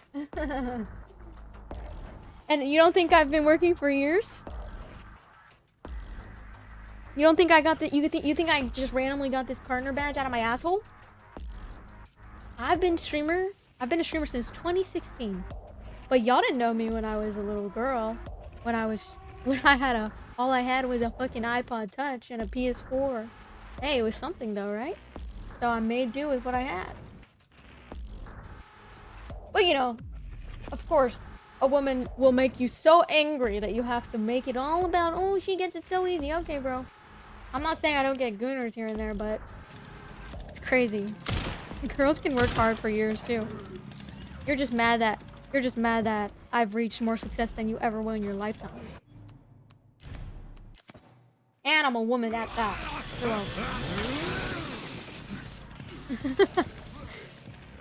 No, you're good, Jack. I was just roasting this guy on my purple app chat. This guy's cringe as fuck. Imagine getting intimidated by a woman being good at things. And giving up on your dreams as a streamer just because you think women have it easier. Like, you're crazy, bro. Everybody has it hard. There's nobody out there who's got it easy. I'm definitely not saying it's easier for men. At all.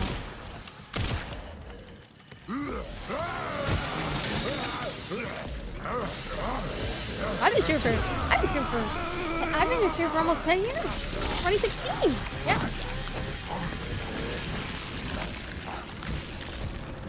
Weirdo freak. You think I got this partner badge out my asshole, bro? I wrote my partner plus badge like an essay to a prestigious school That's how I got into the partner. That's how I got a partner. I wrote it like I was applying to the most prestigious school. And I make up top 8% of streamers, by the way, just so you know. Just so you know. That's not an easy statistic. And you can say it's because I'm pretty all you want, but you go ahead and you try it, bro. If that was true, then it's not even about being pretty. Like, sure. And plus, like, even if it is because I'm pretty, like, well, at least I'm playing the game and I'm using my unfair advantage to my advantage, and I'm turning it into something for good, right? Like, it's a good thing that I pursue streaming. You know what I mean? Pursuing streaming is like, it's like a dream job, and there's nothing wrong with doing that.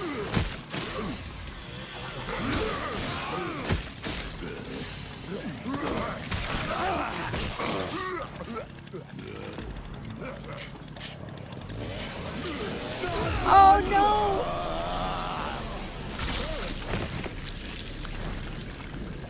This insane mode is a walk in the park. I was getting somewhere. But then it just, I suck. Anyway. What a weirdo. Crazy thing is that they'll get mad when you say that. Nothing wrong with it at all. Just don't try to fake the funk and all that. That's good when I know many streamers who still have to work day jobs because streaming don't bring in much unless they have like thousands of subs and viewers. Because of her looks and simps. Okay, bro. Like, they have an easier time streaming. People are born pretty. It's not a skill. It can be. Women make up 80% of consumers in this economy. Careful, fellas. Careful, fellas. This guy's mad. He's mad that a pretty girl would never date a man like him because he's broke as fuck. It's your broke ass out of here. Broke as hell, boy. Motherfucker. Broke as hell. You know, remember what we said last time, remember, guys? When a guy's broke, all he can afford to do is manipulate you. Remember what we said? That's an example of that. And so here he is, convincing everybody in chat that the only reason I'm successful is because all I get is simps. And sure, yeah, some of them are simps. Sure. I'm not gonna lie and say that. I'm not gonna lie. Some of them are.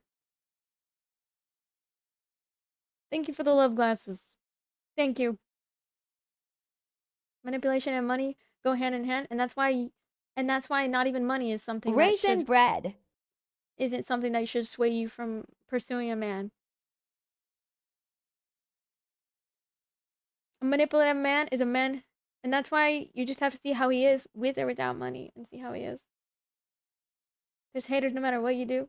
And you know what's crazy is like, we live in a society where it's like, you get more, you as a man, you get respect for pursuing the grind. You get respect. I have to earn it. And I'm not complaining. I'm just saying, like, everybody has struggles, right? You might struggle to get attention, but you fail to realize that even though, yeah, I do get a lot of romantic attention, I get a lot of ba ba ba. But let me just flip the tables for a second. You realize, if you want to compare me to sex work, okay? You want to compare me to sex workers? Okay. Then why don't you go and do it? Why don't you be attractive enough for men to, or for women to come into your page and start gifting you money? Oh yeah, that's right. You don't know a woman find attractive. Because you're a woman hating incel freak. And that's all you're good at. That's all you're good at is hating women. Why don't you go out? Stop complaining. You're also somebody who can be attractive. But here's the thing. They don't know how to be attractive. And they're copium. And they think, oh well, I have to be 6'5" and I have to do this and I have to do that to be attractive. Instead of actually doing the hard work that it takes. You know, there's men that have figured out what women find attractive, and they run businesses in the sex working industry because they have been able to find out what women find attractive. You realize that, right? And so, for you to sit here and say the only reason I'm successful is because of X, Y, Z, I know you're coping. I know you're coping.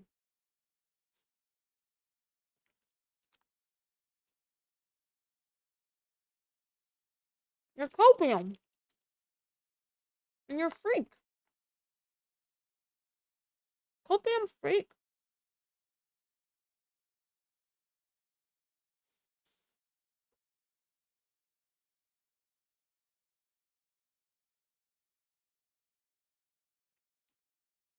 Copium.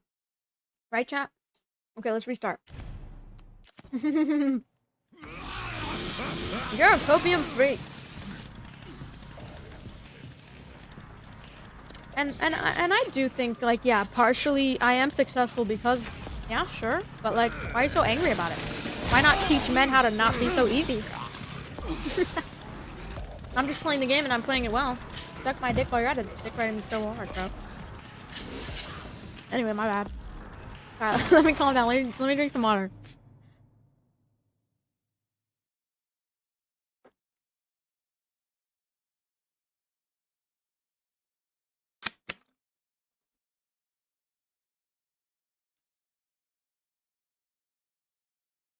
You're successful because Discord mods?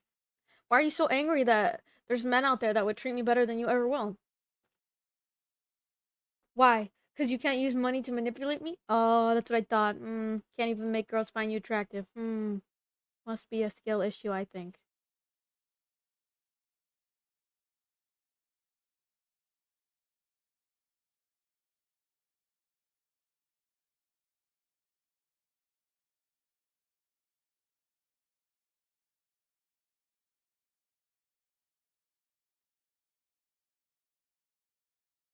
And you realize, also, you want to know something crazy?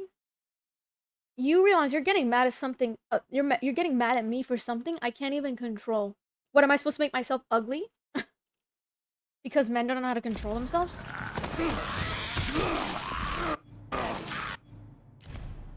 You guys realize, like, if you're really that mad, why don't you get mad at the men who make it possible, huh? And you realize, like, it's not even that good of attention anyways. Once guys realize they won't be able to gain anything from me, they end up leaving anyways. When they realize I'm not gonna date their weirdo bum ass, they end up leaving anyways. So, is it really giving me an advantage? Or is it putting me at a disadvantage because you guys can't even respect me because you think all I'm successful for is that? Is it really putting me at an advantage? Is it? Or is it making me look bad because that's what you think? That's your perception of what you see, but it's not the truth. Is it really my fault though? Like, is it really? Or is it a problem with men's self-control and lack of respect for women?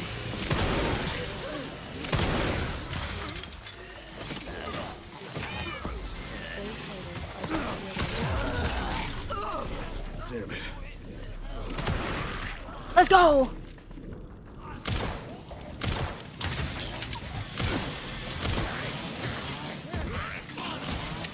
Okay. Oh my god. Oh my god, I needed that.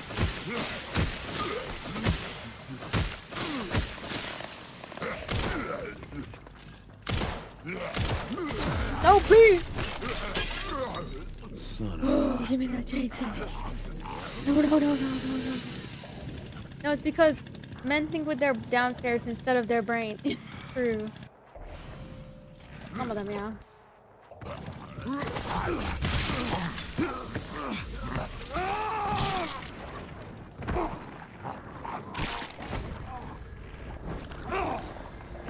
And who created that culture, though? Like, who created that culture, though? Who created the culture of over-sexualizing women in media? Who created that culture of only thinking women as sexual objects? Who created that? Who made that? Oh, that's right. Men did. Suck my dick. Suck my dick, bitch.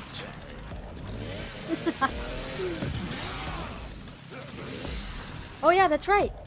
And what are you gonna do about it? What are you gonna do? What are you gonna do about it, bro? What are you gonna do?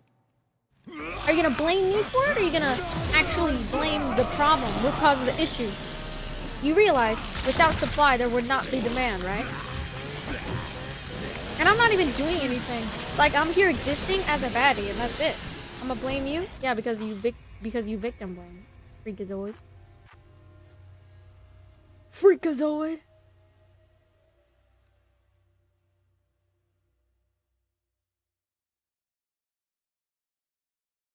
No matter what I do as a woman, y'all are gonna hate me anyways.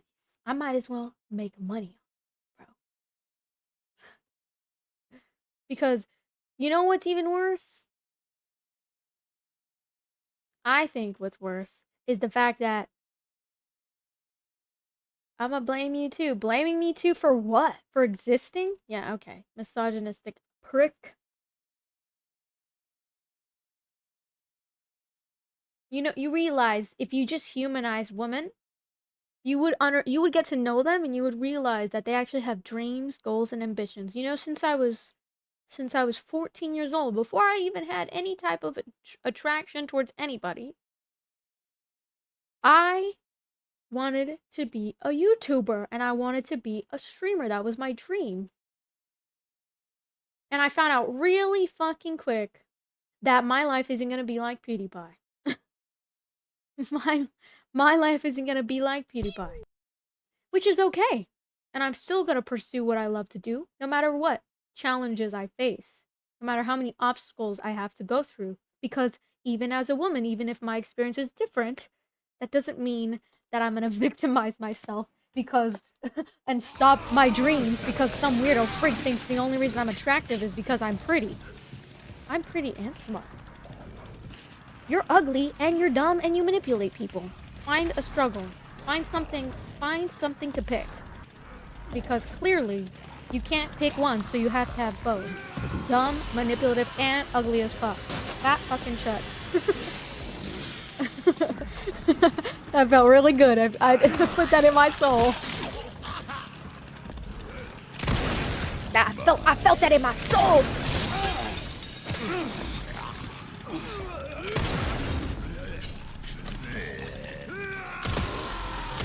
Oh shit, I'm dead! I don't like you because you talk too much? Okay.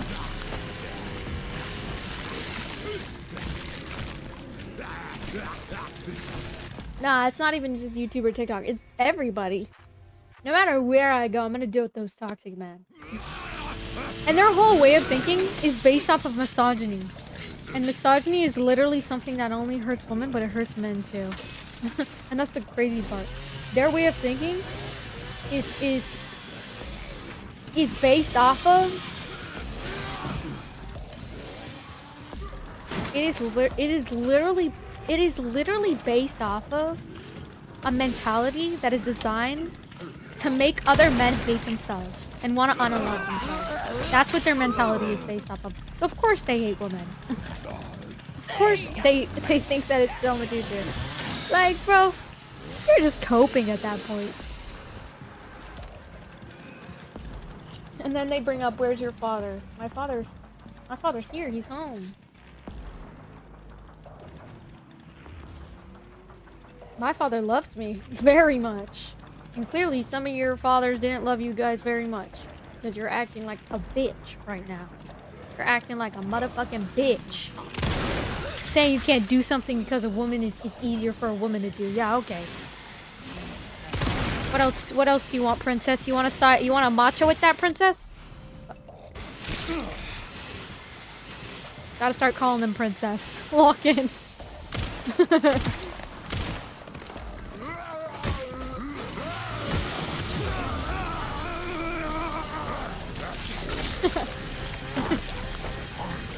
You want a boba with that, princess? Complaining so damn much, you might as well put that energy into being a streamer. You'd be successful more. I'm trying to figure out who she's responding to. I don't know what the fuck is going on. I'm just trolling.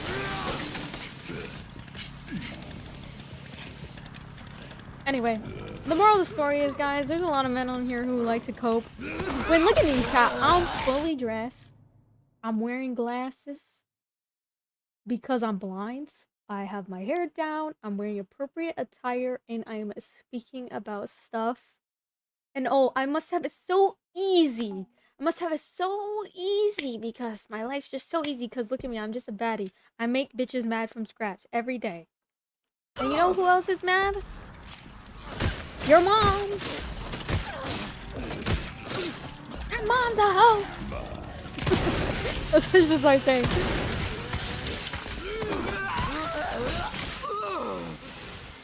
Your mom's a hoe. Oh god, what did I try to do? I'm just scrolling, guys. I'm fine. I'm just saying shit that comes to my mind at this point. No, don't pick up that chainsaw! Emotional damage. Face your dreams, that's F the haters. No, look at my YouTube channel right now, guys. You wanna see? Look. Look at my YouTube channel right now. Look, I'm gonna show you this. Look at this. Look at this shit. Ready? Look at this. Videos. Oldest. Scroll down. Scroll down. Scroll down. Scroll down. Scroll down. I started content creation 9 years ago. 14-year-old Jess right here. Look at this. Pursuing her dreams in content creation. And look how many views I'd get. Fucking 62 views. And I still get horrible views sometimes. But look now. Look now. Live streams. Look now. 1 month ago. 2 weeks ago. 1 month ago. 1 month ago. Streaming. This is streaming. Videos. Let's see. See, 9 years ago. I'm not good at YouTube videos yet, but look, we had this recently 1 year ago. Shorts. Not too bad. Let's take a look. Let's take a look. 8.2 mil, 2.1 mil, 1.6 mil. Damn. And this is me only 2 years into streaming gaming. Like, just gaming. Just doing gaming content. Roblox farming. So, is it really that easy? And even now, is it really? Even now. Look at that, chat, see? And they're mad about it. It's not easy for anybody. I mean, I'm not saying it's not possible. I'm just saying it's definitely not going to be easy in the beginning. I didn't even have a PC when I started. Lock in.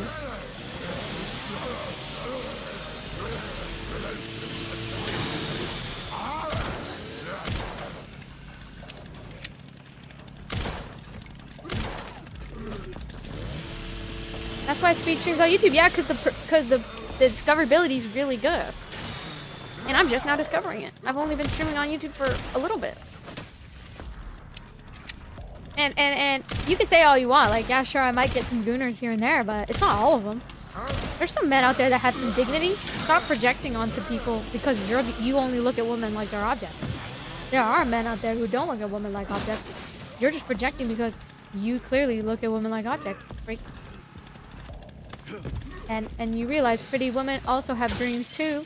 And also, women in general, they all have dreams and they all have goals and ambitions.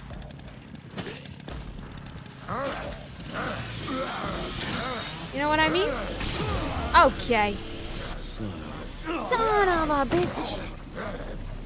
Just because I stream doesn't mean that I'm like disrespecting myself. In fact, I'm actually putting myself in a really good position and been able to have the privilege to work with amazing brands and have an amazing, you know what I mean? Like, I'm evolving. Before you're that's their mentality because they're weirdos and that's how they look at women. Which, like, sure, a good majority could. Some of them do, but they're never gonna get a chance anyway, so what are they really gaining? What are they really gaining if they don't get anything out of it? Like, bro, what am I gonna do? Like, I'm just here playing video games. Like, that's literally all I'm doing.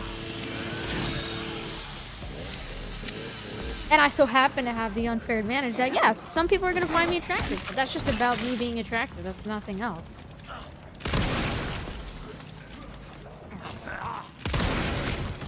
It's literally not about anything else. And then you realize like that attention is very fleeting. So when they do fancy me, they end up never getting anything out of it because I'm not about to go sit here and date some random people I don't know. What the fuck?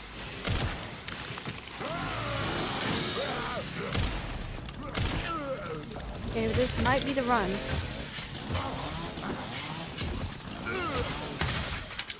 You mid, not gonna lie. Okay, bro. What am I gonna do? Cry? I don't care if the man finds me attractive or not. Nice. I'm here for the cat. But yeah. Thank you for the girl power gift, Eduardo. Looks like Leo's gonna bomb through. Do you guys have a health pack? Let me see. No, I don't.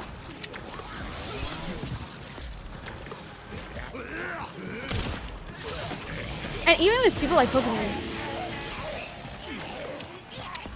there's a reason why she's so successful, you know?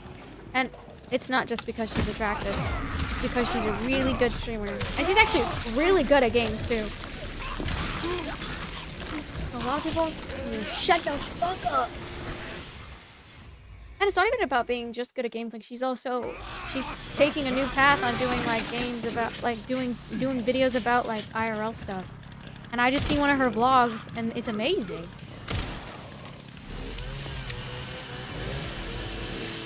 Hot topic, but she is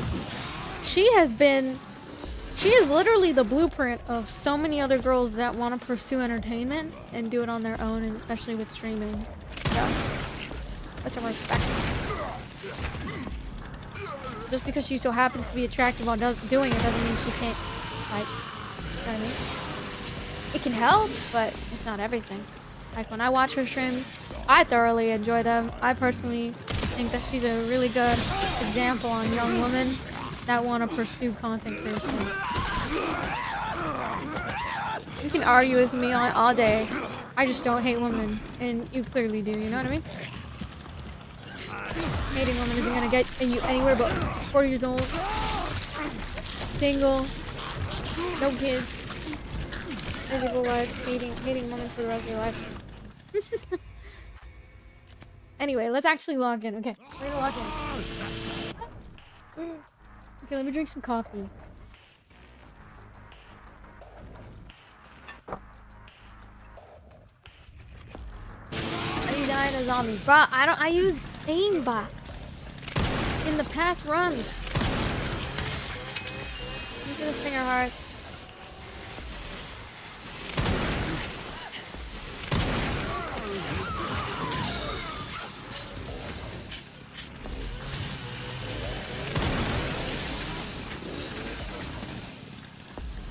Okay, I might have to restart this one. Hold on.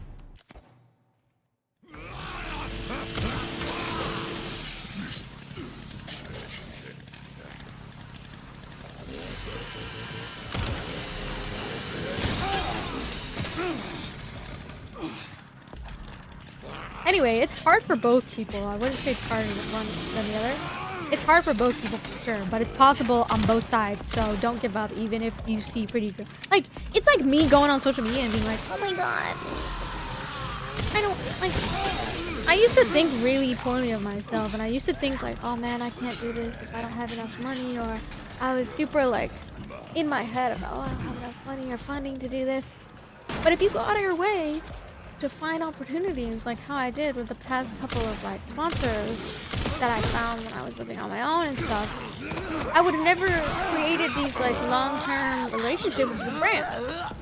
Like I've worked with many, so 3 times now.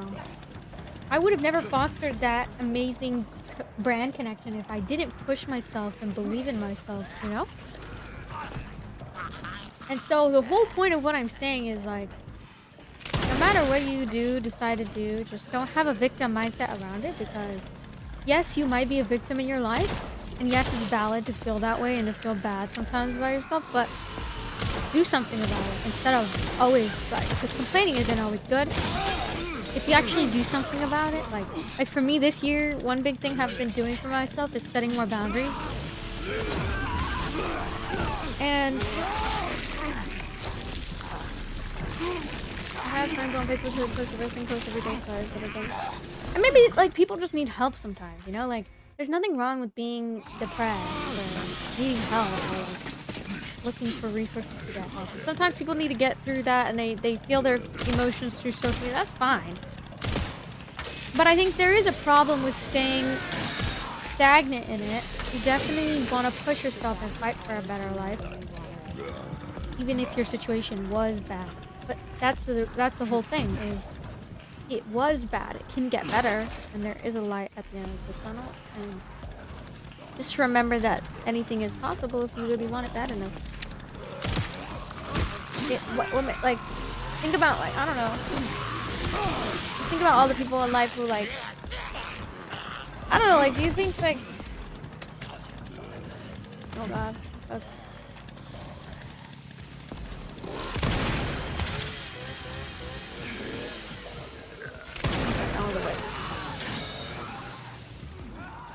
Quote of the day: the grass is always greener when you water it. Exactly. But it's not, I'm not saying that it's not real, like depression isn't real. It is very real. And there's a lot of people who are struggling with depression every single day. And the whole point though is like getting the help you need and figuring out a way to manage it so you can live with depression, because realistically, it's never going to go away. Most people who have depression is going to last their entire lifetime. But you can manage it, right? You can find strategies, you can find ways to make your life better. To make your depression not as much, you know, affect your life as much and interfere with your work, you know? So while it is valid to be a victim, and it is valid, like, that you are a victim of whatever it is that you've gone through, I don't think it's good to, and it's not productive to stay stuck in it, mainly because if you stay stuck in it forever, there's gonna be one day you're gonna wake up and you're gonna realize, like, how much time has passed you by, where you spent your life just complaining, being like, oh, I'm just too broke to travel, I'm too broke to pursue my dreams, I'm too broke to do this. Like, when I first started streaming, I didn't even have, like, my own room, because I live with I had to share a room with my sister, you know, and I think practicing gratitude can really help you understand that your life isn't as bad as it could be. You have a roof over your head, yeah, you're sharing a room with your sister, but that doesn't mean you can't start your own stream and then eventually have your own room and have your own space to do what you want to do. And I used to feel so bad for myself. I used to be like, oh my god, my life sucks. Like, I went through a lot of childhood trauma. But then I went into therapy. I started getting my help that I needed. And my life drastically changed. I stopped chasing relationships that weren't serving me. And then my life drastically changed. For the positive. And I still have so much work to do. For sure. For sure. But I'm definitely in a way better situation than I was before. Motivational speaker, that's what people tell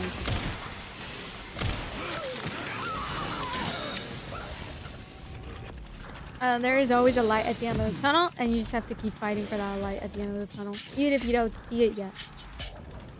Because there's gonna be a day you meet like a really cool person, and you're gonna be like, damn, like, I want to settle down, and I want to get a family with them. And they're not gonna fucking like you, because you're letting yourself fucking go, bro. Come on, don't let yourself go.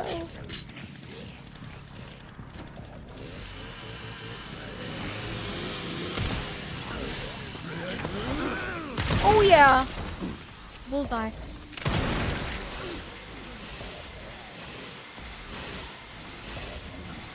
Oh my god.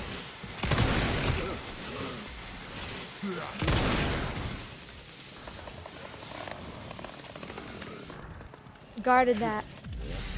Would the opposite of victimizing oneself be chasing the things that are hard to do?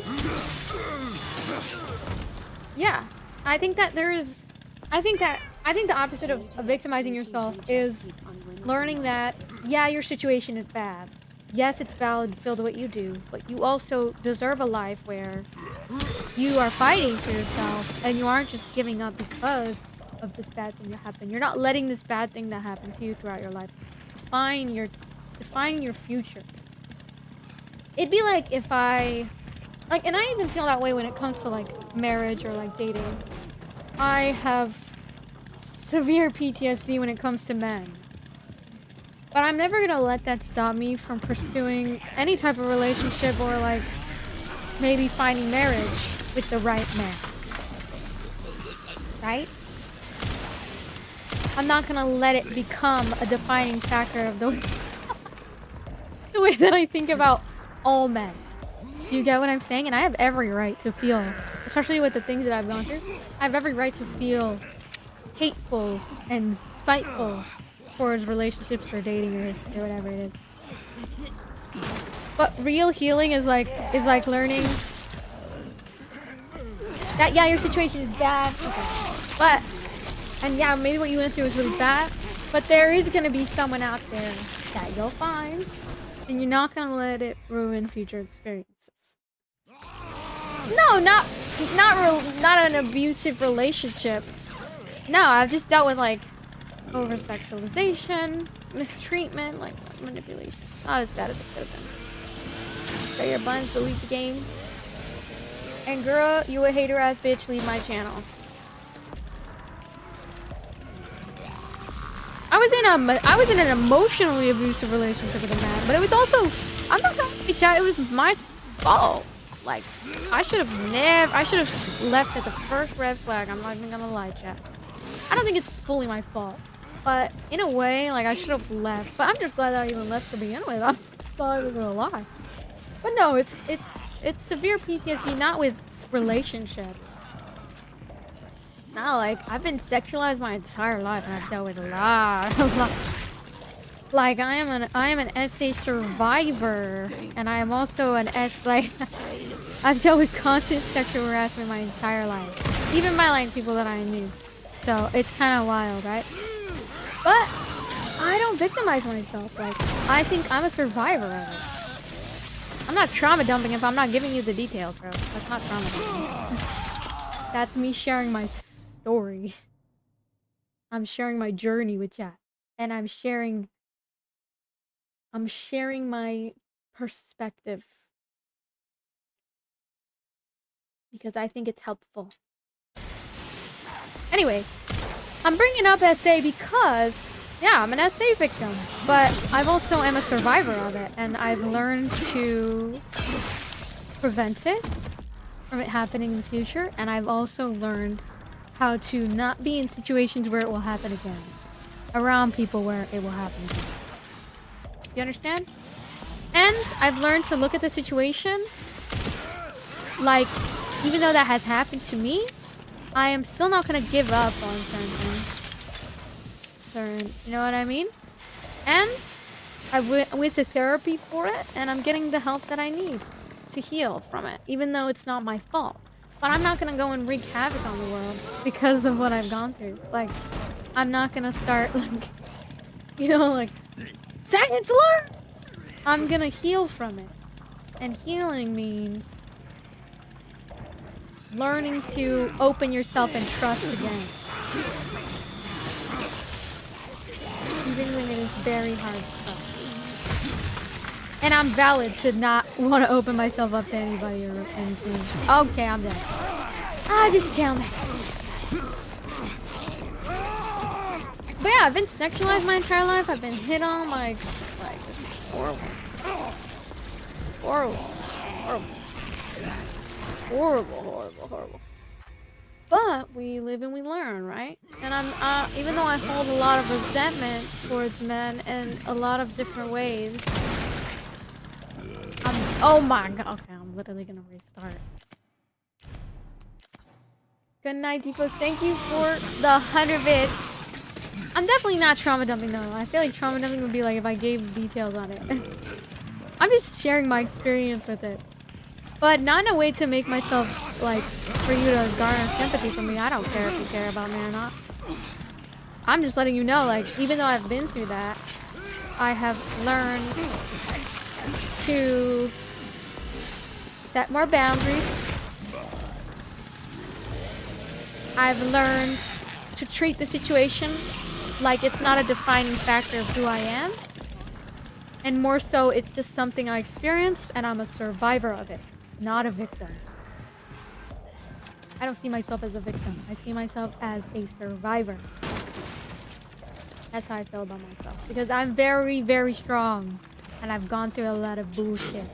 But I don't think of myself as like, oh, poor me. I think of myself as like, well, what can I do to make my situation better and prevent stuff like that from happening to myself in the future?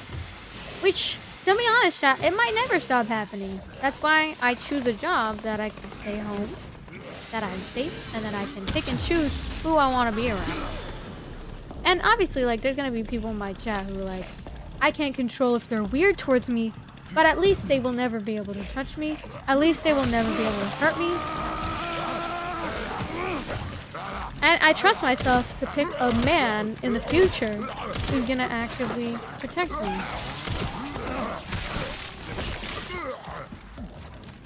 Not even just, I can protect myself, but if I'm gonna choose a man, I'll pick one that will protect me.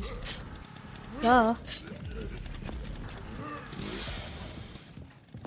Because you know why I think that it happened? I'm gonna be honest, like, you know why I think that it happened? Was because at the time I was dating this guy and he left me at this club. Whenever a guy leaves you at a club, bro, red flag. He does not care about you, bro. I don't blame him, but I also think, like, never leave a girl at a club situation or a party or nothing like that. Dangerous place where dangerous things happen. That's a big reason I don't like raves or I don't like parties, because a lot of bad shit happens up there. Now, to explain yourself, it's okay. I don't feel anything about it anymore. I've already healed from it. So it's not like it's not, I'm sorry, I shouldn't explain it. Yeah, you're right. But I do think that I've poorly chosen people in the past. But I mean, to be fair, I think it's easy to have a big heart and it's easy to assume the good in people, because when you know that you're a good person, it's easy to be like, oh, everybody else is good, right? Wrong! No! Bad people exist. Stay weary of them. Stay weary of them.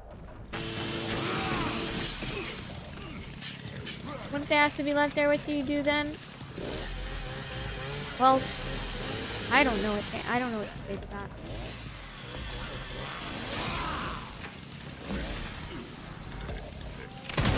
They're with like a bunch of friends and people that they trust, and that's like different, right?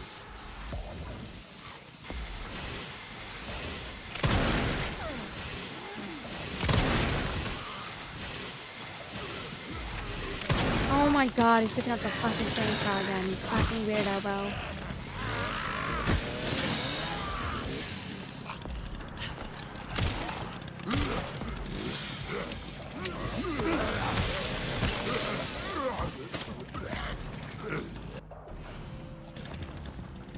What if there's a big strong guy and the guy you're with has no chance to win? You still want him to protect you? Men who say that, like, actually give me the ick in every way possible. Yes.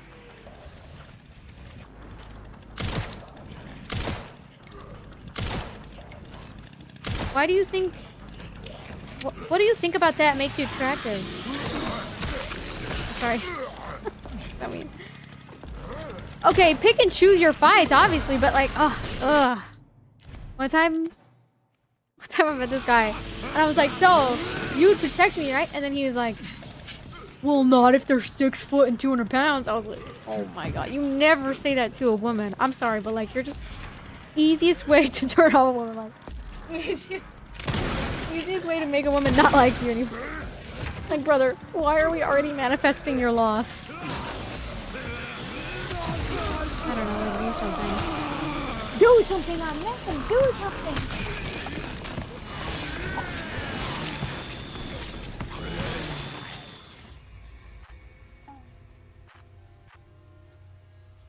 You're a man, bro.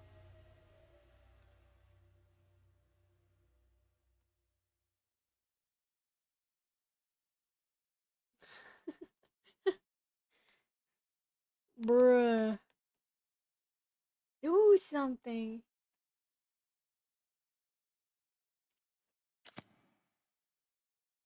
You're, like, everything right now with this world, and the world is kind of not there right now. Talk about it how but, like, I honestly, like, it was a long time ago, guys. Like, I don't even remember half the shit that happened to me, and that was traumatic, I'll be honest. So, like, I only talk about it because this is a safe place, and men and women, when they deal with that stuff, like, it's not really talked about, right? I only talk about it not to garner sympathy or anything. Like, you don't have to feel bad for me. Because, like, at this point, I would fight them. Like, I would beat their ass. I turned into the person that the people around me should have been for me. Oh, and when he did that, bro, I was like, I was punching him. Bam, chat, and I think I was punching the wrong guy. Honestly, valid though. I'm a little bit violent when it comes to like my protection. Because it's more so from a place of self-defense. Is this a safe place? Yes, this is a safe place. When I'm when you pump on my FIP, you always talking down on men?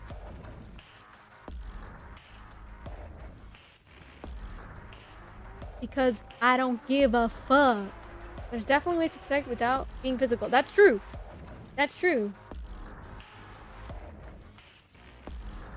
Anyway, some of them suck, some of them are cool though. The ones that protect you, those are cool. Those are the vibing. Those are the vibes. Those are the cool guys that deserve all the women in the world. We build things that you're in right now though. No, yeah, and that's why like sheepdogs are important, man. Yeah, sheepdogs. Then I brought up the sheepdog emojis. Shout out to all the cool men. I mean, you don't get a sticker for doing the bare minimum, but we do appreciate that there are some good ones that will protect us. You know what I mean? We appreciate it, but you don't get a sticker for it because it's the bare minimum. Every man should want to protect the woman in their life. If you don't do that shit, they're weird. You need a BF that leaves and you tell him.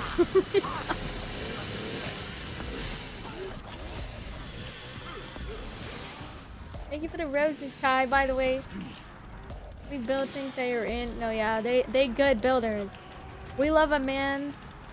I know her ex is sick. Why? Why is he sick? No, we were so incompatible, guys. When you meet people that you're so incompatible with, they don't fucking like you.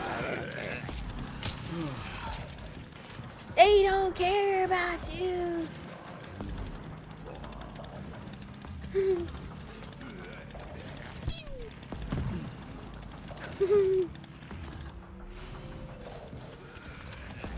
Cause I need to log in. This is so hard, guys. Can't reset. No. Wait, let me check my inventory. No heals.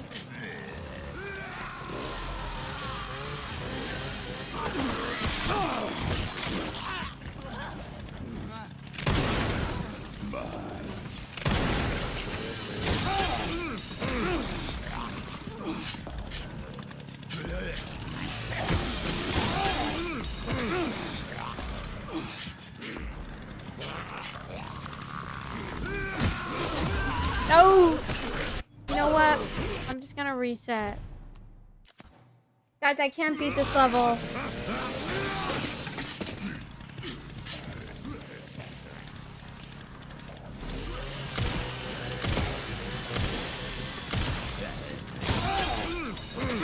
But no, guys, I have like a real, like, seriously. You know what? Sometimes I shouldn't even argue with these people. I shouldn't even argue. Well, like, I only brought that up because I just want to showcase how you can heal from the things that you know what I mean, are dealing with, even if you've been traumatized. And don't victimize yourself. Because it's okay. You probably are the victim of your situation. Like, let's say you are a kid who grew up in poverty. The consensus is, yeah, you might have had a really tough life. But if you keep complaining about how your life is tough, which, okay, maybe with the therapist, you complain about it, and then process those emotions healthy, okay? And then, that's where you complain about it. But then, when you're in relationships, and when you're getting to know people, you should want to, I don't know, like, you should want to figure shit out, man. Don't let it be a defining factor of how successful you can be in the future. How much you can heal. Like, don't underestimate how much you can change as a person.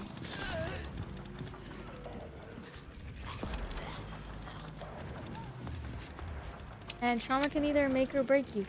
Which is why you can, and the thing is, you can let it break you your entire life, or turn it into strength. And I think real strength is knowing when you have to process your emotions with a therapist, and then knowing when, you know, you gotta get your shit. Okay, we're gonna restart this.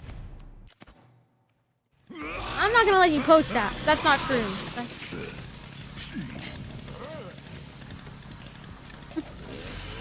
Okay, ready?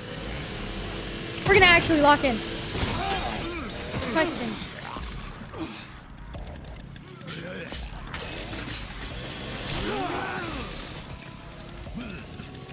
I don't think that's gonna make you. Ow!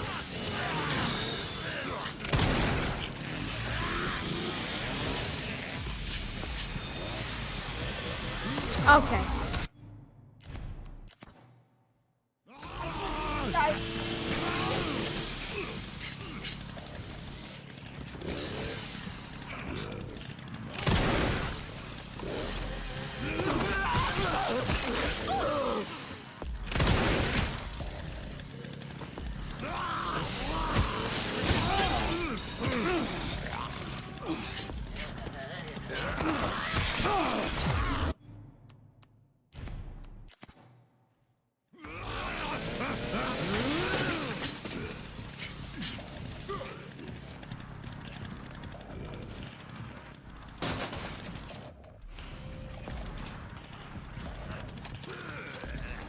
Watching Jeffrey while doing cardio equals a vibe.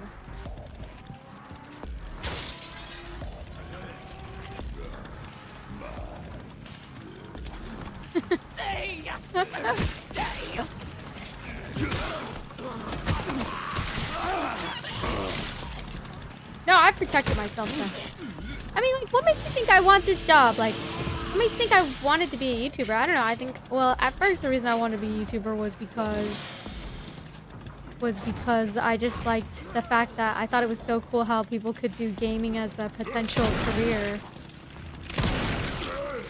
That's why I got into it.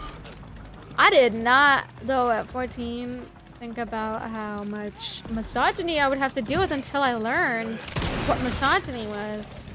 And I learned some of the things I would have to persevere.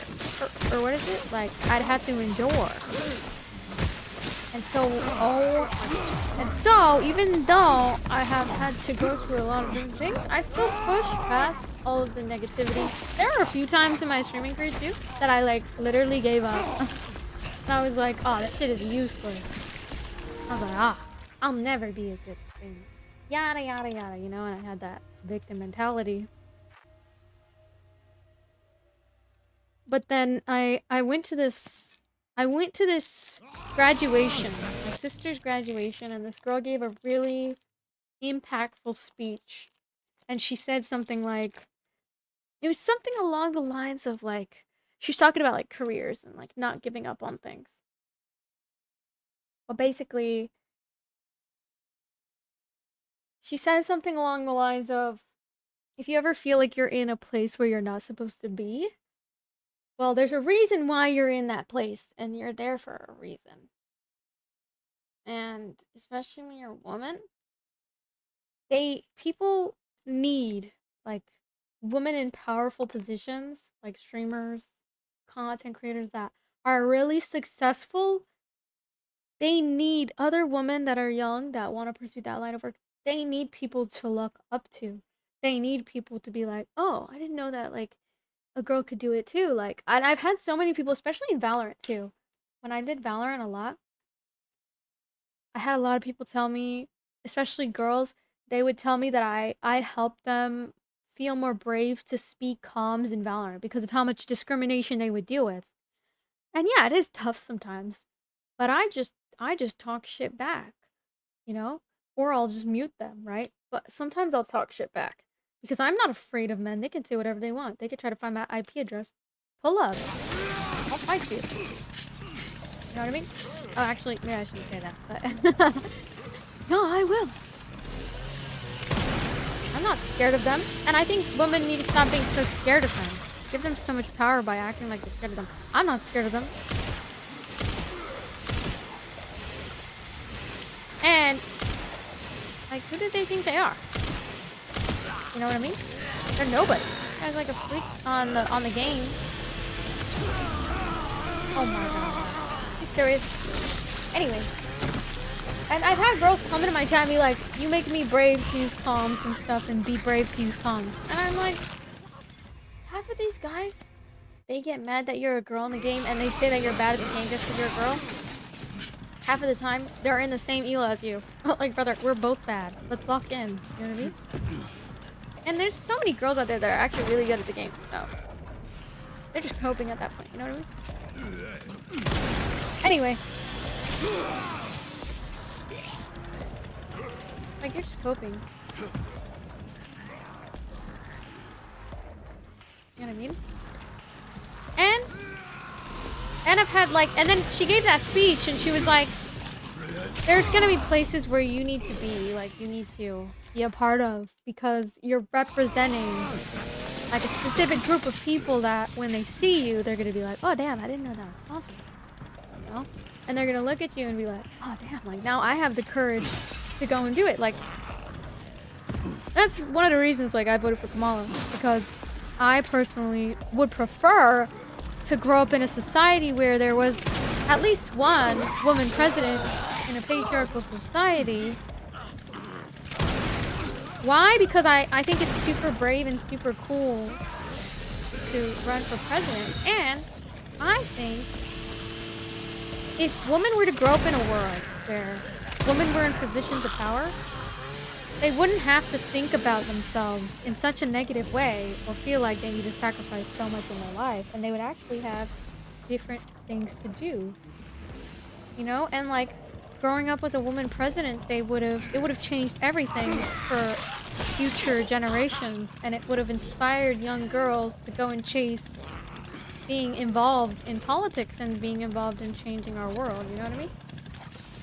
But because we live in a patriarchal society, even women hate women. I think that's so it's not just women, but it's men and women who hate them. And misogyny is so ingrained in us. But imagine if a woman were a power figure in our government, like, and then women just grew up and, oh yeah, maybe I can do this too. That's what kind of makes me feel good about being like a public figure and like being a popular singer. Is like, well, at least girls can look at me and think, maybe I can do that too, and maybe I can be successful in it too. That's why I do it. And for other men too, because like I don't just inspire women, but I also have inspired men too to pursue streaming. And it's definitely not easy, but if I could do it, I'm you know? So I think that like when you're in positions, or even like getting good at Valorant too, like for a while I was like, I want people to look at my streams as like, oh dang, I really want to get good at Valorant. And it was like inspiring them. You know? Oh my god.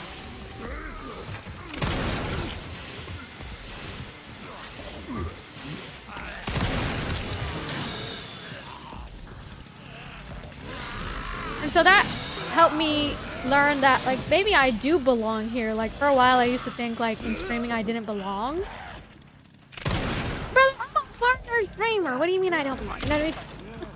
But hello Aura. Anyway, you know what I mean? Like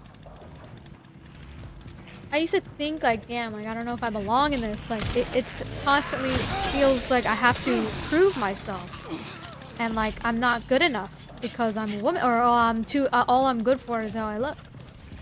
That it can feel like that all the time, but that's just because there's a lot of men involved in it, right? And so because of that, you're just gonna naturally you're gonna experience. It comes with the environment, and you're gonna experience haters. And even if you're in girl spaces too. Like, you should see some of the drama that goes down in makeup communities. These people are brutal. They are like, if you're ugly, bro, you're good. This is an AI streamer. I'm not AI, but hello, Krishna. Nice. Hello, Krishna. Yeah, this is insanity. I'm cooked.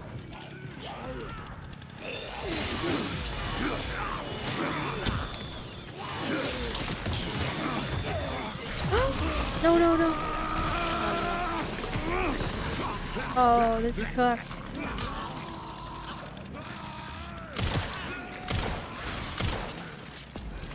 Oh my god, the aim's so bad. Sorry.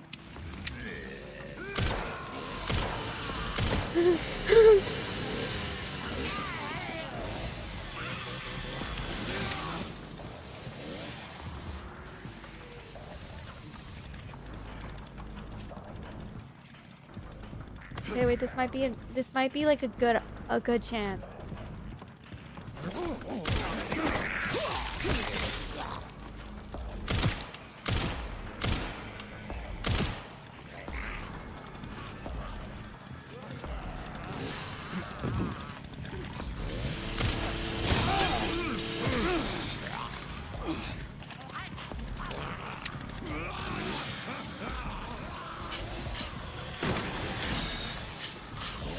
No, please.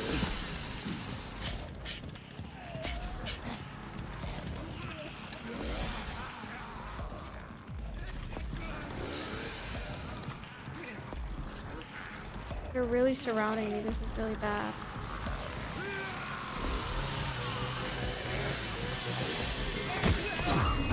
Please go.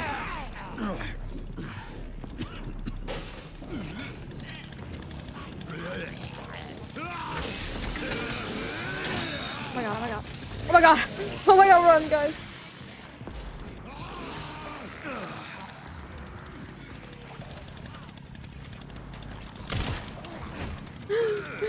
They're surrounding me.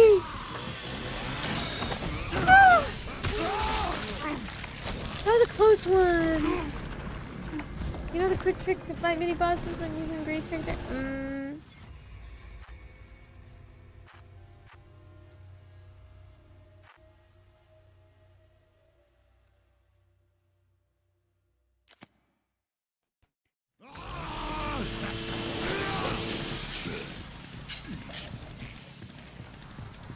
Okay.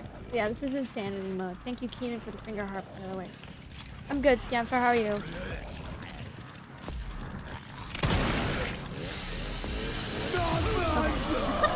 Okay. That's how easy it is to die. That's why insanity is very hard. He's eating me now, too. He's eating my cut off body.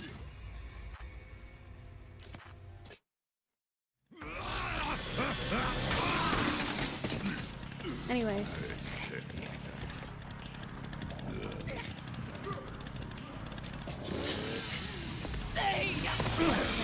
I'm gonna restart. Ugh. Hold on, we pause real quick. TikTok thinks I'm AFK again. Again, bro. Again, bro. Again. Oh my god. I need lock in, guys. Let me eat my protein bar.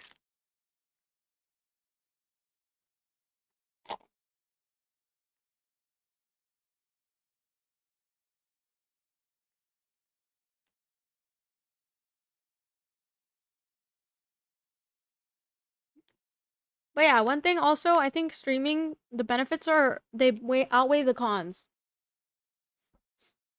And so,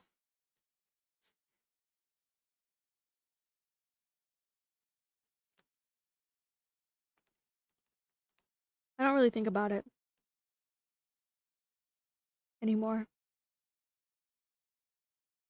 I just, if I ever feel like I need to take a break from stream, or like I feel overwhelmed, I take my breaks and then I feel better and I'm good.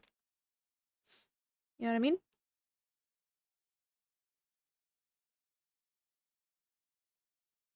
You know what I mean? Like I just take my little breaks. And I'm stronger than that, chat.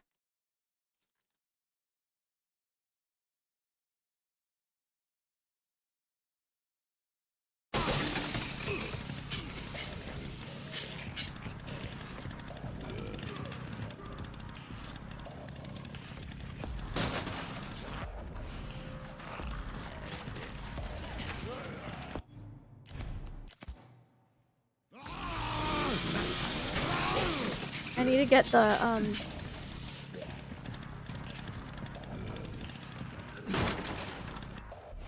oh.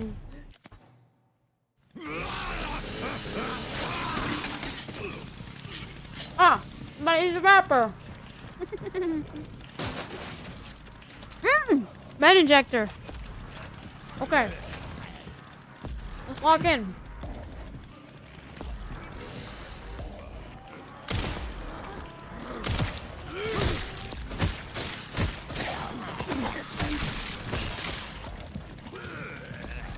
I can do this.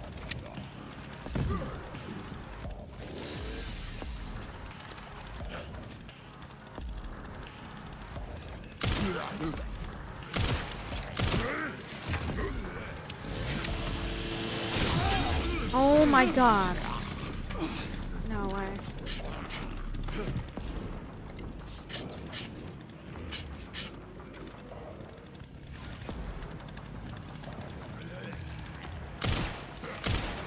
Also, like, if you think about it like this, your unfair advantage as a man, as a streamer, is the fact that you don't have to command for respect. You get it. You get respect immediately. Just for being a man, just for existing. I have to fight for it. And I've kind of given up at this point, trying to fight for it. I'm okay with people assuming that all I'm good for is yada yada yada. Because you know what? I'm okay. They want to assume that's all I'm good for? Or clearly they don't know me. Because my looks are actually the least interesting thing about me. And if you actually took some time to get to know me, you would realize that. But because you're dumb, and all you care about, and you think is that woman all they're good for is yada yada yada. Cap. How was that cap? I didn't mean to pin that. Blocked. Blocked. Blocked. Blocked. And blocked. Blocked, blocked, and blocked. Who else wants to get it blocked? Blocked, blocked, and blocked. Who else wants to get blocked? And that blocked tonight. No! Oh, fuck me!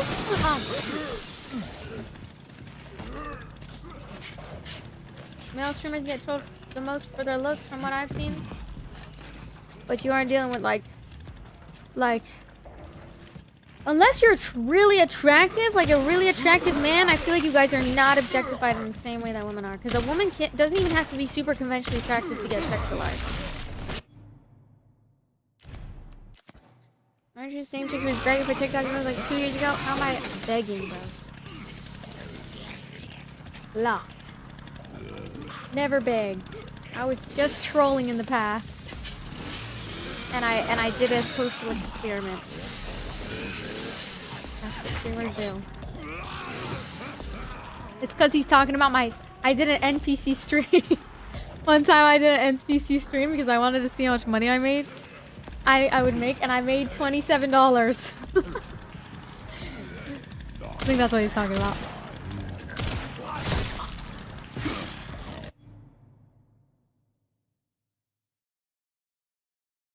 My full-time job is rage baiting insecure men.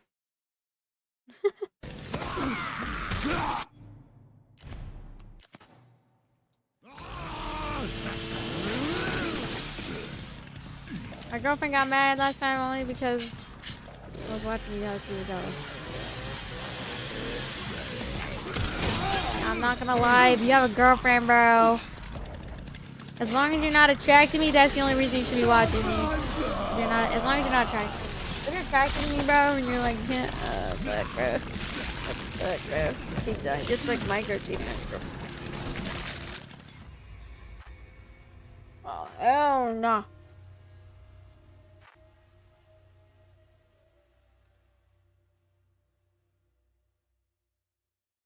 Thank you, Sniper, for the $29 super chat.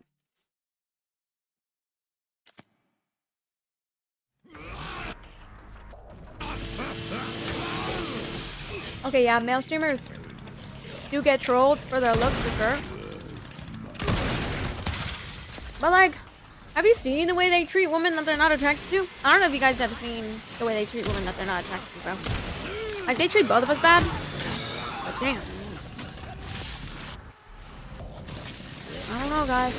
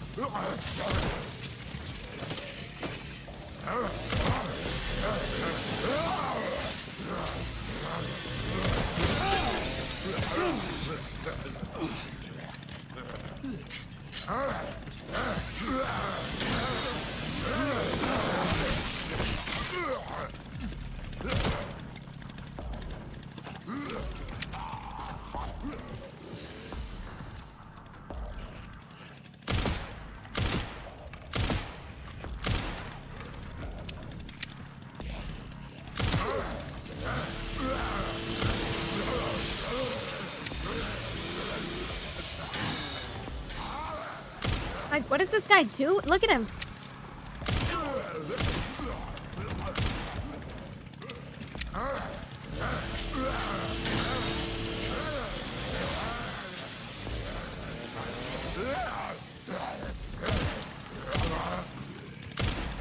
Yeah, bro. Oh my god.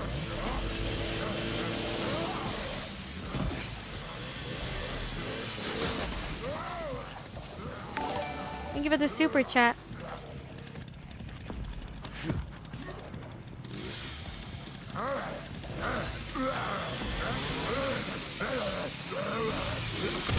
Oh, yeah, bro.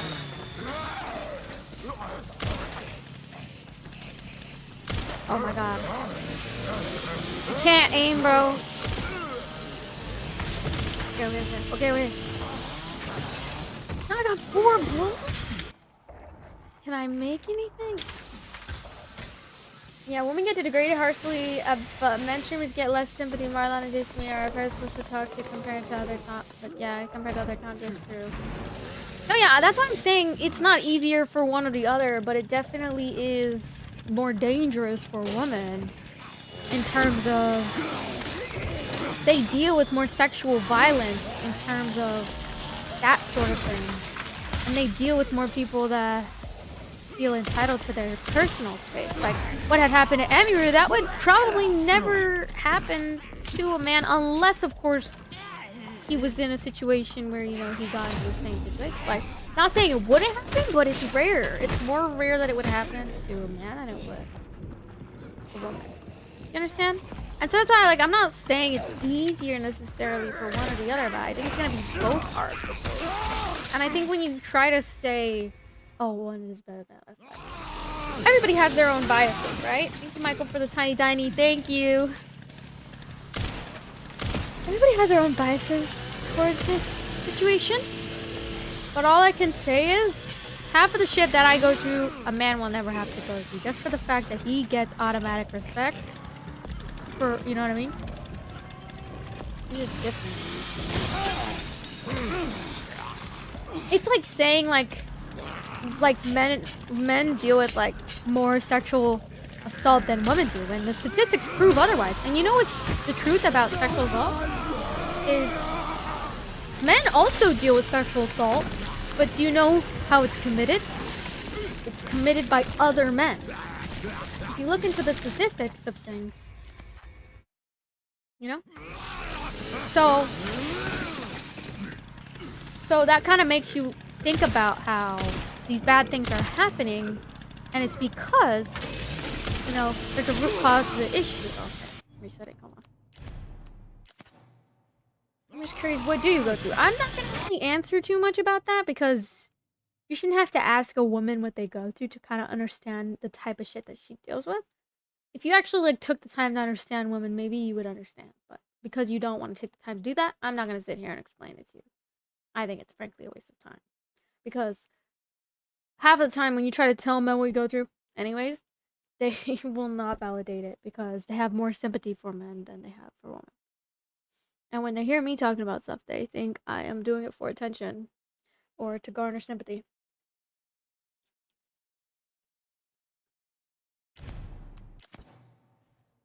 Yeah, but I'm talking more from... Yeah, and I'm sorry that happened to you, Shadowban. But I'm talking more like in a general sense. If it's gonna be more dangerous for one person, it's definitely gonna be more dangerous for a woman. But it's not to say that it doesn't happen to men. I'm talking about the streamer world, and I'm talking about a very niche community, so it's a little bit different, and I feel like a lot of people will go to the ends of the earth, you know? And they will try to be like, but men are more likely to unalive themselves. Yes, this is true, but you realize it's because they are built up in a system that they accept, that's misogynistic. They accept internalized misogyny that is not only hurting them, but it's hurting women. And I'll tell you why it's hurting men. And the reason why men are more likely to take their own, well, I don't know for sure, but this is kind of like my own perspective and my own analysis on it. I personally think it's because in society, men are taught to suppress their emotions, and they are taught to deal with their emotions in a different way, and not cope with it in a healthy way. Whereas women have sisterhood. They have other women that they can talk to when shit's going down. It's harder for men to find other men that they can confide in, like a therapist, or like somebody that they can talk to about the things that's going on in their life. But who do you think set it up like that? It's other men who like make you feel bad and tell you that you're not a man when you express your emotions. Now I'll tell you why that's destructive and toxic. It's basically teaching you to not be a human being, because things like crying and things like expressing your emotions are all human. They're all human things to do. It's not assigned to one gender, but because a lot of people have built this toxic masculinity bullshit, they have learned to believe that suppressing your emotions is the only way to handle things like a man. When it's really actually not, it's not strength to suppress your emotions, it's hiding. Men who suppress their emotions are hiding from their emotions until it eats them up, and can literally be the difference between them wanting to, you know, take their own lives. And I think that's why they go through with it more, and I think that's why, because of that lack of support, and also because of the stereotypes that are placed onto them, similar to the stereotypes that are placed on a woman, but in a different way, right? Like, the stereotypes on women are... You took a psychology class before. I was a psychology major for 2 years. And I did a research study on misogyny. But I'm definitely not an expert in what I know, but this is what I've witnessed, and this is what I've learned from them, and what I've learned from my own dad as well. A lot of the time, because they're taught to suppress their emotions, they're hiding from it. Sociology major here. They hide from it, and instead of coping in a healthy way, like crying and being a human being, because you know crying is it's a human, and if you actually like research the stuff about being human, crying is not assigned to a specific gender. It's human nature to cry, and crying is actually your body's way of dealing with emotional distress. But when you teach young men to grow up and think, oh, I'm not allowed to feel my emotions. Guess how they react? Because do you know what the secondary you know that anger is a secondary emotion to, like, it's a secondary emotion to things like pain. And so instead of coping with it in a healthy way, I think that's a big reason why we have things like, especially in America, I think that's a big reason we have things like school shootings. It's because instead of dealing with their emotions and things like bullying in a healthy way, they are taught to suppress it. And then when they suppress it and it eats them alive, they act out in extreme ways with anger and aggression because they don't know what to do with the feelings that they have. At least that's my perspective on it, but I could be wrong, obviously, because I don't know what it's like to be a man. And I'm not going to sit here and claim I know what it's like, but that's kind of like what I've learned based off of like how society treats men. I'm not justifying shootings, I'm just explaining as to why I think that it happens. Where did I ever say that I'm justifying it? Bro, what? Like, I'm literally... Oh my god, this guy's brain dead. I'm just giving you a perspective on how we can prevent it, right? So, how can we prevent it? Maybe we make mental health services free. Maybe we can learn how to make it more accessible for young men, and we can start educating men and women that crying is a perfectly healthy way to deal with emotions. You know what I mean? It's your body's natural way to deal with stress.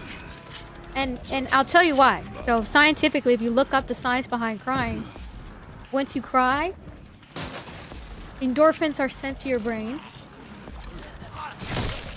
And endorphins are feel-good chemicals.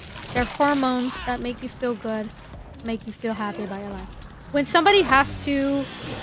someone goes years of their life being taught that they're not allowed to cry because they're mad, or they're not allowed to express their emotions because that's not how a man would deal with it, guess what they're being taught? They're being taught how to be a horrible person. By horrible people, by the way, because only horrible people will want you to never express your emotions or never express your pain, because they benefit from your pain and they benefit from your lack of boundaries. They benefit from people not crying about it and making a scene about it, because abusive people will always victim blame. And that even goes in sexual assault and things like that, right?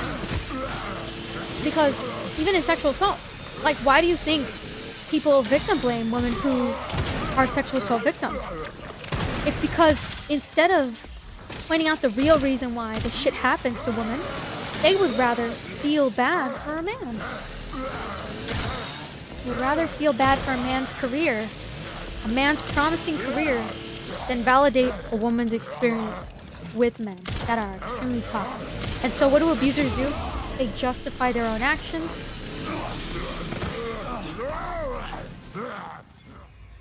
You know what I mean? And so that's what and they're enablers. The abusive people are enablers. And so they enable bad things to continue happening, and that's why they blame the victim instead of the actual root cause of the issue, because they're aware of what the root cause of the issue is. They know exactly what they're doing. But because they're in pain, and some people who are in pain hurt people, but that doesn't justify their actions. That's just, I'm giving you an explanation as to why it happened. And that's why other men teach you as a man to suppress your emotions, because that's what they think is right. But then they're the type of man I'm telling you, they're the type of man who, like, they would never, like, protect the woman in their life, you know? What's the difference between being soft and having a healthy outlet and all the time? Well, I disagree personally. Because I don't think there's anything wrong with crying, and I don't think it makes you soft. I think it makes you very strong.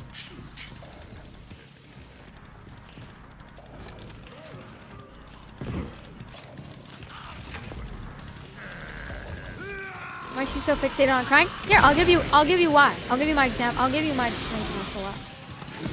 The reason I'm fixated on crying is because in a misogynistic, patriarchal society, crying makes you strong. And I'll explain it why. I'll explain why. Being brave enough to be vulnerable is already by itself something that is a strength and not something that takes you down. Why? Because people who tell you that crying isn't powerful, these are people who they quote unquote never cry, but then all the people around them would never feel valid enough. They would never feel safe enough to talk to them about something like their cat dying, because as soon as you start crying about your cat, all of a sudden you're too soft about your cat. So even your cat dying, you're not allowed to cry? What else? What? Of course, we're human. We're going to feel empathy, and we're going to feel like we're going to feel sad when our dog and our cats die. You know? It's not about crying over everything. It's about being able to cope in a healthy way, and crying is one of the ways to cope in a healthy way. And the reason why they have so much resentment towards crying is because they associate crying with weakness. They associate weakness and crying with femininity, and that's why they hate women so much. And that's why they hate things that are feminine so much. That's why they hate gay people, because they look at anything feminine, anything expressive, anything that is able to feel fully, and they're jealous. And they don't understand it because they were never taught how to deal with their emotions in a healthy way, and so they reject it. They reject it because deep down, they're misogynistic. And they associate crying with weakness. And when you associate crying with weakness, you associate weakness with femininity. And if you consider femininity to be weakness, then you're not a man. You're somebody who thinks that you think that women are weak. You think that women are weak because we cry? Because we're more emotionally intelligent? We're not weak. You just think and you associate women with weakness because that's what you think. But that's not the truth, right? And actually, crying is human. You saying people who suppress their emotions are misogynistic is prejudice itself. No, that's not prejudice. That's me pointing out a fact. If you associate femininity with weakness, and you associate crying with weakness, and you associate women as being the only ones who cry, then you have internalized misogyny, whether you believe it or not. And you not even listening to my conversation and taking the opportunity to be educated by this stuff, you are hurting yourself, and you're hurting other men, and you're going to raise men that hate themselves too. And that's not okay. Emotional intelligence is something that you can learn throughout your life, but it's important. You know what I mean? It is misogynistic to hate when men cry, and it's misogynistic to hate when women cry, because crying is actually a human experience. It's not something that is assigned to a gender. You know what I mean? But because you assign it to a gender, and because you follow other people, and you listen to other people that are clearly, they don't care if your cat dies one day and you have to cry about it, and that's how you cope. Like, you know what I'm saying? You should learn that crying is actually really healthy. Because it's a healthy coping mechanisms. It's better. Crying is a healthy coping mechanism compared to punching a hole in the wall. You really think punching a hole in the wall is going to actually make your life better? No. Processing the emotions and crying about whatever it is that you dealt with, there's nothing wrong with that.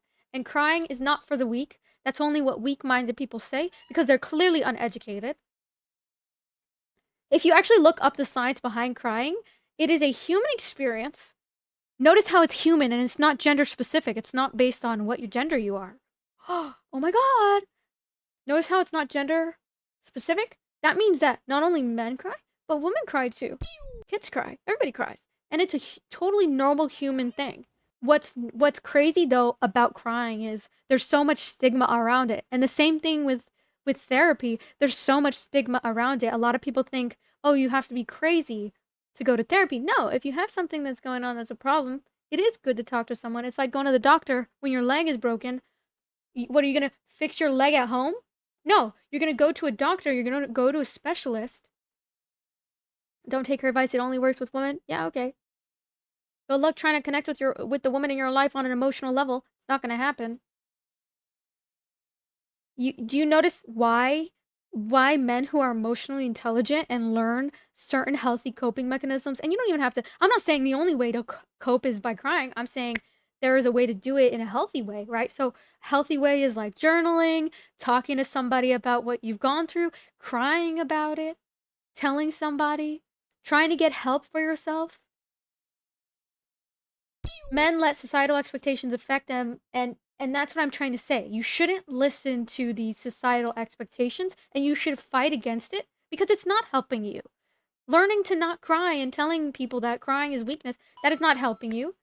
That is making you look dumb, and it's making you look like you don't know what you're talking about. You know what I mean? And men's mental health matters too. And if you guys work on your mental health, everybody else's mental health is gonna drastically get better. And I'm not just talking about like men. I'm talking about women too. Like if you just get help for what, and that's why I think mental health services should be free. Make Jessica president 2027. And it's Happy International Women's Month. Yes, and part of helping women is helping men so that way men stop hurting women. So that way women don't have to go to therapy for the people that hurt them. And so for the people that are hurting, they stop hurting other people. So then we all together collectively as a whole start getting along, okay? But I honestly don't blame women for giving up or for feeling, you know, resentful. I don't blame them at all. And I think that like it's perfectly valid if they want to stay single. And I'm so glad like women have so much more rights now to be going out, go and getting their own life, and like they realistically don't have to get married anymore. They don't have to get married for you know what I mean? Like they don't have to get married for survival anymore. So it's like I'm technically living out my great ancestors' dreams. You know what I mean? I always think about that. I think about how like being single is sometimes a privilege as a woman. A lot of women have been saying men have been sassy these days, and I agree. Always complaining about women, always bitching about something. Men these days are weak, even though we have healthy outlets now. I have had therapy, self help, but we shouldn't normalize being weak men. What? I honestly got confused by that statement, but yeah, I do think that having healthy outlets is really important, and I think going to therapy is really important. I don't know what that guy was talking about. I don't know what I just read. I'm confused. I'm trying to understand what this guy said. Crying isn't weak. It's all I gotta say. Crying is not weak.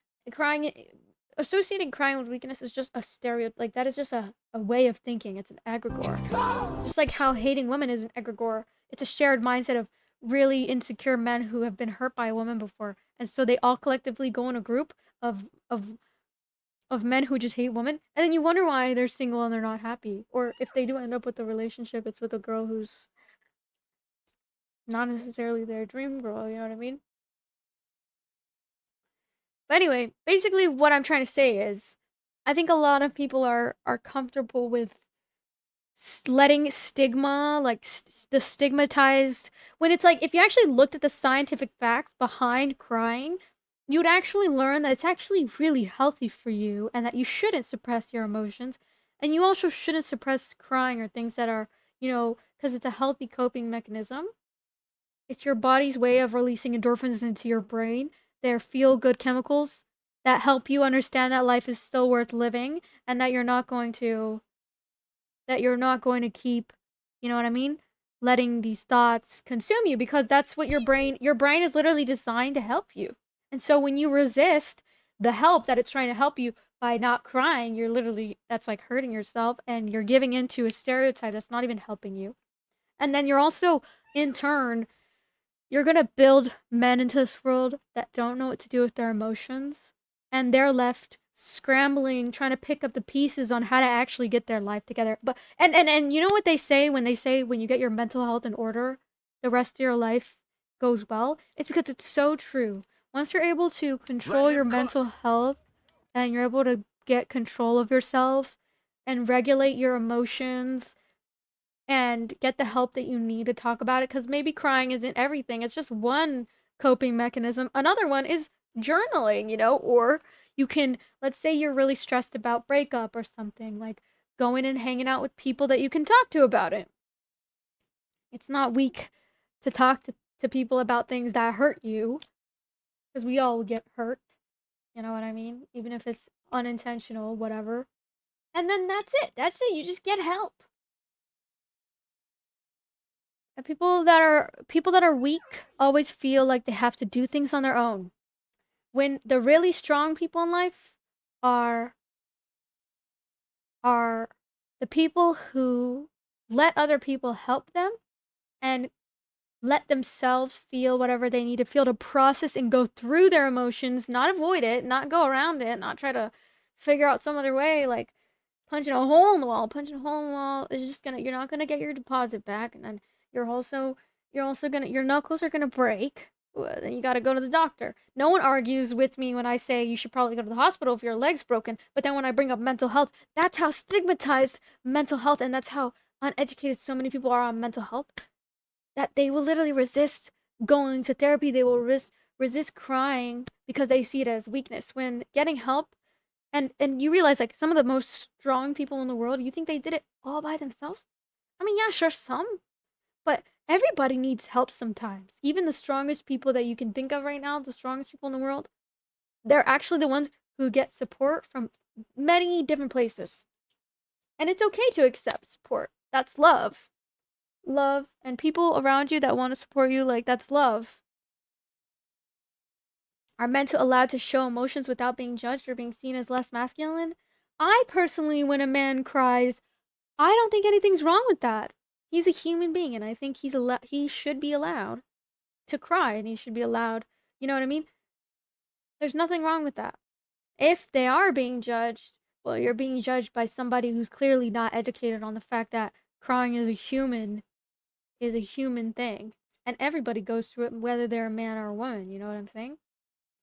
And if you just like learn how to be healthier and find different coping mechanisms that aren't toxic, then you'll be fine. Like, even when it comes to like talking about your feelings too, like sometimes I'll get frustrated on stream and I'll be like, damn, chat, I'm frustrated right now.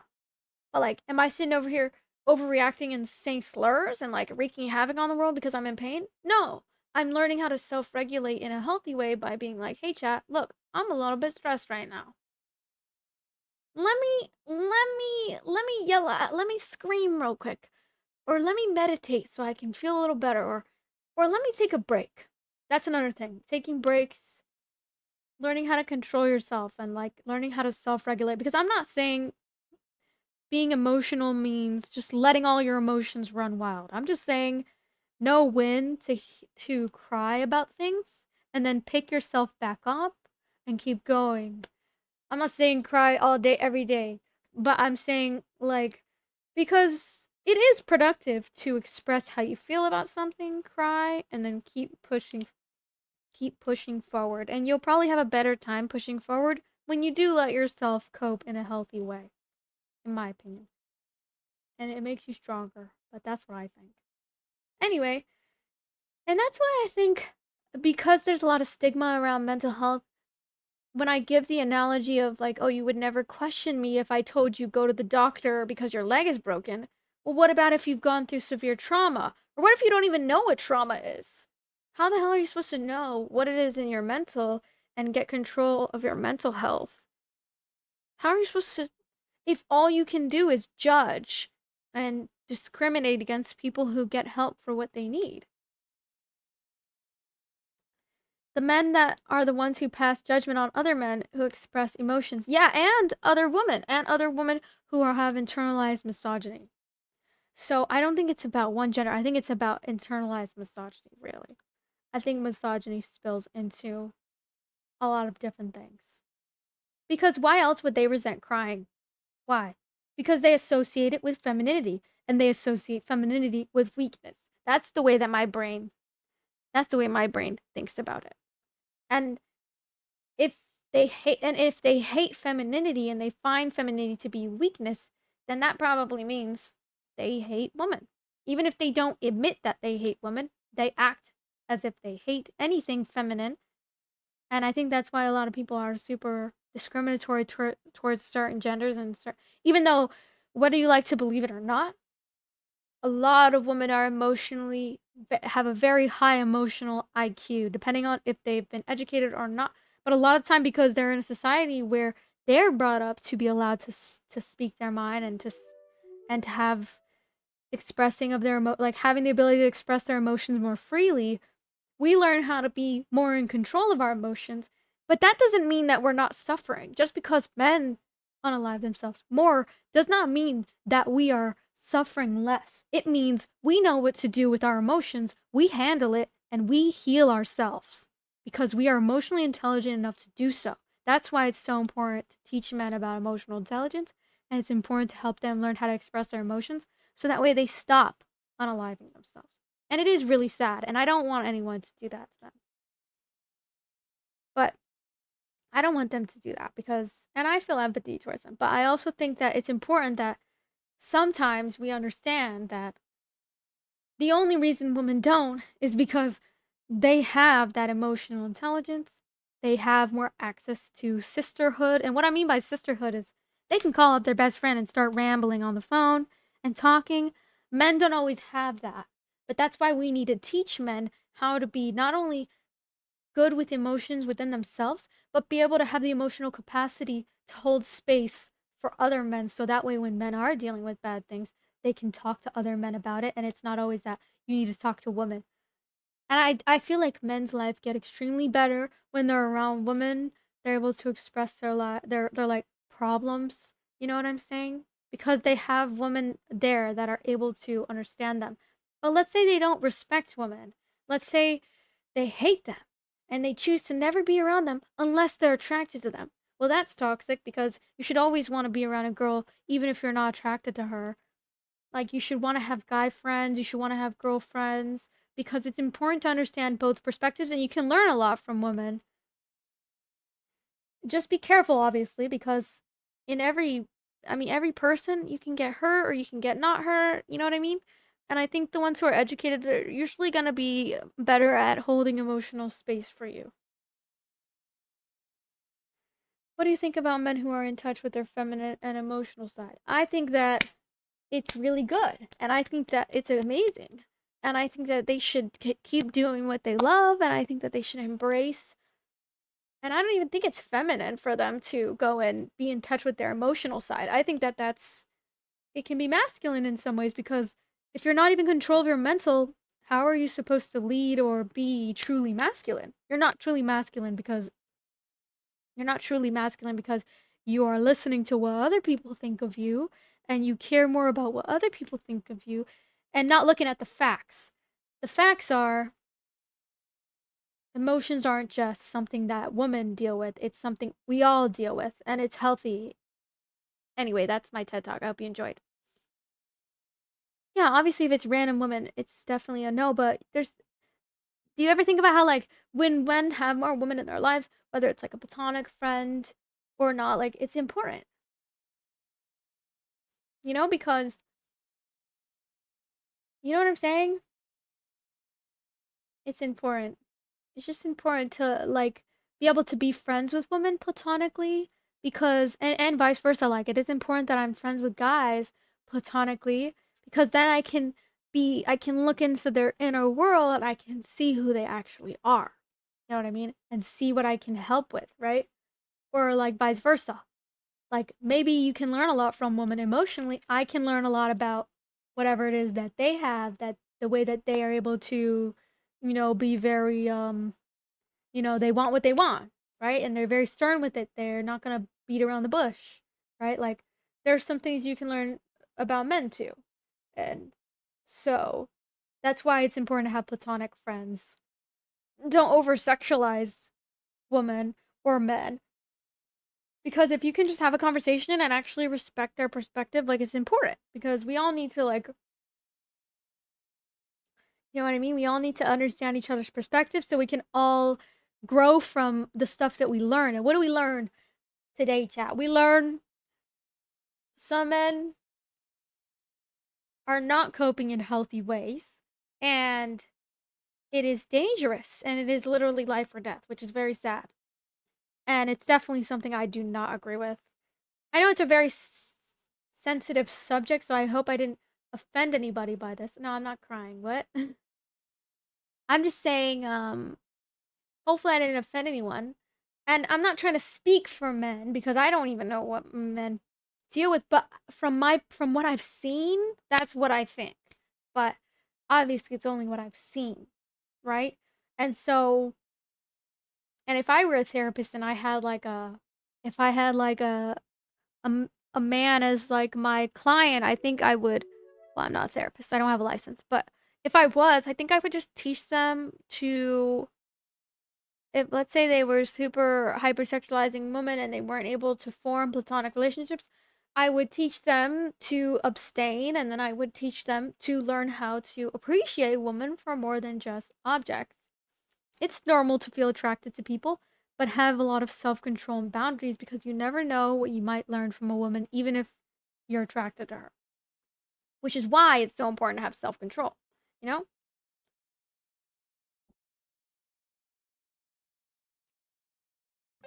Because if you think about it, we're the same species.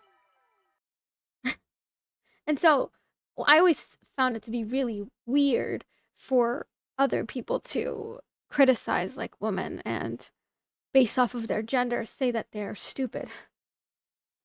I've always found it to be very interesting because we are the same species. So technically you're calling your own species dumb by saying women are stupid or by saying, oh, you can't learn something from a woman or something like that. And women are the best wingmen. Yeah, 100%. Thank you, Angel, for the harmony. But it's also like you can't expect a woman to always be your wingman. Be your own wingman, you know? Hello, Paco. Ah, some people don't take men's mental health seriously because they don't care. But it's important to create a safe space and create space. What is this dishwasher saying? Stuff that your little pea brain can't comprehend. Two brain cells going for him, by the way. My bad, sorry guys. Okay, let's get back into the game. I'm locked in. I don't want to play this game anymore, guys. I'm so annoyed.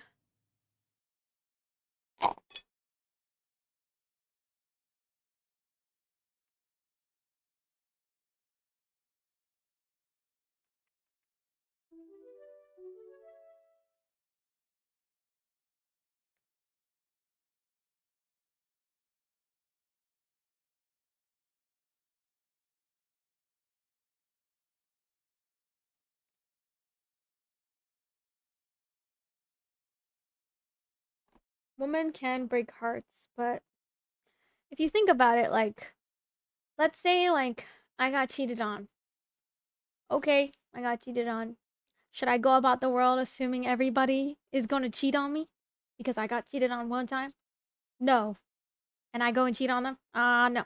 I should learn how to heal from whatever it is that I've gone through. Not to invalidate what you've been through, but if you have been treated poorly, that is not a defining factor of all women. Like, just because you've been hurt by a few men in your life doesn't mean all men are bad. But is it normal to feel weary about it? Sure. But just don't let it ruin potential relationships. Okay, guys, what should we play now? I say we play something else. I don't know. How many chainsaws, bruh? Too many chainsaws. Yeah, and both sides, men and women, can break hearts. But also heal hearts too. Exactly. Exactly. And that's why it's so important to find somebody who actually takes the time to educate themselves on certain things and hold emotional space. You know what I mean? For you. Oh, I know what we should play. We should play Rate Us. Or Fortnite. Oh my god, I want to play Fortnite.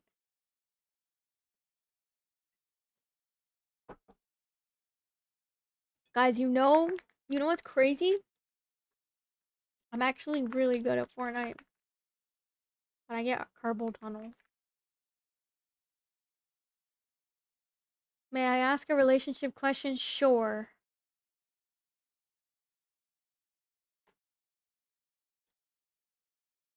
Never cheat after being cheated, but most women usually make men make men, you know? Well, I wouldn't say that's like the thing is though, if a girl breaks up with you like that, you should just be like, "Oh, her loss," and move on. That's what I think you should do.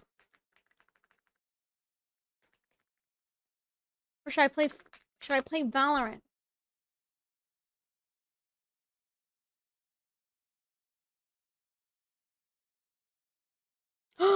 Or we can play Party Animals or Fall Guys. I'm for someone who hasn't been through it though. But I don't think like that's like you shouldn't get mad. Like they're not responsible for your mental well-being. If you decide to unalive yourself because a girl cheats on you, I think that's a problem with you. Not like it's your fault, but it is if you don't get the help you need to challenge those thoughts. It's not necessarily on you, but yeah, it could be a combination of things. But it is important to get the help you need if you are thinking those type of thoughts, okay? And there's a helpline that can help you to learn how to not do that sort of thing. And that's the whole thing we were talking about, right? Instead of being heavily influenced by what society's expectations are for you, you should learn how to challenge it and learn what the actual facts are, get researched on what it means to be emotionally intelligent and how to not, if you are struggling with your mental health and you are thinking about those kind of things, then get the help that you need, even if it's hard, or talk to someone, tell someone. Because even if you just tell one person, they will try to push you to help yourself, okay? Don't ever just never tell anyone. That's bad. Now that's bad. That's what's bad, right? So that's why it's so important to just talk to people about that sort of thing when you're going through mental health issues. Tell somebody how you feel and talk to people about it, because it is not normal to think those things. That means that you are dealing with severe depression symptoms. And depression, yeah, it can result after a heartbreak, but just because a girl breaks your heart doesn't mean that you should, you know what I mean? You can't be in relationships if that's how you feel after them. Okay? That if you have those type of thoughts first, you need to deal with those thoughts first.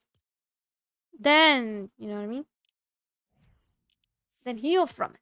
Heal from whatever it is that is going on that's making you feel so like you need to do that sort of thing.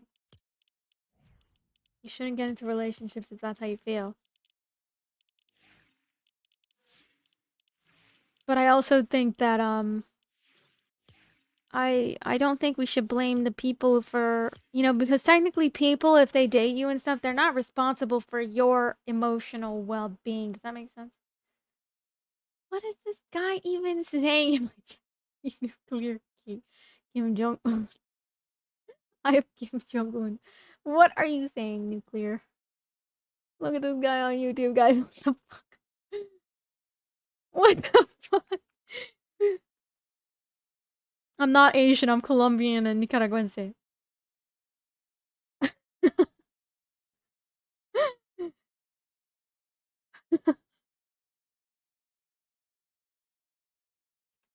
Nah. That's crazy, comms. It's not about rope maxing as a skill issue. No, that's not what it is.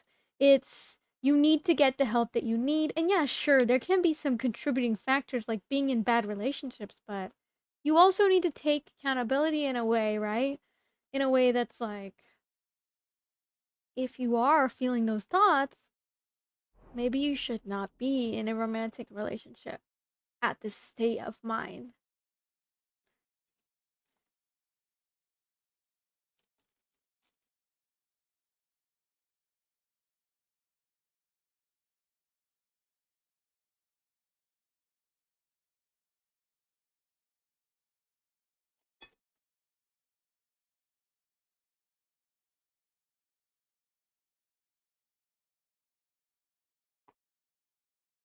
Yeah, I am Arctic.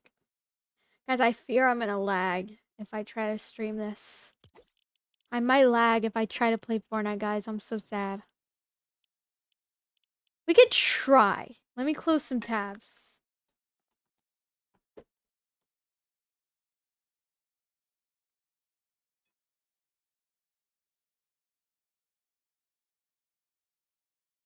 What if the only solution was to be in a relationship, but then after spelling everything, she break up? After what? Wait, what? I'm confused. Well, a relationship shouldn't fix you. You should fix yourself, okay? Fix yourself and the pain that you are dealing with right now, okay?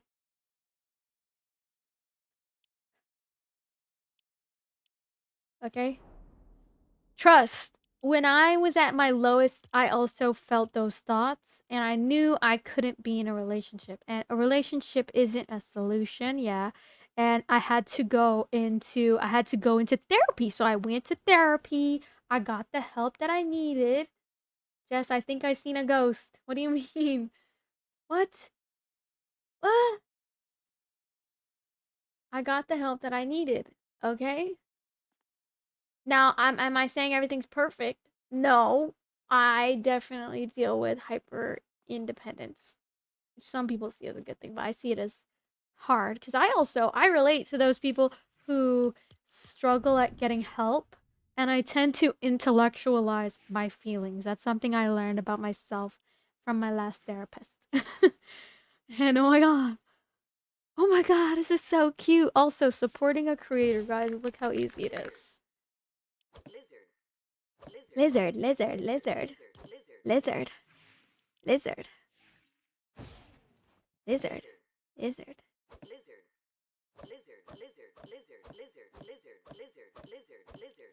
Oh, let me raise the volume. Church of SpongeBob saying me, bro. What are you saying?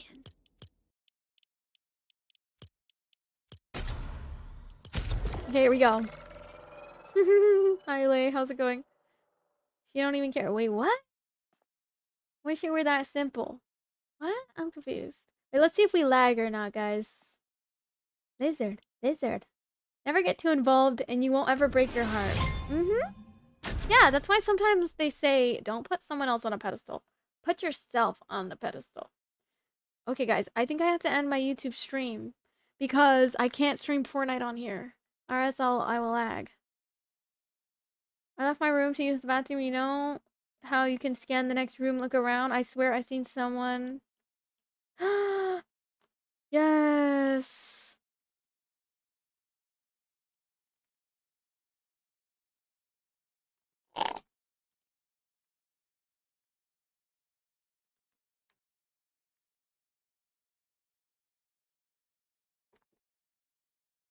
I thought you was talking about a shorty who cheated. Wait, what?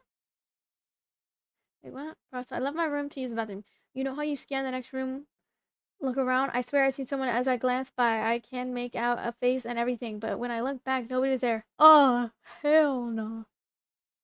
Oh, hell no. Oh, brother, I'm lagging. Hold on. Oh my god. Am I lagging?